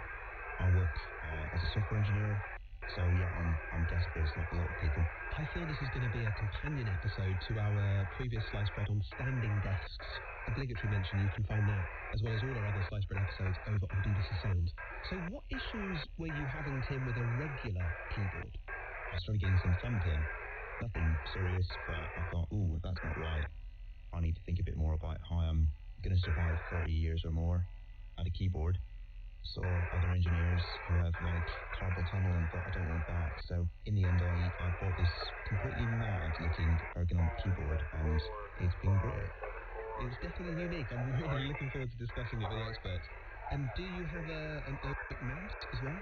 I don't. I have the mouse that I was given by my employer, which is a Apple Magic Mouse. That's never bothered me, but I'm interested to know, is it worth spending more on an ergonomic mouse? Interesting. So we'll talk to them about whether it's helpful to split your keyboard in half, like you've done. Also, whether an ergonomic mouse is useful. Anything else that you want us to look into today? I played around with the key layout, so it's no longer QWERTY. Is there any sort of evidence around, changing our keyboard layout? I also loved the question that you included in your original email. You wrote, there is a whole world of crazy keyboards out there. Are there simpler steps that everyone should be taking? That email address, by the way, if you would like to suggest a wonder product, is sliced.bread@bbc.co.uk. And we've had a few voice notes in on this to our WhatsApp number, which is 07543 306 807, including this one from listener Tom. Hi Greg, I suffer RSI pain in my hands from too much time using a computer. There seem to be hundreds of different keyboard and mouse designs, including trackables, touchpads, handshake style mice, all claiming to help solve the problem, and all at different price points. Do any of these actually help, or am I better off sticking with my current standard setup and just trying to take more breaks? Thanks, Tom. I've seen these trackables as well. Are they going to be the thing that finally gets rid of the humble mouse? Well, to discuss, I've got two more guests joining us today.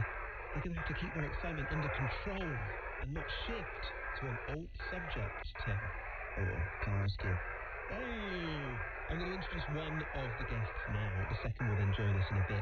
So welcome, Ergonomist, member of the Chartered Institute of Ergonomics and Human Factors, and founder of Inspired Ergonomics, Nicola Adams. Hello, Nicola. Hi there.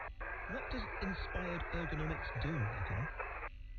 We provide ergonomic assessments to really help organisations create healthier, more inclusive workspaces. I found myself sitting up straighter as soon as you started talking. I have that effect. Well, let's start, I think, with some of the common problems caused by using our computers so much. In his voice note, listener Tom says he has RSI pain, repetitive strain injury. What is that? It refers to that repetitive movement, the sustained posture, the repeated forced exertion, or overuse, and most commonly that wrist or shoulder issue. So things like carpal tunnel, pubesal tunnel, or non-specific diffuse pain. So RSI seems to be a bit of an umbrella term, describing a family of kind of wrist and hand problems.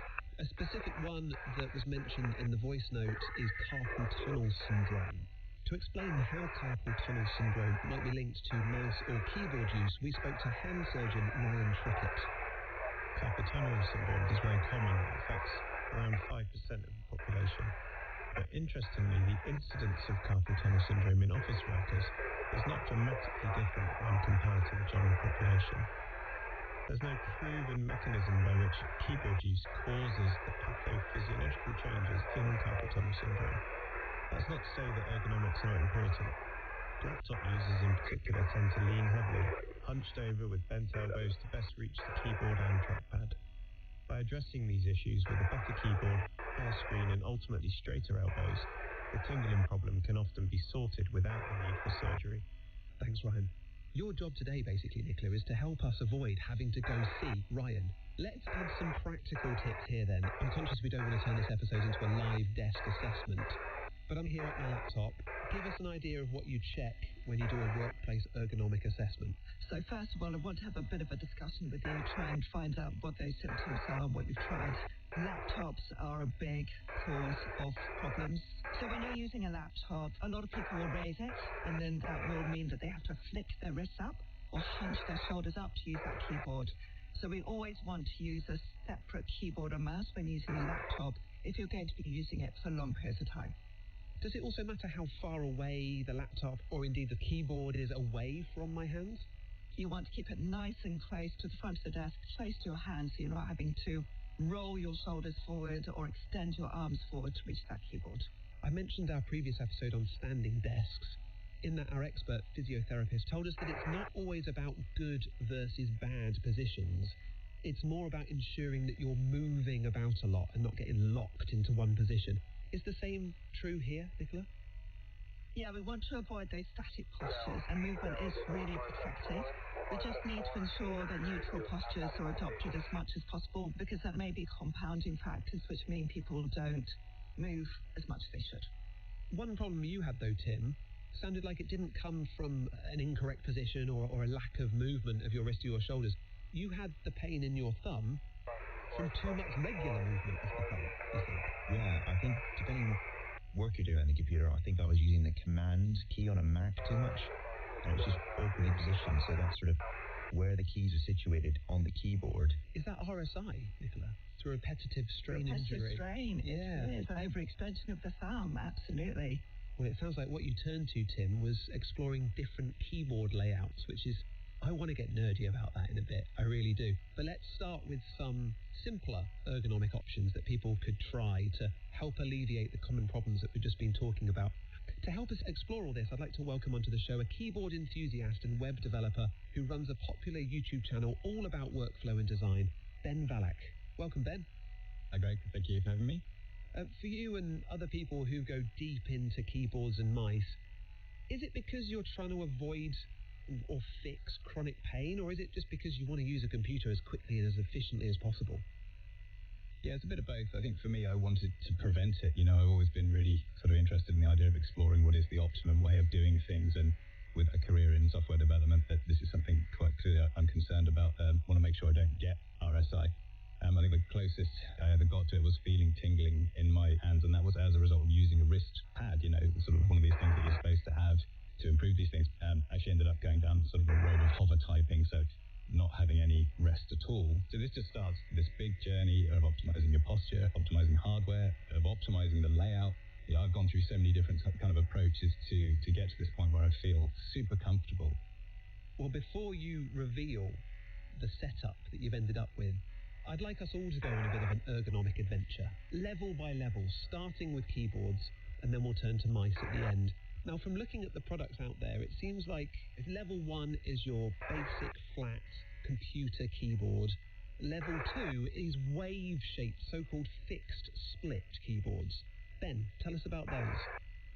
Yeah, so I think you were talking about these keyboards that are still one fixed piece. They just put a little gap between the two halves within that fixed piece of hardware, and then they'll add a curve in the rows. It puts the keys slightly more in alignment with the way your hand sort of sits. So by taking the two halves, rotating them a little bit, that allows your wrist to go back towards neutral. Yeah, not only the keys splayed out, but the keyboard isn't flat. There's kind of a wave vertically as well. There's essentially a bit of a hill there in that gap between the split keyboard. One example is the Logitech Ergo keyboard. It costs £115. It claims that you will type more naturally with a curved split keyframe that improves typing posture, and that the sloping form reduces muscle strain on your wrists and forearms.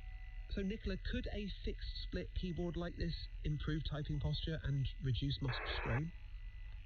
Does help reduce muscle strain for some people. That tilt that you're talking about does create a more natural handshake position. When you say a handshake position, are you saying essentially if you hold your hands out in front of you flat, palms down to the desk, it tilts your thumbs up slightly in the middle? Exactly. Right. Exactly. And that just takes the load off the smaller nerves and tendons. The other thing you can do is to tilt your keyboard. So a standard keyboard is often raised a little bit at the back using tilt legs. This fixed split Logitech keyboard has tilt legs as well, but these ones can raise the keyboard at the front, which would tilt your fingers downwards. Nicola, they say this will keep your wrists in a natural and comfortable posture. Would you agree?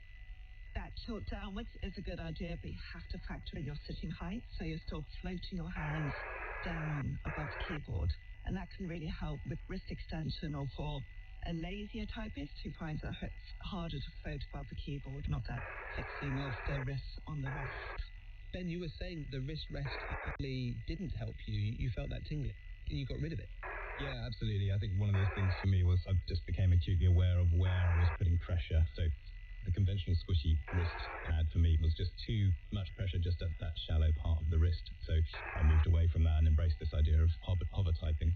So any wrist rests are really for resting between typing rather than using whilst you're typing, because otherwise that encourages wrist anchoring or awkward deviated wrist postures to reach the keys whilst you're typing. So hang on, Nicola, these things that you buy as wrist rests to put in front of your keyboard, you're saying you should not be resting on them while typing, they're just for resting your wrist.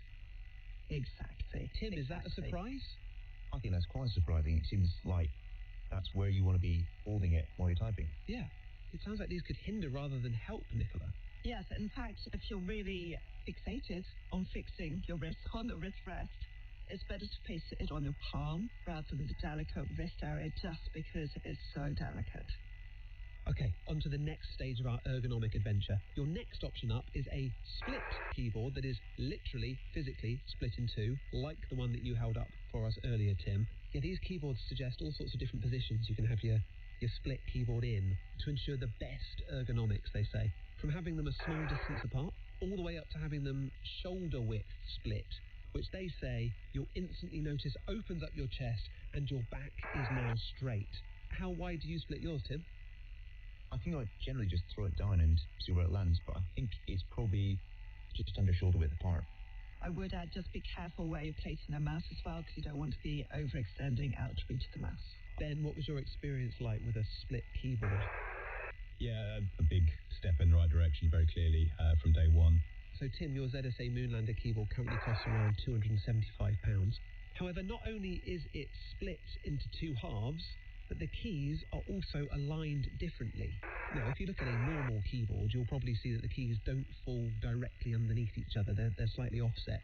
For your keyboard, though, Tim, is what's called columnar, because the keys are in this neat grid layout of rows and columns. Do you like it in that orientation? Yeah, I think when I switched to this, it was just so strange and elegant that it was just part of the new experience. But as you get used to it, it's like, yeah, this is actually really good. It makes sense when you're touch typing, you just go up and down. You don't have to worry about going side to side. Ben, how big a deal is this columnar setup? Did you find it useful? Yeah, absolutely. This is, again, one of these big steps towards optimizing for the home row position. You know, it brings the keys that are on the row above and the row below much easier to access from that home row. As Tim was saying, you can just move your fingers up and down and you're at that key. It's a simpler move. It's less kind of taxing mentally. Ben, what is the home row? The home row is, you know, if you feel the keys on your normal keyboard, you'll see F and J have got two little tiny bumps. Oh, yeah. That's to encourage you to put your index fingers there. So when you're typing, you want to keep your fingers on there. And then if you go out, your middle finger, ring finger, little finger, the keys, you know, going outwards on the keyboard on that middle row, they're your home keys. So the idea being that if you think about the goal of reducing overall finger movement, if you've got your home keys, your four fingers in their home keys, you don't want to move those fingers more than one key's distance from that home position. Gotcha. And Tim, your keyboard has got those extra keys that we talked about at the start, kind of diagonally coming out at the bottom where your thumbs are. What do you use those for? Well, you can use it for different things. I've got spacebar, enter. It lets you program the keys. So I've got one that sort of launches different apps, or, you know, you can have a button that's just launch Zoom for me, that kind of thing. Clever. Or take a screenshot. You can just customize it and make any key do what you want, more or less. Nicola, what do you think of these innovations like the columnar layout and the thumb keys? Could they be useful? In the workplace, I haven't seen them, to be honest. There is obviously a steep learning curve, but it sounds fantastic if you manage to adopt it to what is really relieving your fingers and your hands of any pain. Yeah, I mean, I think we're getting into more a niche of a niche now, but I want to go right up to the complexity level. You were talking about remapping the keys earlier, Tim, so different keyboard modifications.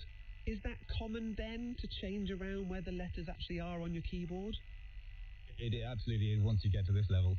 It's also one of the hardest things I've ever done. I think changing from QWERTY is extremely hard. It feels almost horrible. You're trying to get that muscle memory back into a new keyboard layout. Having said that, it does get easier. I've changed about 4 or 5 times now to completely different layouts, and it has been easier every time. And this can be done actually on a normal keyboard with software called Kanata, which is an open source free application that runs cross-platform.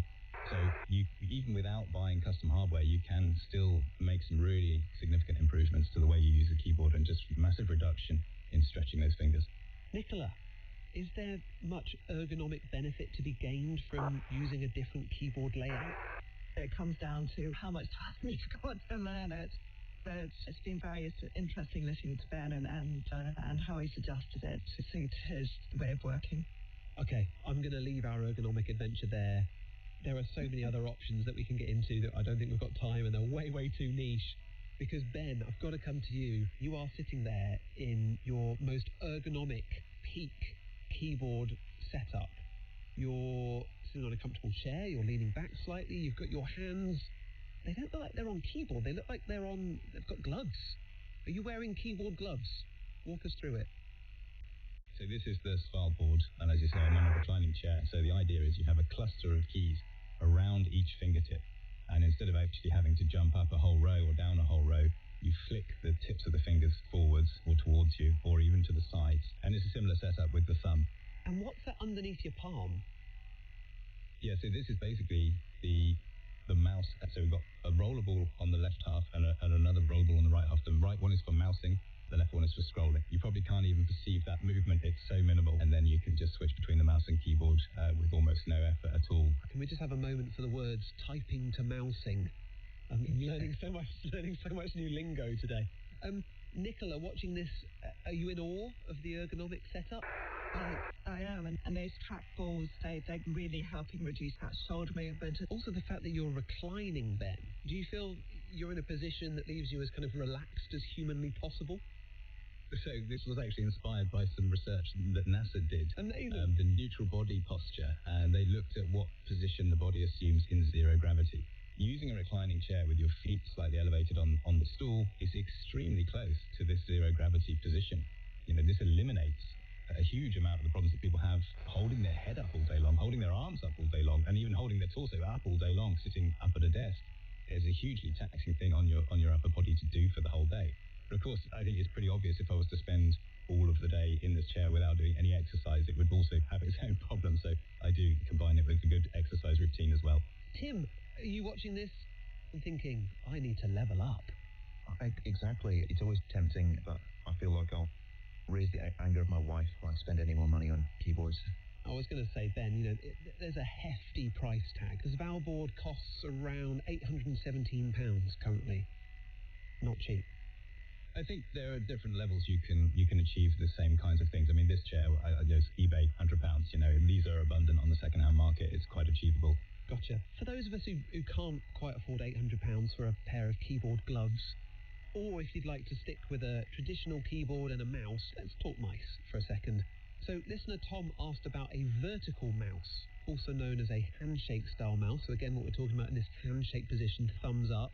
Logitech use that phrase for their MX vertical mouse, which they say puts your hands into a natural handshake position that reduces muscular strain by 10%. Nicola, can a vertical mouse with this handshake position relieve stress on your hand and help reduce some of these common problems? It is one of the most common products we recommend is a vertical mouse because it does exactly that. It puts the wrist into that nice handshake position, turns it around. If you're resting your wrist on the table, it's on that bony part instead of the delicate wrist area. But changing that hand position is a really good idea. Right. Now, I've seen different angles quoted for different natural handshake positions. Is there an optimum angle, Nicola? Some research around it, but it doesn't actually say one particular number. And listener Tom asked about whether a trackable or a trackpad could help reduce his RSI. Is there any benefit to rolling your fingers over a ball or moving them over a pad rather than holding and clicking a mouse? So the benefit of a trackball is that you can move from your shoulder rather than having to move from your wrist when moving that mouse around. So it zones into the shoulder movement because the mouse is static and you're just moving the trackball rather than having to rotate the arm or the hand around to move that mouse. Tim, you said you're not experiencing an issue with your mouse, but would you consider leveling it up? Yeah, it seems like maybe a trackball could be quite useful in terms of getting the bigger, more gross muscles involved, but knowing me, I'll probably just stick with this until I get some pain. Well, everyone, that was quite the ride, and I'm excited to hear your final thoughts, so I can decide whether I should consider getting a fixed split or tented or a column or keyboard. Nicola, you first. Are ergonomic keyboards and mice the best thing since sliced bread? Are they SB or are they marketing BS? I would say they're a competition, sliced bread. They definitely have their place, but don't start with kids, start with you, see how you're set up, see how you're working, see how you're feeling, if you're taking those regular breaks, if you're moving, and if after that an ergonomic keyboard or mouse is what's needed, fantastic. What do you think then? Are different types of keyboard SB or BS? I think definitely the SB. The normal keyboard to me is just a disaster, really. I think it's pretty appalling that the big tech companies are not doing anything to improve on the ergonomic sort of situation with their keyboards. It's just the same every single time, and they have the same old problems putting modifier keys all the way around the outside. It's just impossible to use those in any comfortable way. So absolutely, I think it's a journey that everyone should consider. Tim, what do you think listening to all this? Are you going to stick with the split keyboard you've got? Are you going to go even further? What about the mouse? I think I'm happy with where I've gone. I will look into the trackball after this. It's really interesting to hear how that is more efficient efficient, but yeah, I think just thinking about how much I'm using these things as well is really important to make sure I'm not overusing it. With that, I shall wrap up this episode of Sliced Bread. A big thank you to Tim, Nicola and Ben for joining me. And if you are listening to this and thinking, Greg, I have a wonder product I would really like you to investigate, please do send it over, either on email to sliced.bread@bbc.co.uk or as a message or a voice note on WhatsApp to 07543 306 807. Next time, I'll be meeting Mr. Big, who is a cat, because we are investigating cat litter. What exactly is in it? Which is best for your cat's paws, its health, the environment, and your floor, because apparently a lot of it ends up there. I will be finding out. See ya. Sliced Bread was presented by Greg Foot and produced by Simon Hoban. It was an Audio North production for Radio 4. It's polling day in elections in many parts of the UK, but you might be surprised to hear we humans aren't the only ones using democracy to organise our societies. As we hear on Nature Bang this lunchtime, wild dogs reach decisions as a group by casting votes with a sneeze. That puts a whole new spin on dogs at polling stations. Anyway, Becky Ripley and Emily Knight will be here to tell us more at 1:45. Let's get another update now. In the studio today, Chris Fox. Thanks, everyone. And I think through the rest of this afternoon, there is a lot of dry weather to come. Often it's going to be cloudy, but there will be a few places that see sunshine come through. Now, the type of cloud we've got in the skies at the moment is stratocumulus. It's quite a grey cloud, quite a low cloud, but it's thin. And it can just break to give completely clear, sunny skies. And that will happen in one or two areas today. The cloud is at its thinnest across southern areas of England, so that's the area that's greatest chance of seeing some sunshine burst through. But across northern areas of the UK, that's where the cloud is at its thickest, so that's where you've got least chance really of seeing much in the way of sunshine until we get towards the evening time, when we could start to see a few more breaks develop. Okay, so weather-wise, a lot of dry weather as I mentioned. We have extensive cloud for most areas, but one or two showers, not many, will move into Wales and southwest England, so if you're really unlucky, you might have one or two of those, but otherwise it's a dry picture, I think, for most across England and Wales with varying cloud. Our temperatures today reaching a high of around 14 to 16 Celsius, a bit below par, but not quite as cool as it was yesterday. In Northern Ireland and Scotland, we have a greater chance of seeing a few showers, and in fact, across the Hebrides and the Highlands, there'll probably be more general outbreaks of rain working in as the cold front pushes in here. It is a cool day. Temperatures for Scotland and for Northern Ireland around 11 to 14 Celsius. Overnight tonight, we'll see a little rain for a time across Northern Ireland and Scotland as our cold front works its way in. England, Wales, one or two showers, but it is a largely dry night with a few mist patches around. Temperatures around 6 to 9 Celsius overnight for most, but turning a little bit colder than that where we see lengthy clear spells. Temperatures could get down to about 2 in the coldest spots. For Friday, for England and Wales, it's another day of variable cloud. There'll be some sunshine to start off with, but cloud will tend to spread across the skies again. A few showers again are likely to develop, but this time with slightly higher temperatures. One or two of those showers could be heavier. Temperatures coming up 16 to 19 Celsius. For Scotland and Northern Ireland, still cool, 11 to 14 here, with a few bright spells and a few passing showers. Ron. Chris, thanks very much. Now, just before the World at One, let's have a preview of a new lunchtime series starting next week on Radio 4. We're not getting the waterfalls, we're not getting as many otters, we're not getting the swans that used to come on this island here. What has happened to our rivers? It's like sewage water, isn't it? I'm Kate Lamble, and in a new 10-part series, I'll be hearing how two neighbours exposed a malodorous scandal and took on those responsible. You can't do this legitimately, can you? Investigating a centuries-old battle between public good and private profit. It's not right. Rinsed on Radio 4 and BBC Sounds, starting next Monday to Friday at 1:45. On FM, on BBC Sounds and on your smart speaker, this is BBC Radio 4.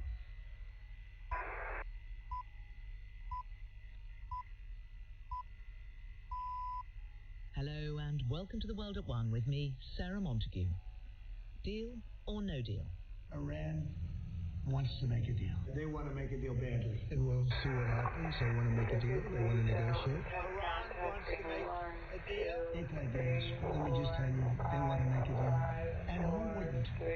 President Trump again says a deal is very possible. but a senior Iranian dismisses the proposals as an American wish list. With Iran's formal response expected today, we'll take you through the sticking points and ask if we're any closer to a framework being agreed. Also on the programme, a UK first.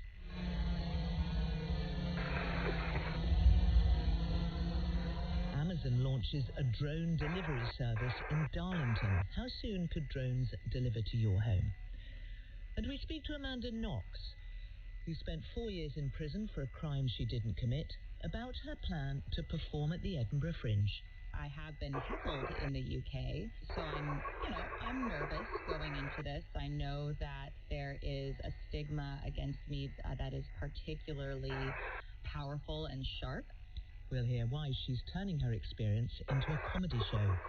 The BBC News is read by Caroline Nichols. Preparations are underway for the repatriation and then isolation of passengers on board the cruise ship at the centre of an outbreak of hantavirus. 19 of those on the passenger list are British, along with 4 crew members. Health officials in different countries are also working to trace people who left the vessel before the outbreak, which is linked to 3 deaths, was confirmed. Our health correspondent, Dominic Hughes, has more.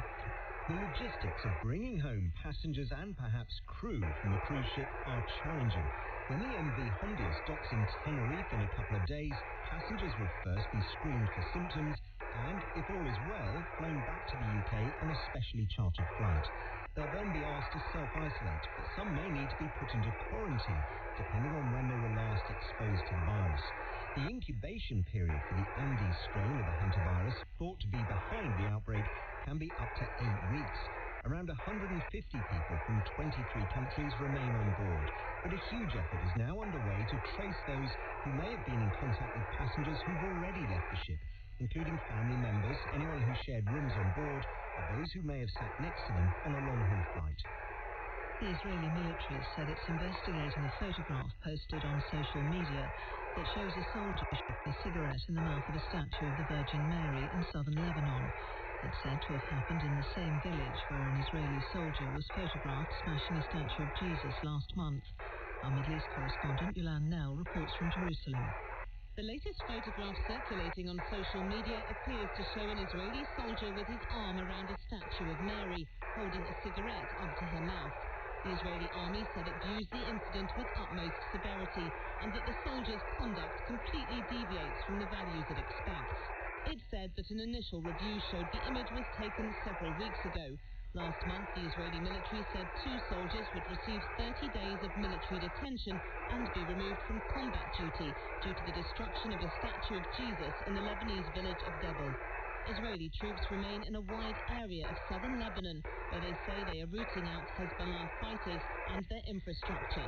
Residents have been told to leave.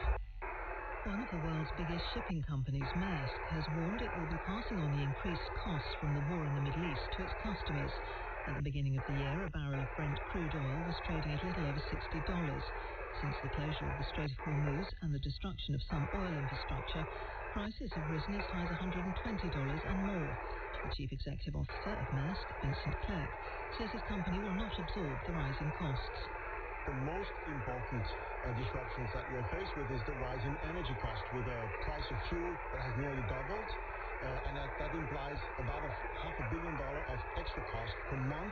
We can do some on pressing the cost agenda further, but for us, what is really important is actually to pass on these cost increases to our customers as much as possible so that we can protect our margin and the operations integrity going forward.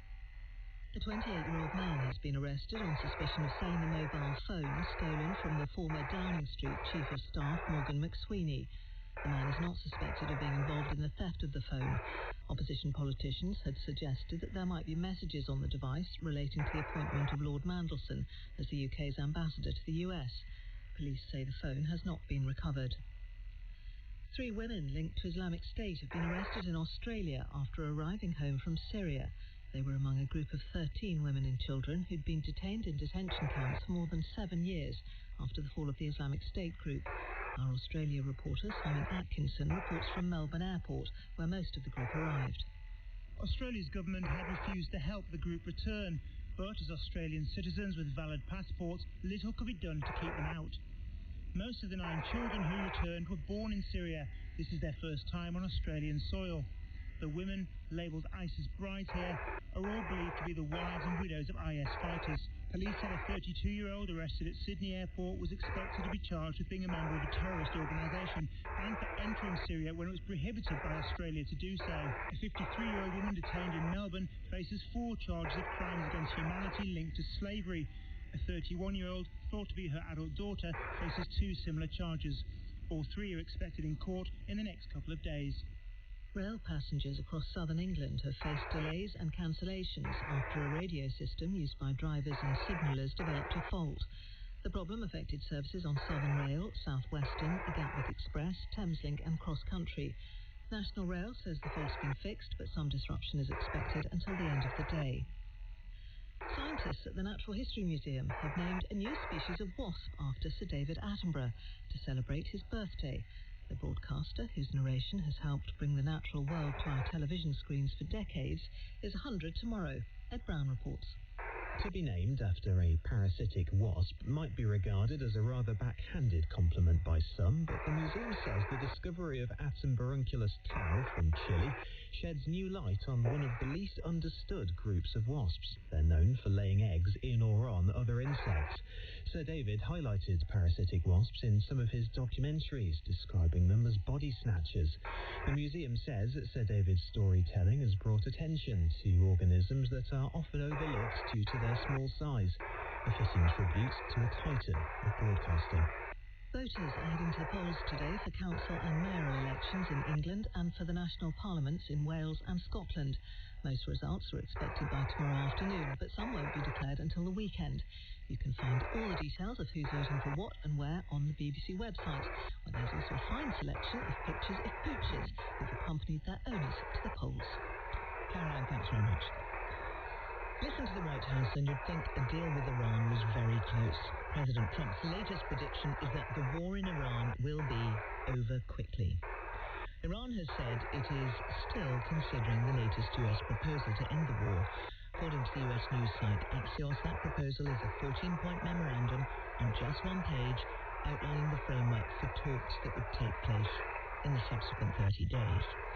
The proposals include a moratorium on nuclear enrichment, the lifting of sanctions and release of Iranian funds, and both sides allowing ships to travel through the Strait of Hormuz. Well, James Landale is the BBC's diplomatic correspondent and is with me in the studio. And James, what do we know about where the talks are at the moment between the two sides? Well, if I were to tell you there's a clear picture, I'd probably be giving you a false impression. The truth is we are in a state of some uncertainty and ignorance about precisely what's going on here. Clearly, both sides are demonstrating that they have an incentive to agree a deal. The White House is under political pressure. Iran is under economic pressure. So both sides have demonstrated a willingness and intent to at least to engage on this. They are clearly centering around some kind of deal, as you say, a single piece of paper, the language of a memorandum of understanding. And essentially what they're talking about is some kind of interim framework which would set the terms for some kind of future negotiation about real substance. So we're not talking about a comprehensive deal here. We're talking about, talks about talks, a deal to get into talks about another deal. And I think what is absolutely crucial here is what are the terms of that framework? And I think that's what they're trying to nail down. In other words, what issues do they park? And what issues do they say these need to be sorted out now? Okay. Well, and in terms of the Iranian response, I mean, we've heard one person, of course, just saying it's American wish list, but the very fact that they haven't come back with a formal response yet would suggest that they are entertaining it. Yeah, no, look, clearly some kind of engagement is going on.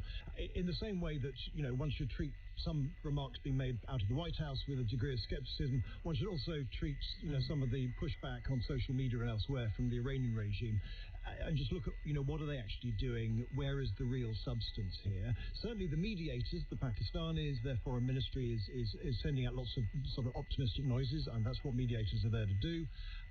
But they are hoping that at some point there'll be some kind of engagement. But the key thing is, what do they actually agree about the substance going forward? Okay. And do we know that the regime is united, or could there be a problem that different parts of Iran believe different things? Well, look, the Americans claim the regime is divided. The Americans have always slightly misunderstood the fact that the Iranian leadership is a plurality. There are different power centers.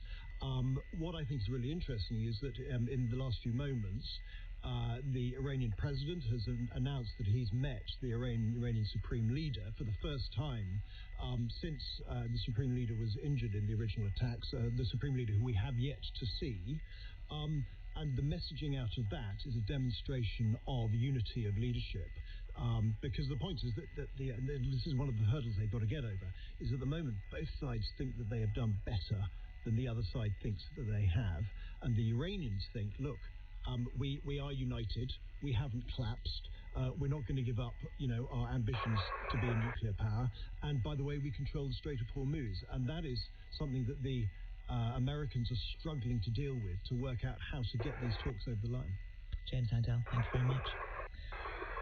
Well, it is Iran's nuclear program that has been one of the most significant sticking points between the US and Iran. The latest US proposal is that uranium enrichment would be suspended for a matter of years and then allowed at a low level, which is not dissimilar to that agreed under the JCPOA deal struck under President Obama in 2015 that President Trump described as one of the worst deals ever made. Yesterday, Israel's Prime Minister Benjamin Netanyahu also referred to another aspect of this deal, that its existing stockpiles of highly enriched uranium would be given up. We share common objectives, and the most important objective is the removal of enriched material from Iran. All of the enriched material, and the dismantling of Iran's enrichment capabilities. President Trump believes he can achieve this one way or another. However, we are prepared for any scenario. Well, Alan Nair is now at the Washington-based think tank, the Middle East Institute. But he used to be a senior US diplomat specializing in Iran, and he was a core member of the American negotiating team for that nuclear deal that was agreed in 2015 and came into effect early 2016. Alan Nair, good afternoon. Good afternoon. Thanks for having me. Now, you have seen the Axios report, which has been very widely reported, of this 14-point memo. What do you make of it? Again, as your previous correspondent said, there's a lot of ambiguity, but the basic contours of any deal are pretty clear. It's two-part. The more exigent of the two parts is reopening the Strait of Hormuz in exchange for lifting of the American blockade.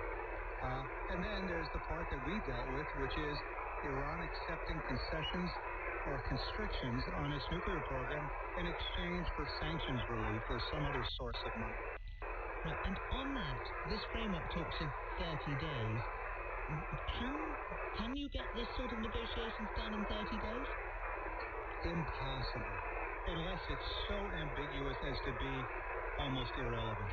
Again, President Trump can build on that which was in the JCPOA, and I don't think he necessarily needs a 150-page document with 5 annexes and appendices, but the devil's in the details. So it's going to take serious and sustained negotiations to get a comprehensive nuclear agreement that actually might work. How long did it take you?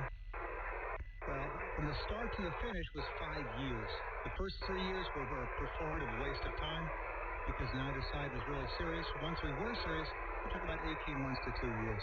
Okay, now, as this is being envisaged, the thinking would be that through this 30 days, things could happen. The sanctions could start being lifted, the strait could be opened. Given the nature of what we're in now, is that a possibility? Well, again, the ticking time bomb is in Iran's nuclear program. It wasn't going for nuclear weapons, though it might well now as a result of these two wars. But the ticking time bomb is the Strait of Hormuz because the economic consequences are compounding every day it's closed. And even once it's open, it will take months to work out all the problems, and it might never go back to the way it was before. So that's got to take the focus of both sides. But once that's there, the nuclear issue, the key is getting the International Atomic Energy Agency back on the ground in Iran inspecting. Once you have eyes and ears on Iran's nuclear program again, everything else is manageable. Okay, and on that, they're talking about a moratorium, which is better than the JCPOA was, wasn't it? Because arguably, whether it's 5 years, as we understand Iran is proposing, or 12 years, as we understand the US has come down to, we don't know what's going to happen in the future, but that would be a major development. Yes, and I hope that's what President Trump uses to justify stopping this war and just minimizing our losses. He can say, Obama couldn't get Iran to suspend its enrichment.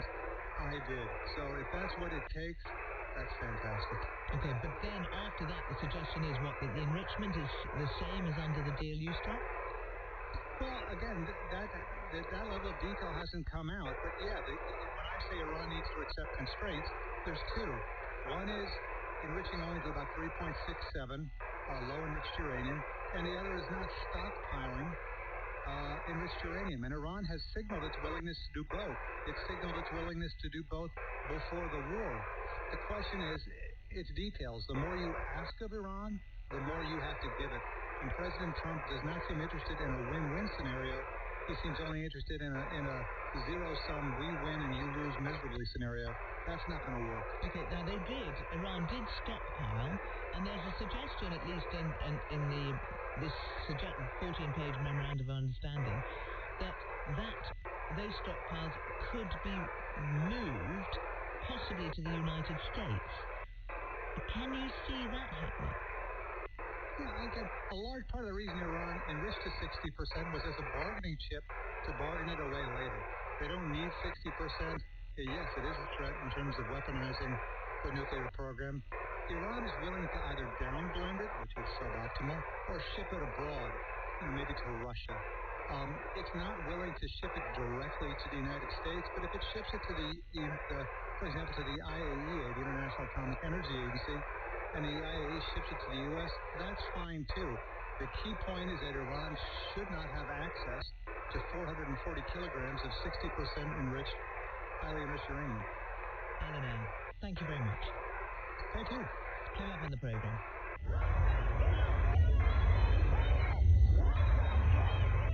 Protests at the Venice Biennale Art Exhibition over Russia's inclusion. Our correspondent Sarah Rainsford will report from Venice. Do get in touch. Social media, hashtag BBC Watto, email address world@bbc.co.uk. Now on Tuesday, we covered the news that Amanda Knox will be performing a comedy show at the Edinburgh Fringe Festival this summer. She's the woman who spent 4 years in prison for the murder of her friend, the British student Meredith Kercher, a murder that she did not commit.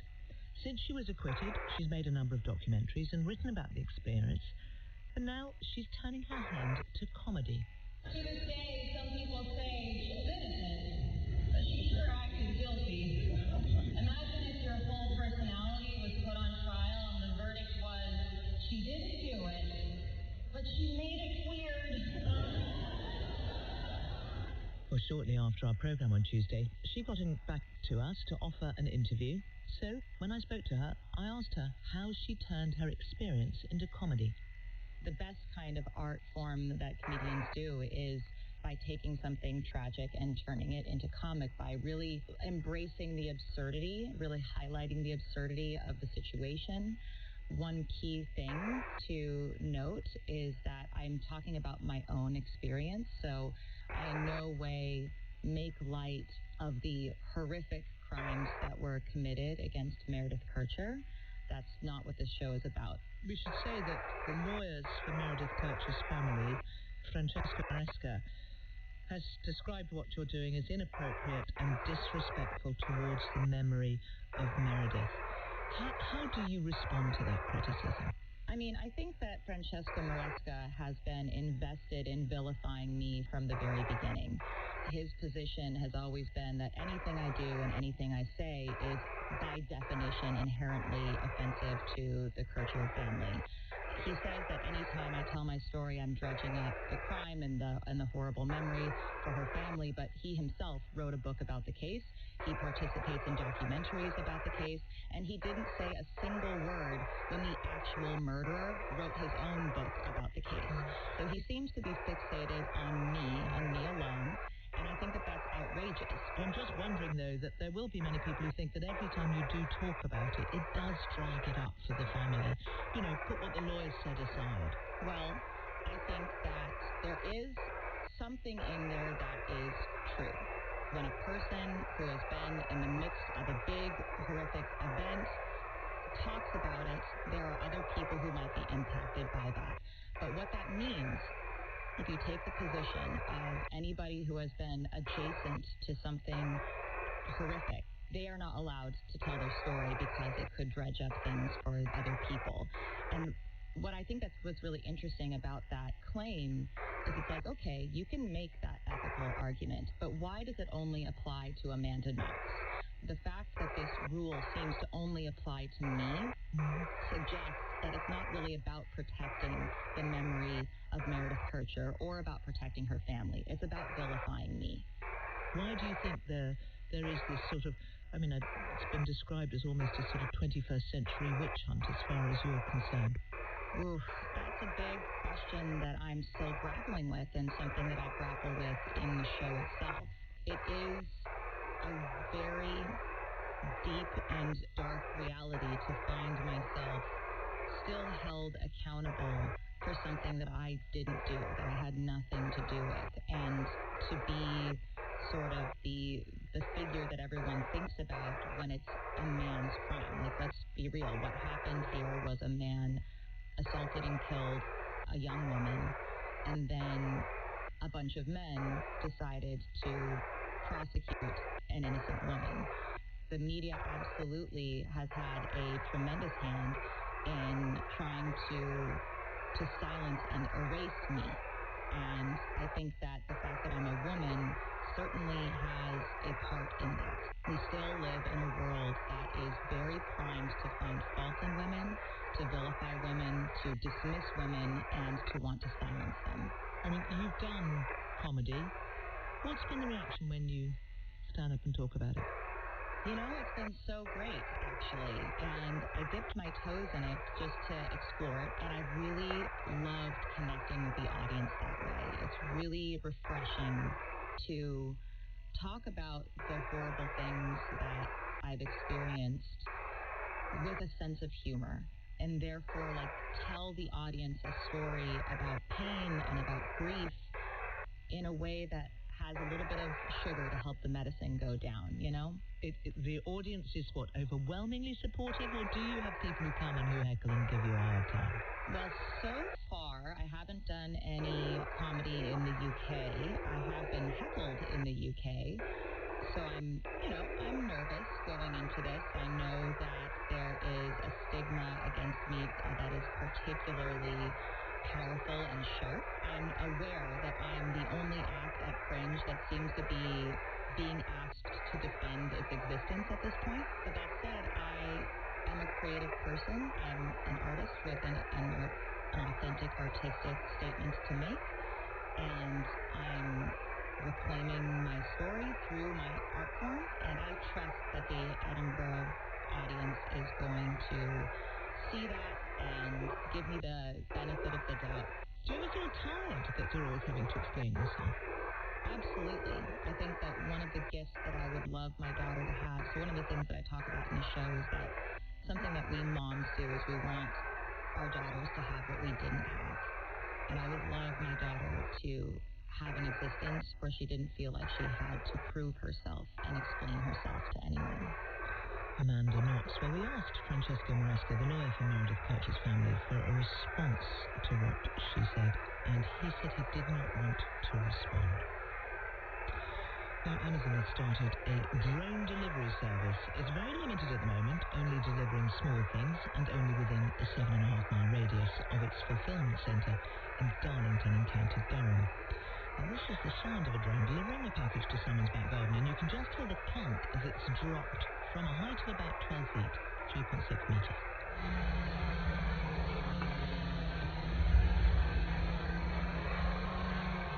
Amazon plans to expand the service. David Carbon's the Vice President of Amazon Prime Air and was asked if the drones are safe.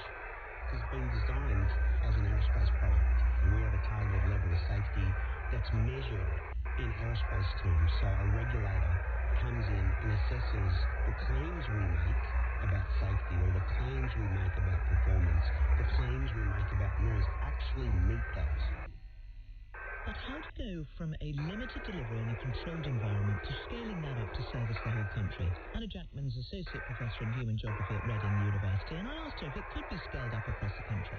Darlington is, of course, a large market town.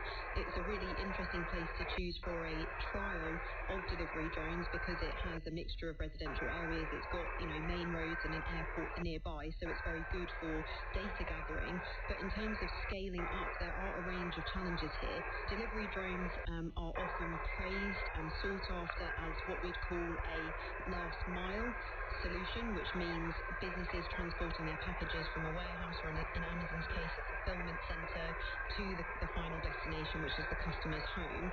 In the UK, we of course have a mixture of housing stock, and that's ranges from detached to semi-detached homes with private gardens and outdoor spaces to flats and other forms of high-rises with shared, limited or even no outdoor space.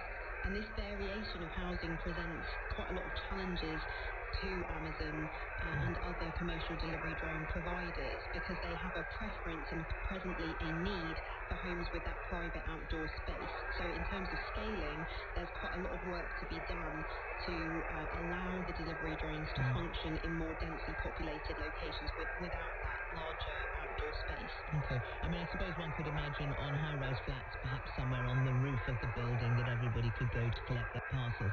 Can drones just fly anywhere? I mean, could we get to the point where when you go out you would just expect to hear the buzzing above you as something's being delivered, or lots of buzzings above you as lots of things are being delivered?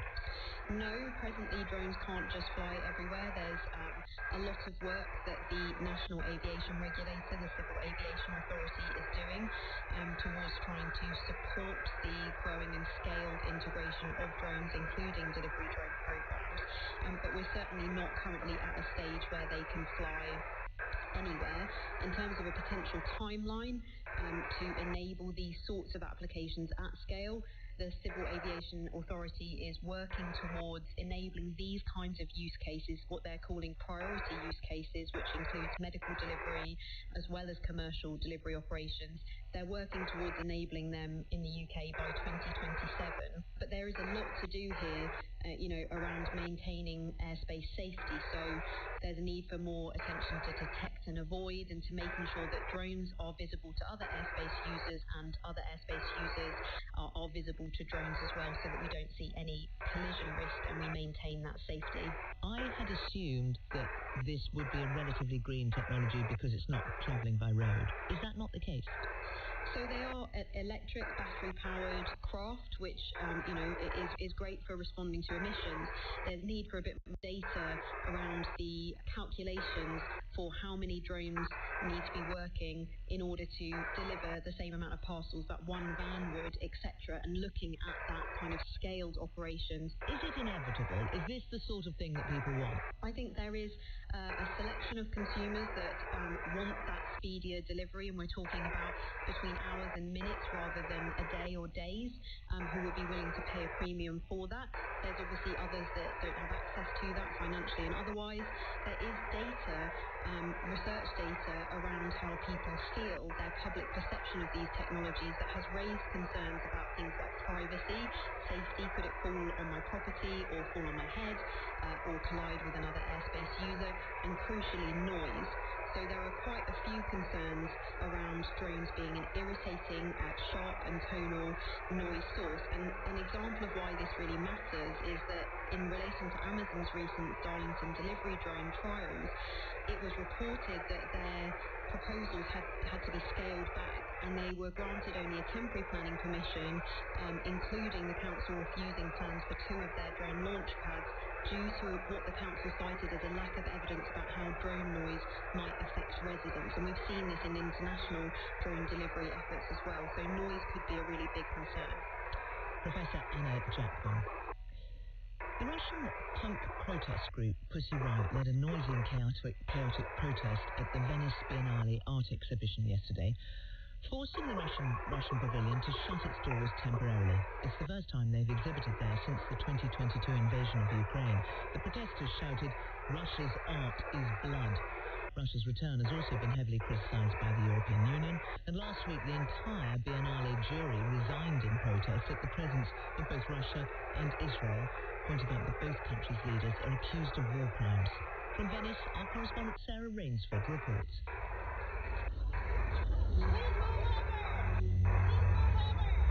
Pushing through the crowd, Pussy Riots descend on the Russian pavilion. They're dressed all in black, apart from their bright pink balaclavas. The women start punching the air and shouting in protest at Russia's return to one of the biggest art events in the world.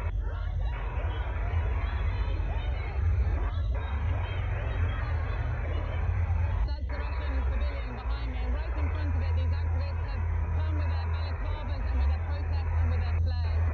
They believe that Russia's presence here at this Biennale is an act of propaganda and should never have been allowed. Russia wages hybrid war. It's not just tanks and drones in Ukraine, but also it is culture, art, language, so-called soft power. It's part of Russia's strategy, and so far they're winning because they're drinking vodka and champagne in their pavilion, soaked in blood. In just one day this week, more than 20 Ukrainian civilians were killed by Russian airstrikes. Before the protest, I'd stepped inside the Russian pavilion. There's a group of people standing around, dressed all in black, and they are intoning, singing, playing their percussion. And in the centre, there's a tree covered in purple and yellow flowers. I'm responsible for the pavilion. I'm the commissioner. Could I ask a question from BBC? Could you send me Anastasia Karenieva wasn't keen to talk. You think that Russia should be here? This is our house. We come to our place. What do you think about the protest saying that Russia shouldn't be here during the invasion of Ukraine? I don't think about protests. You don't? I mean, they're pretty strong. Because I'm very busy with organizational part. Your father's a very senior figure in Roth, no? You established conversation, thank you. I mean, that's why there's so much protest. Roth is a state-owned weapons company that's arming Russian troops.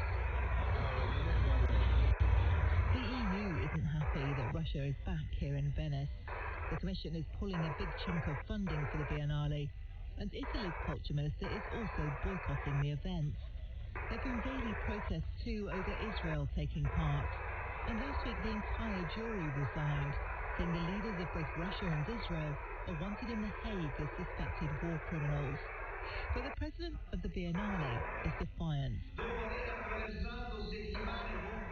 Pietrangelo Buttafuoco accuses his critics of intolerance and of supporting censorship.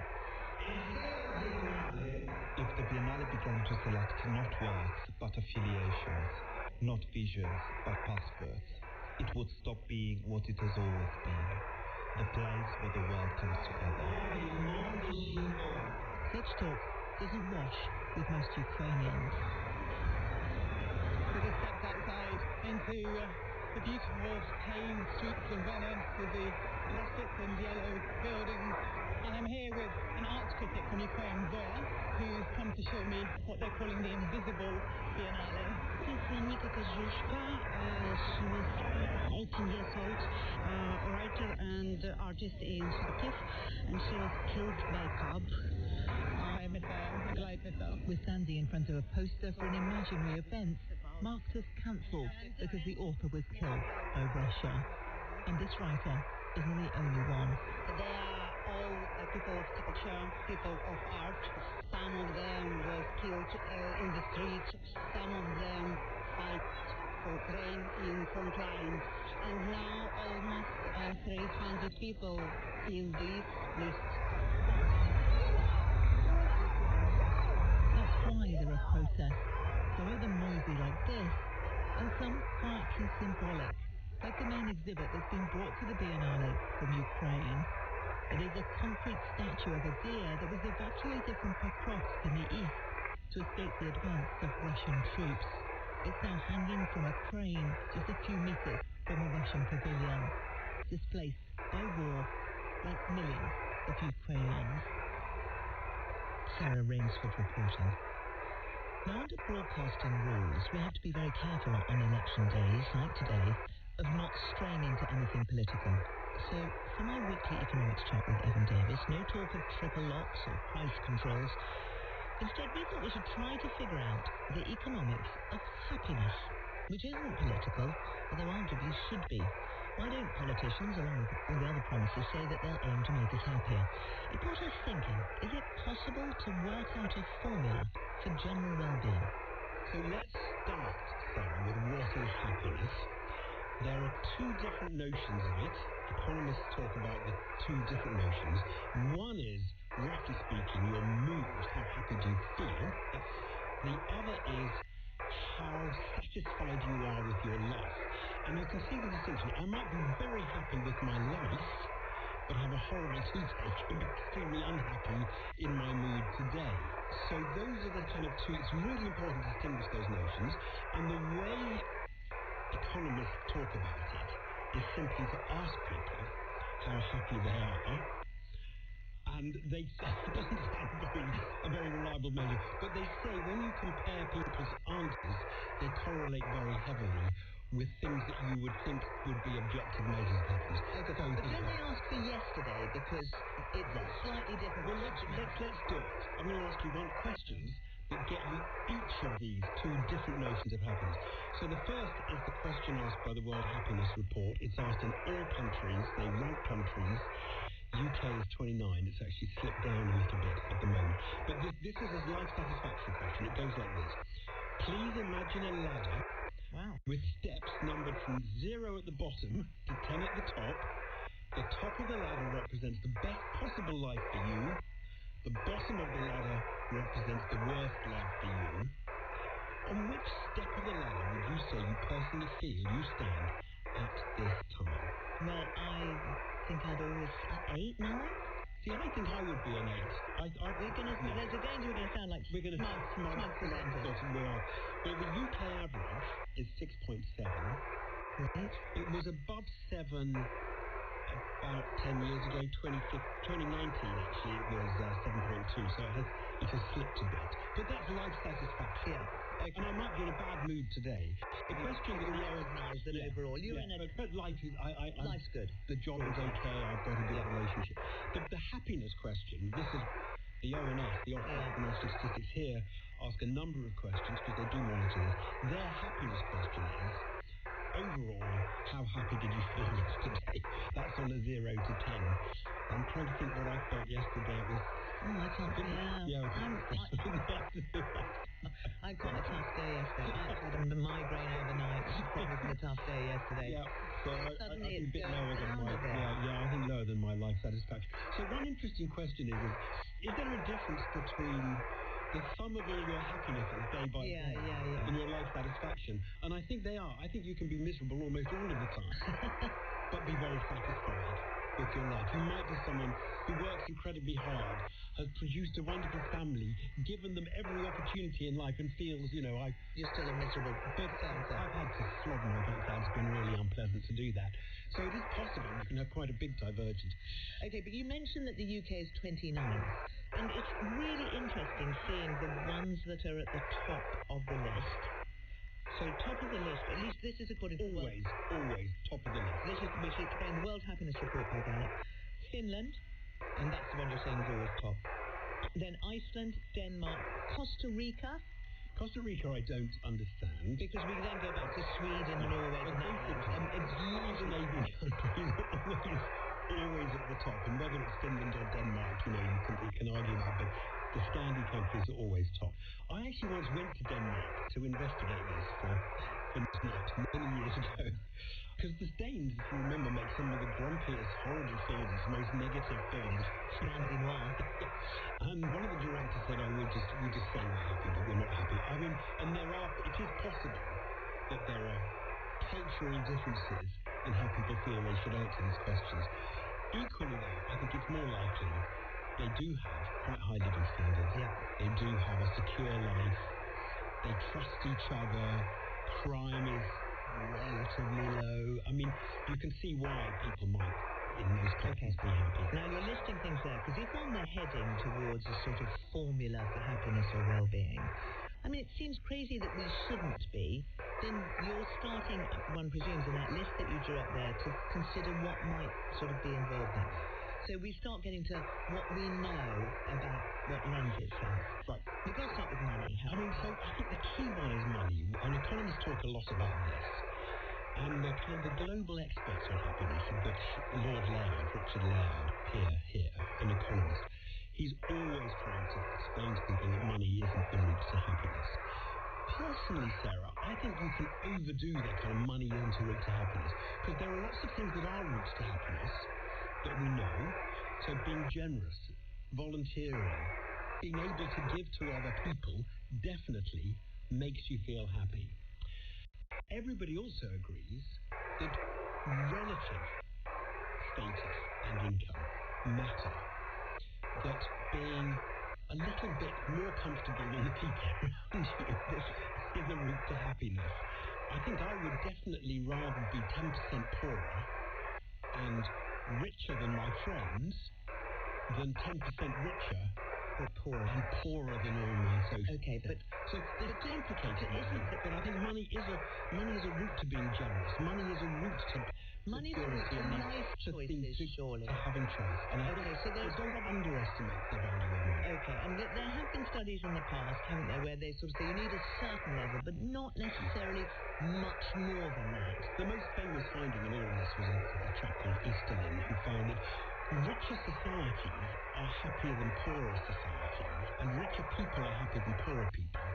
But societies don't seem to get happier as they get richer. Beyond a certain level, they don't seem to get happier as they get richer. So maybe it's just about our relative standing relative to others. That conclusion has been challenged, but I think there's something in that.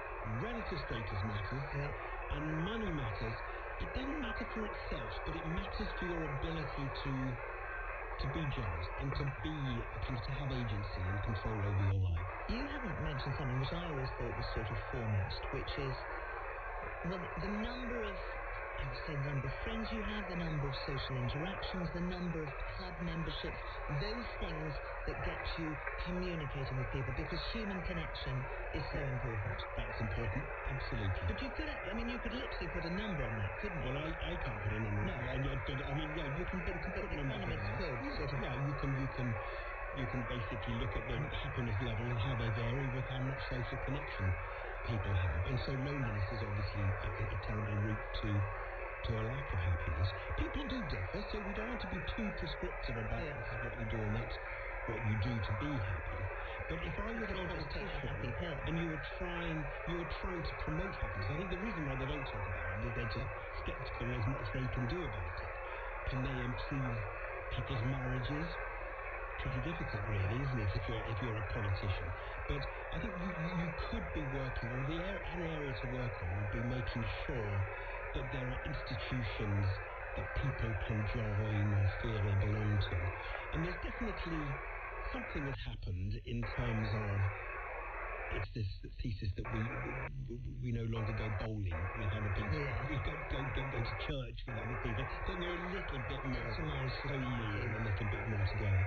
But by and large, we're not that unhappy, and the UK hasn't been particularly unhappy. It has slipped in recent years.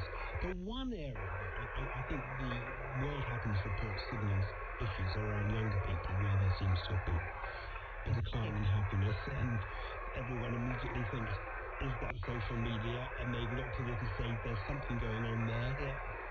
The people who are really spending time on social media and particular types of social media. So social connections on social media, I think, is not too problematic necessarily. It's other things. But it's a really important area, and it is worth, even though there's not maybe a lot you can do about it. Well, that's the obvious point to get to, because you make the point that why politicians is no surprise they're not offering it, but are there things that individuals could do? The main individual thing is to be generous to other people. That would be my tip. Volunteer. If you can find an opportunity to be generous to someone else, you will make yourself happier. And so don't think of that sort of troublesome neighbour who needs you to do a favour is a problem in your life. Think of that as an opportunity to be generous, and you will feel happier if you do it. It's a very paradoxical thing. Ever Mayer, The Economics of Happiness, and we'll post, I think there's a slightly longer version, we'll post it on YouTube in the usual places. Well, that's it from me for today. One headline: Washington's awaiting response from Iran to its latest proposals to end the war launched by the US and Israel in February. I'm Sarah Monsky. That's the world at 1:45. Studio direction was by Abby Wiltshire. The editor was Mary Fair. Oh, Radio 4, it's Nature Bang. Cliffhanger. Love it. What are your favourite animal collective nouns? You know I love those. Pride of lions, polar dolphins, murder of crows. We all know those ones. How many others do you know? I love a lounge of lizards. Oh, very good. I think that's slightly sleazy. Oh, a flamboyance of flamingos. Oh, really nice. There's also a skittering of spiders, which I like. Yeah, that's lovely. And a mischievous mice. Do you know what cockroaches are? No. An intrusion. Oh, yeah, I get that. And this is a nice one. A parliament of owls. I wish that's how our nation was governed. Hello. And welcome to Nature Bang, where we get lessons from the natural world on how to be better humans. I'm Vicky Rockley. And I'm Emily Knight, and today we're finding out how to make decisions collectively, as a group, or a murder, or an intrusion. Decisions that benefit everyone, for the people, by the people. Or in this case, the African wild dogs. They are about the size of a border collie, but they're kind of longer legs. They've got massive ears, people say like satellite disc ears, and they are really colourful, so they've got kind of a black, gold, white, splodgy mess of colour really all over their bodies. So they're beautiful animals to look at. They're really lovely. This is Andrew King, Professor of Animal Behaviour at Swansea University. I'm really interested in animal behaviour and specifically social behaviour, so how we make decisions as a social group.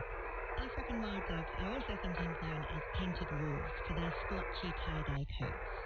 Like most canines, they live in packs with a leader, usually a dominant female or a pair, and they're pretty good at working together.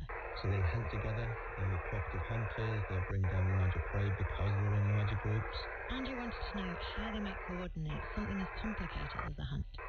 So he went out to see for himself in the Okavango Delta in Botswana. And that's where our story starts. I was visiting a colleague, Neil Jordan, who was working on the wild dog packs, trying to think about how they make group decisions. Andrew and Neil drove through the thick scrubland to find the packs scattered here and there, snoozing and resting in the shade. Sooner or later, they knew the dogs would get up to go hunting. But when? And who decides when they go? And he kind of said, "Did you hear that?" I said, "No, what was it?" And he said, that sneeze. And it was kind of like an exhalation of air from one of the dogs.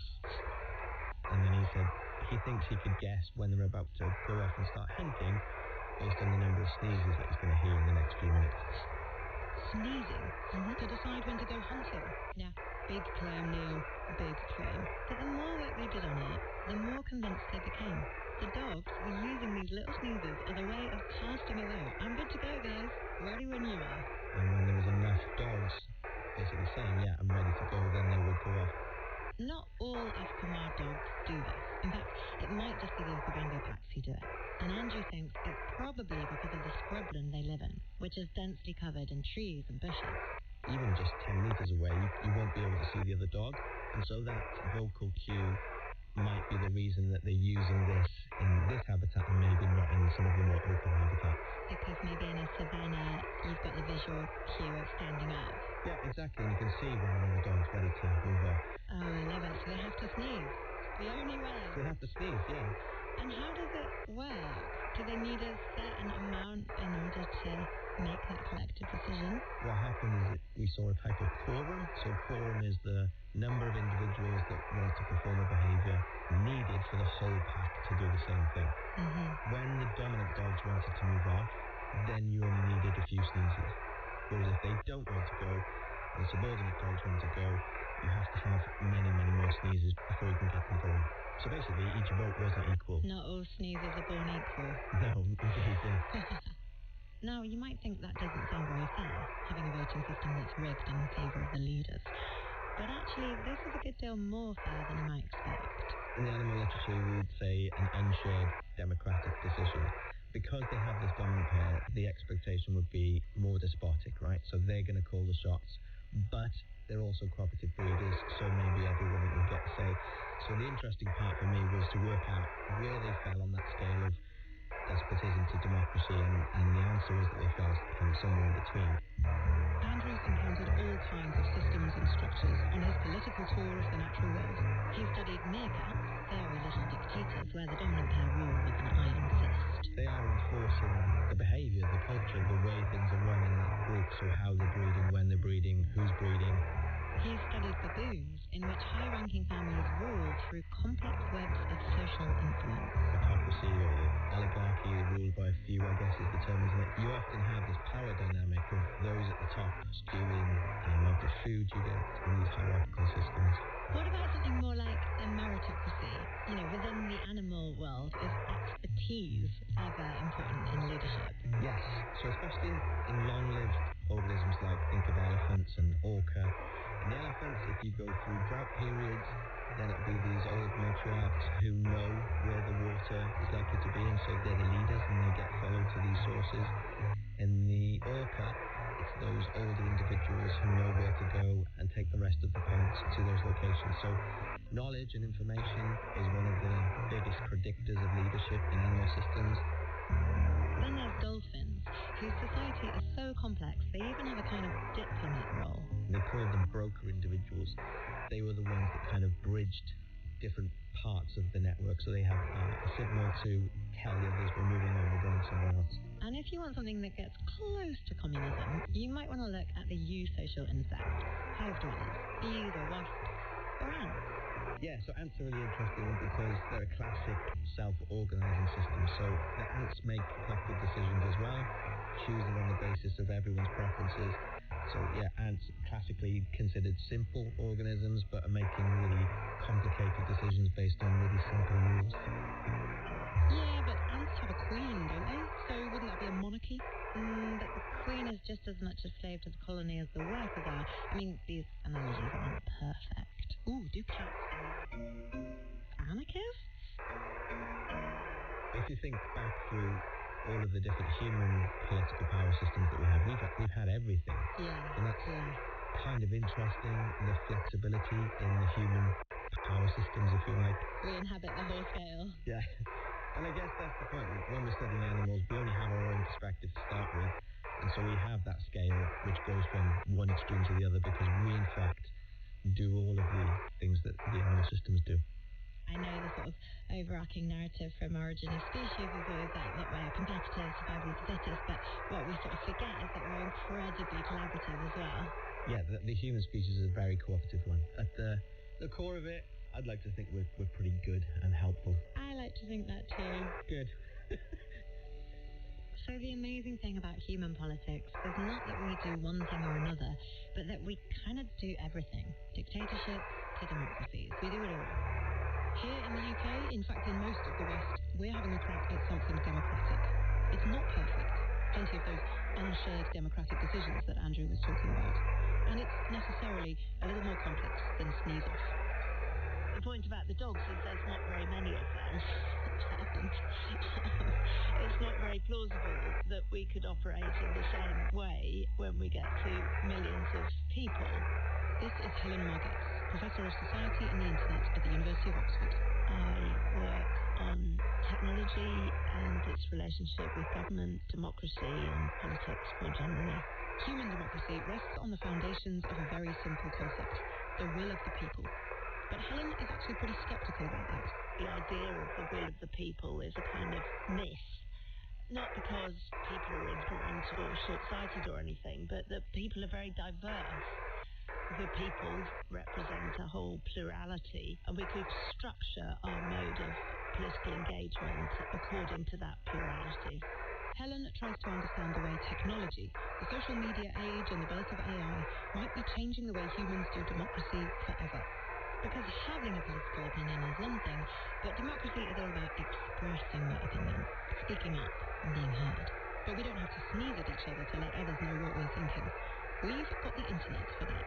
we are, we're in the age of the internet, far more connected with other people than we were in earlier eras. In the past, there was always the idea that if you wanted to participate in politics, you had to go to a party meeting or you had to kind of tramp the streets knocking on people's doors. It was a kind of politics of pain principle. What social media in particular did is it extended that ladder of participation at the bottom end so that people could do a very little bit of politics, like expressing their political opinions online, kind of tiny acts of participation which also had its own effect on what other people were thinking of supporting. So these tiny acts of participation that are suddenly available to nearly everyone, are there problems with it being that easy? Well, the problem is that it also makes politics more accessible to people who want to harm the common good. That has led to a range of online harms, from hate speech, incitement to violence, deliberate spreading of misinformation, and so on. One of the problems with political participation being so easy online is that it might be a bit too easy. To click a button, to share a post, to like and subscribe and give weight to a movement that you might not actually care that much about. Most nascent political movements that start online die away completely in a sort of digital dust within hours. But some of them do scale up, and they tend to do that in very unpredictable ways. Therefore, you can end up with, thousands, hundreds of thousands, even millions of people on the street or protesting and so on. But there isn't anything there to sort of take it forward. There aren't nascent political parties waiting in the wings. You saw that, if you think right back to the days of the so-called Arab Spring at the beginning of the 2010s, where you had millions of people protesting against a regime which just seemed to kind of die away because they've got no kind of organisational expression.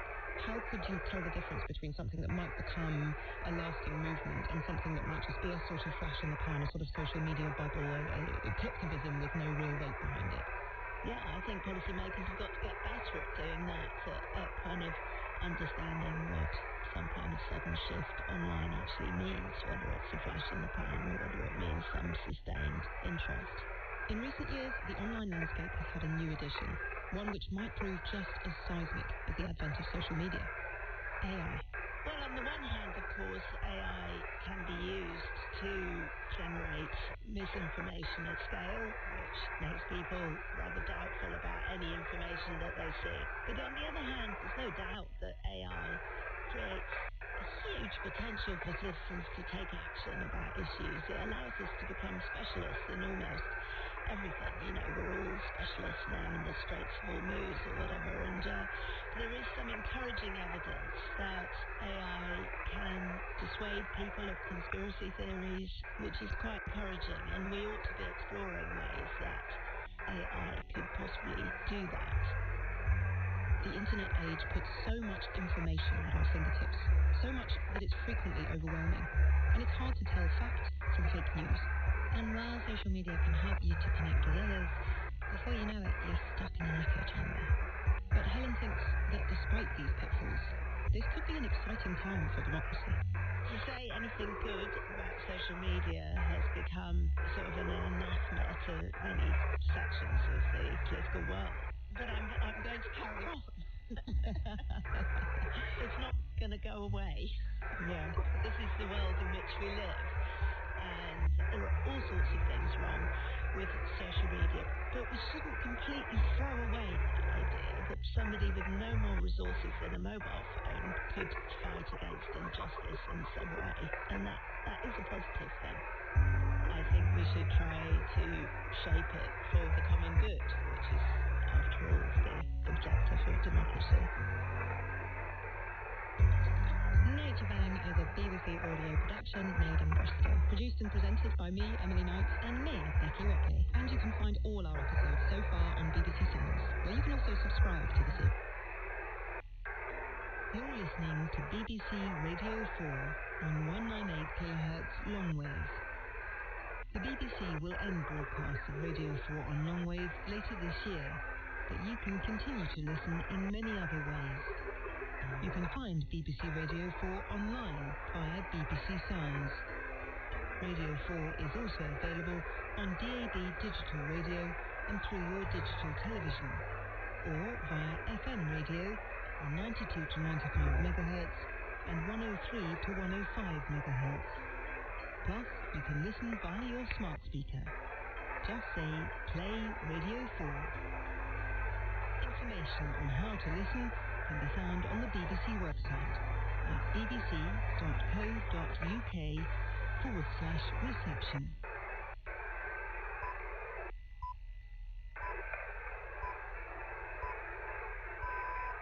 News at 2 o'clock. A British man who was evacuated from the ship at the centre of an outbreak of hantavirus has told the BBC he's fine. Martin Anstey was taken to the Netherlands for treatment last night.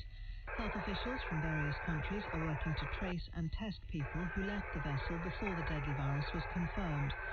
7 British people disembarked at St Helena in the South Atlantic. Our correspondent Nick Beat says a flight attendant for the Dutch airline KLM is being tested for the virus. In Amsterdam, a woman with symptoms has been taken into hospital and is being reported that she was a stewardess on the Dutch airline KLM and that this woman had been in contact with a woman who had been on the ship, run to Johannesburg in South Africa and subsequently died. So this is an indication of how they are trying to trace lots of people involved in all of this. The Metropolitan Police has arrested a man on suspicion of selling a phone which belonged to Morgan McSweeney when he was the Prime Minister's Chief of Staff. The force said it was questioning a 28-year-old man on suspicion of handling stolen goods. Reports out of Pakistan, the main mediator between the US and Iran, suggest Tehran will soon respond to the latest peace proposals from Washington. President Trump said earlier his administration had had very good talks with Iran. 3 women with links to the Islamic State group have been arrested after returning to Australia from Syria. Australian police say 2 women who landed in Melbourne face charges linked to slavery offences. A 3rd woman was arrested in Sydney on suspicion of being a member of a terror organisation. Rail passengers across southern England have faced delays and cancellations after a radio system used to allow drivers and signallers to communicate developed a fault. National Rail says the problem has been fixed, but some disruption is expected for the rest of the day. BBC News. Now on Radio 4, Adam is determined to get to the truth in the Archers.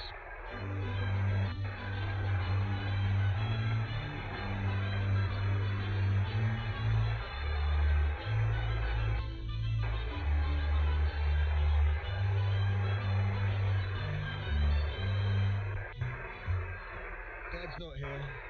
No, I know. He's at the energy drinks party at Grey Gables. I came to see you. Right, okay. I was actually just in the middle of doing dinner. Oh, what are you cooking? A cheese and tomato toasty. For dinner? Yes, for dinner. If that's all right with you. I've been trying to get hold of you all week. Have you given up answering your phone?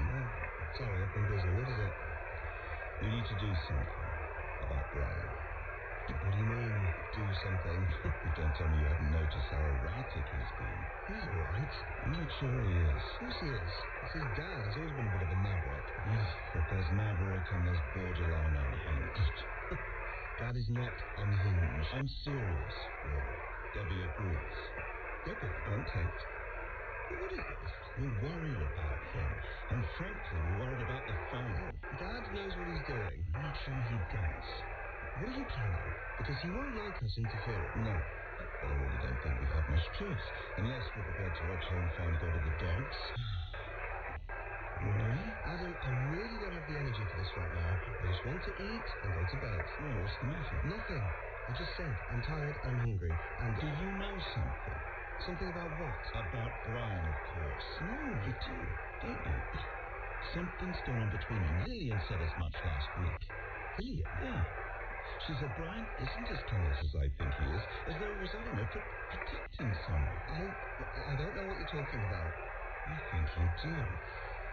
In fact, I know there's something you and Brian are hiding, and I'm not leaving till you tell me what it is. Okay, fine. I'll tell you. But you have to promise not to tell anyone, even Dad. Oh, what is it? But you left the courgettes by the tomato soup. Wayne here.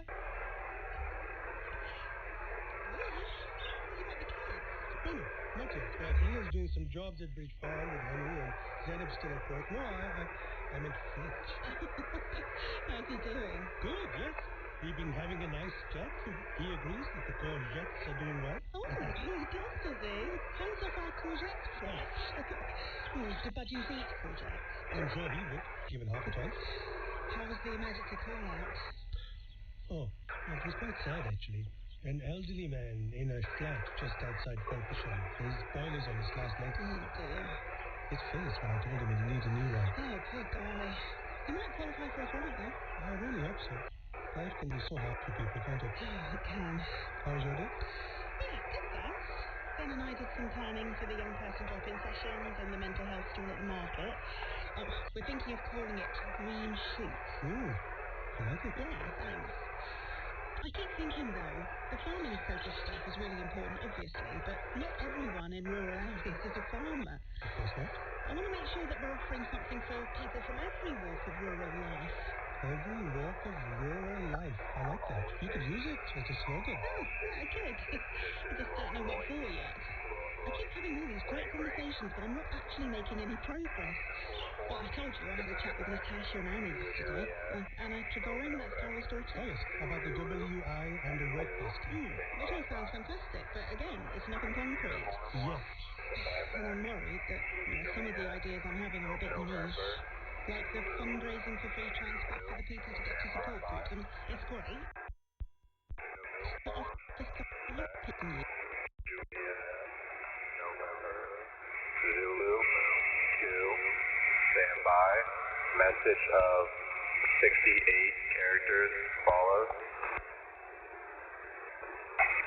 Uniform, Quebec, Juliet, November, Zulu 2, Whiskey, Bravo, Yankee, Quebec, 2, Papa, Romeo, India, 7, 5, Zulu, Uniform, 2, Juliet, Oscar, 2, Juliet, Tango, 7, Romeo, Yankee, Delta, 4, Alpha, Charlie, 3, Echo, Lima, Foxtrot, Bravo, Golf, Delta, Hotel, Charlie, 6, Whiskey, Kilo, Yankee, Lima, November, 5, Golf, 6, Hotel, Kilo, Yankee, Papa, Bravo, Quebec, Papa, Delta, 4, Oscar, 6, India, 7, X-ray, Lima, I say again, Uniform, Quebec, Juliet, November, Zulu, 2, Whiskey, Bravo, Yankee, Quebec, 2, Papa, Romeo, India, 7, 5, Zulu, Uniform, 2, Juliet, Oscar, 2, Juliet, Tango, 7, Romeo, Yankee, Delta, Mike, 4, Alpha, Charlie, 3, Echo, Lima, Foxtrot, Bravo, Golf, Delta, Hotel, Charlie, 6,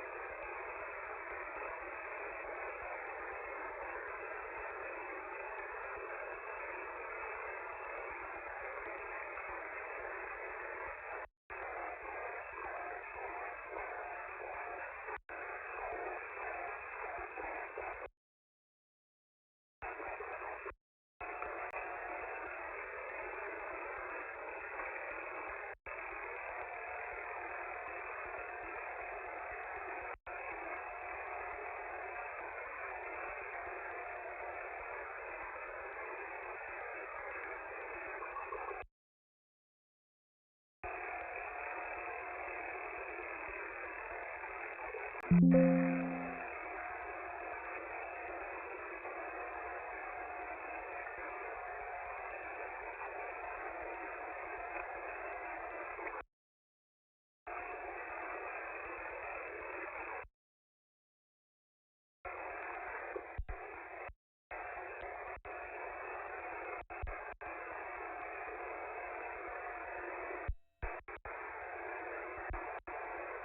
you.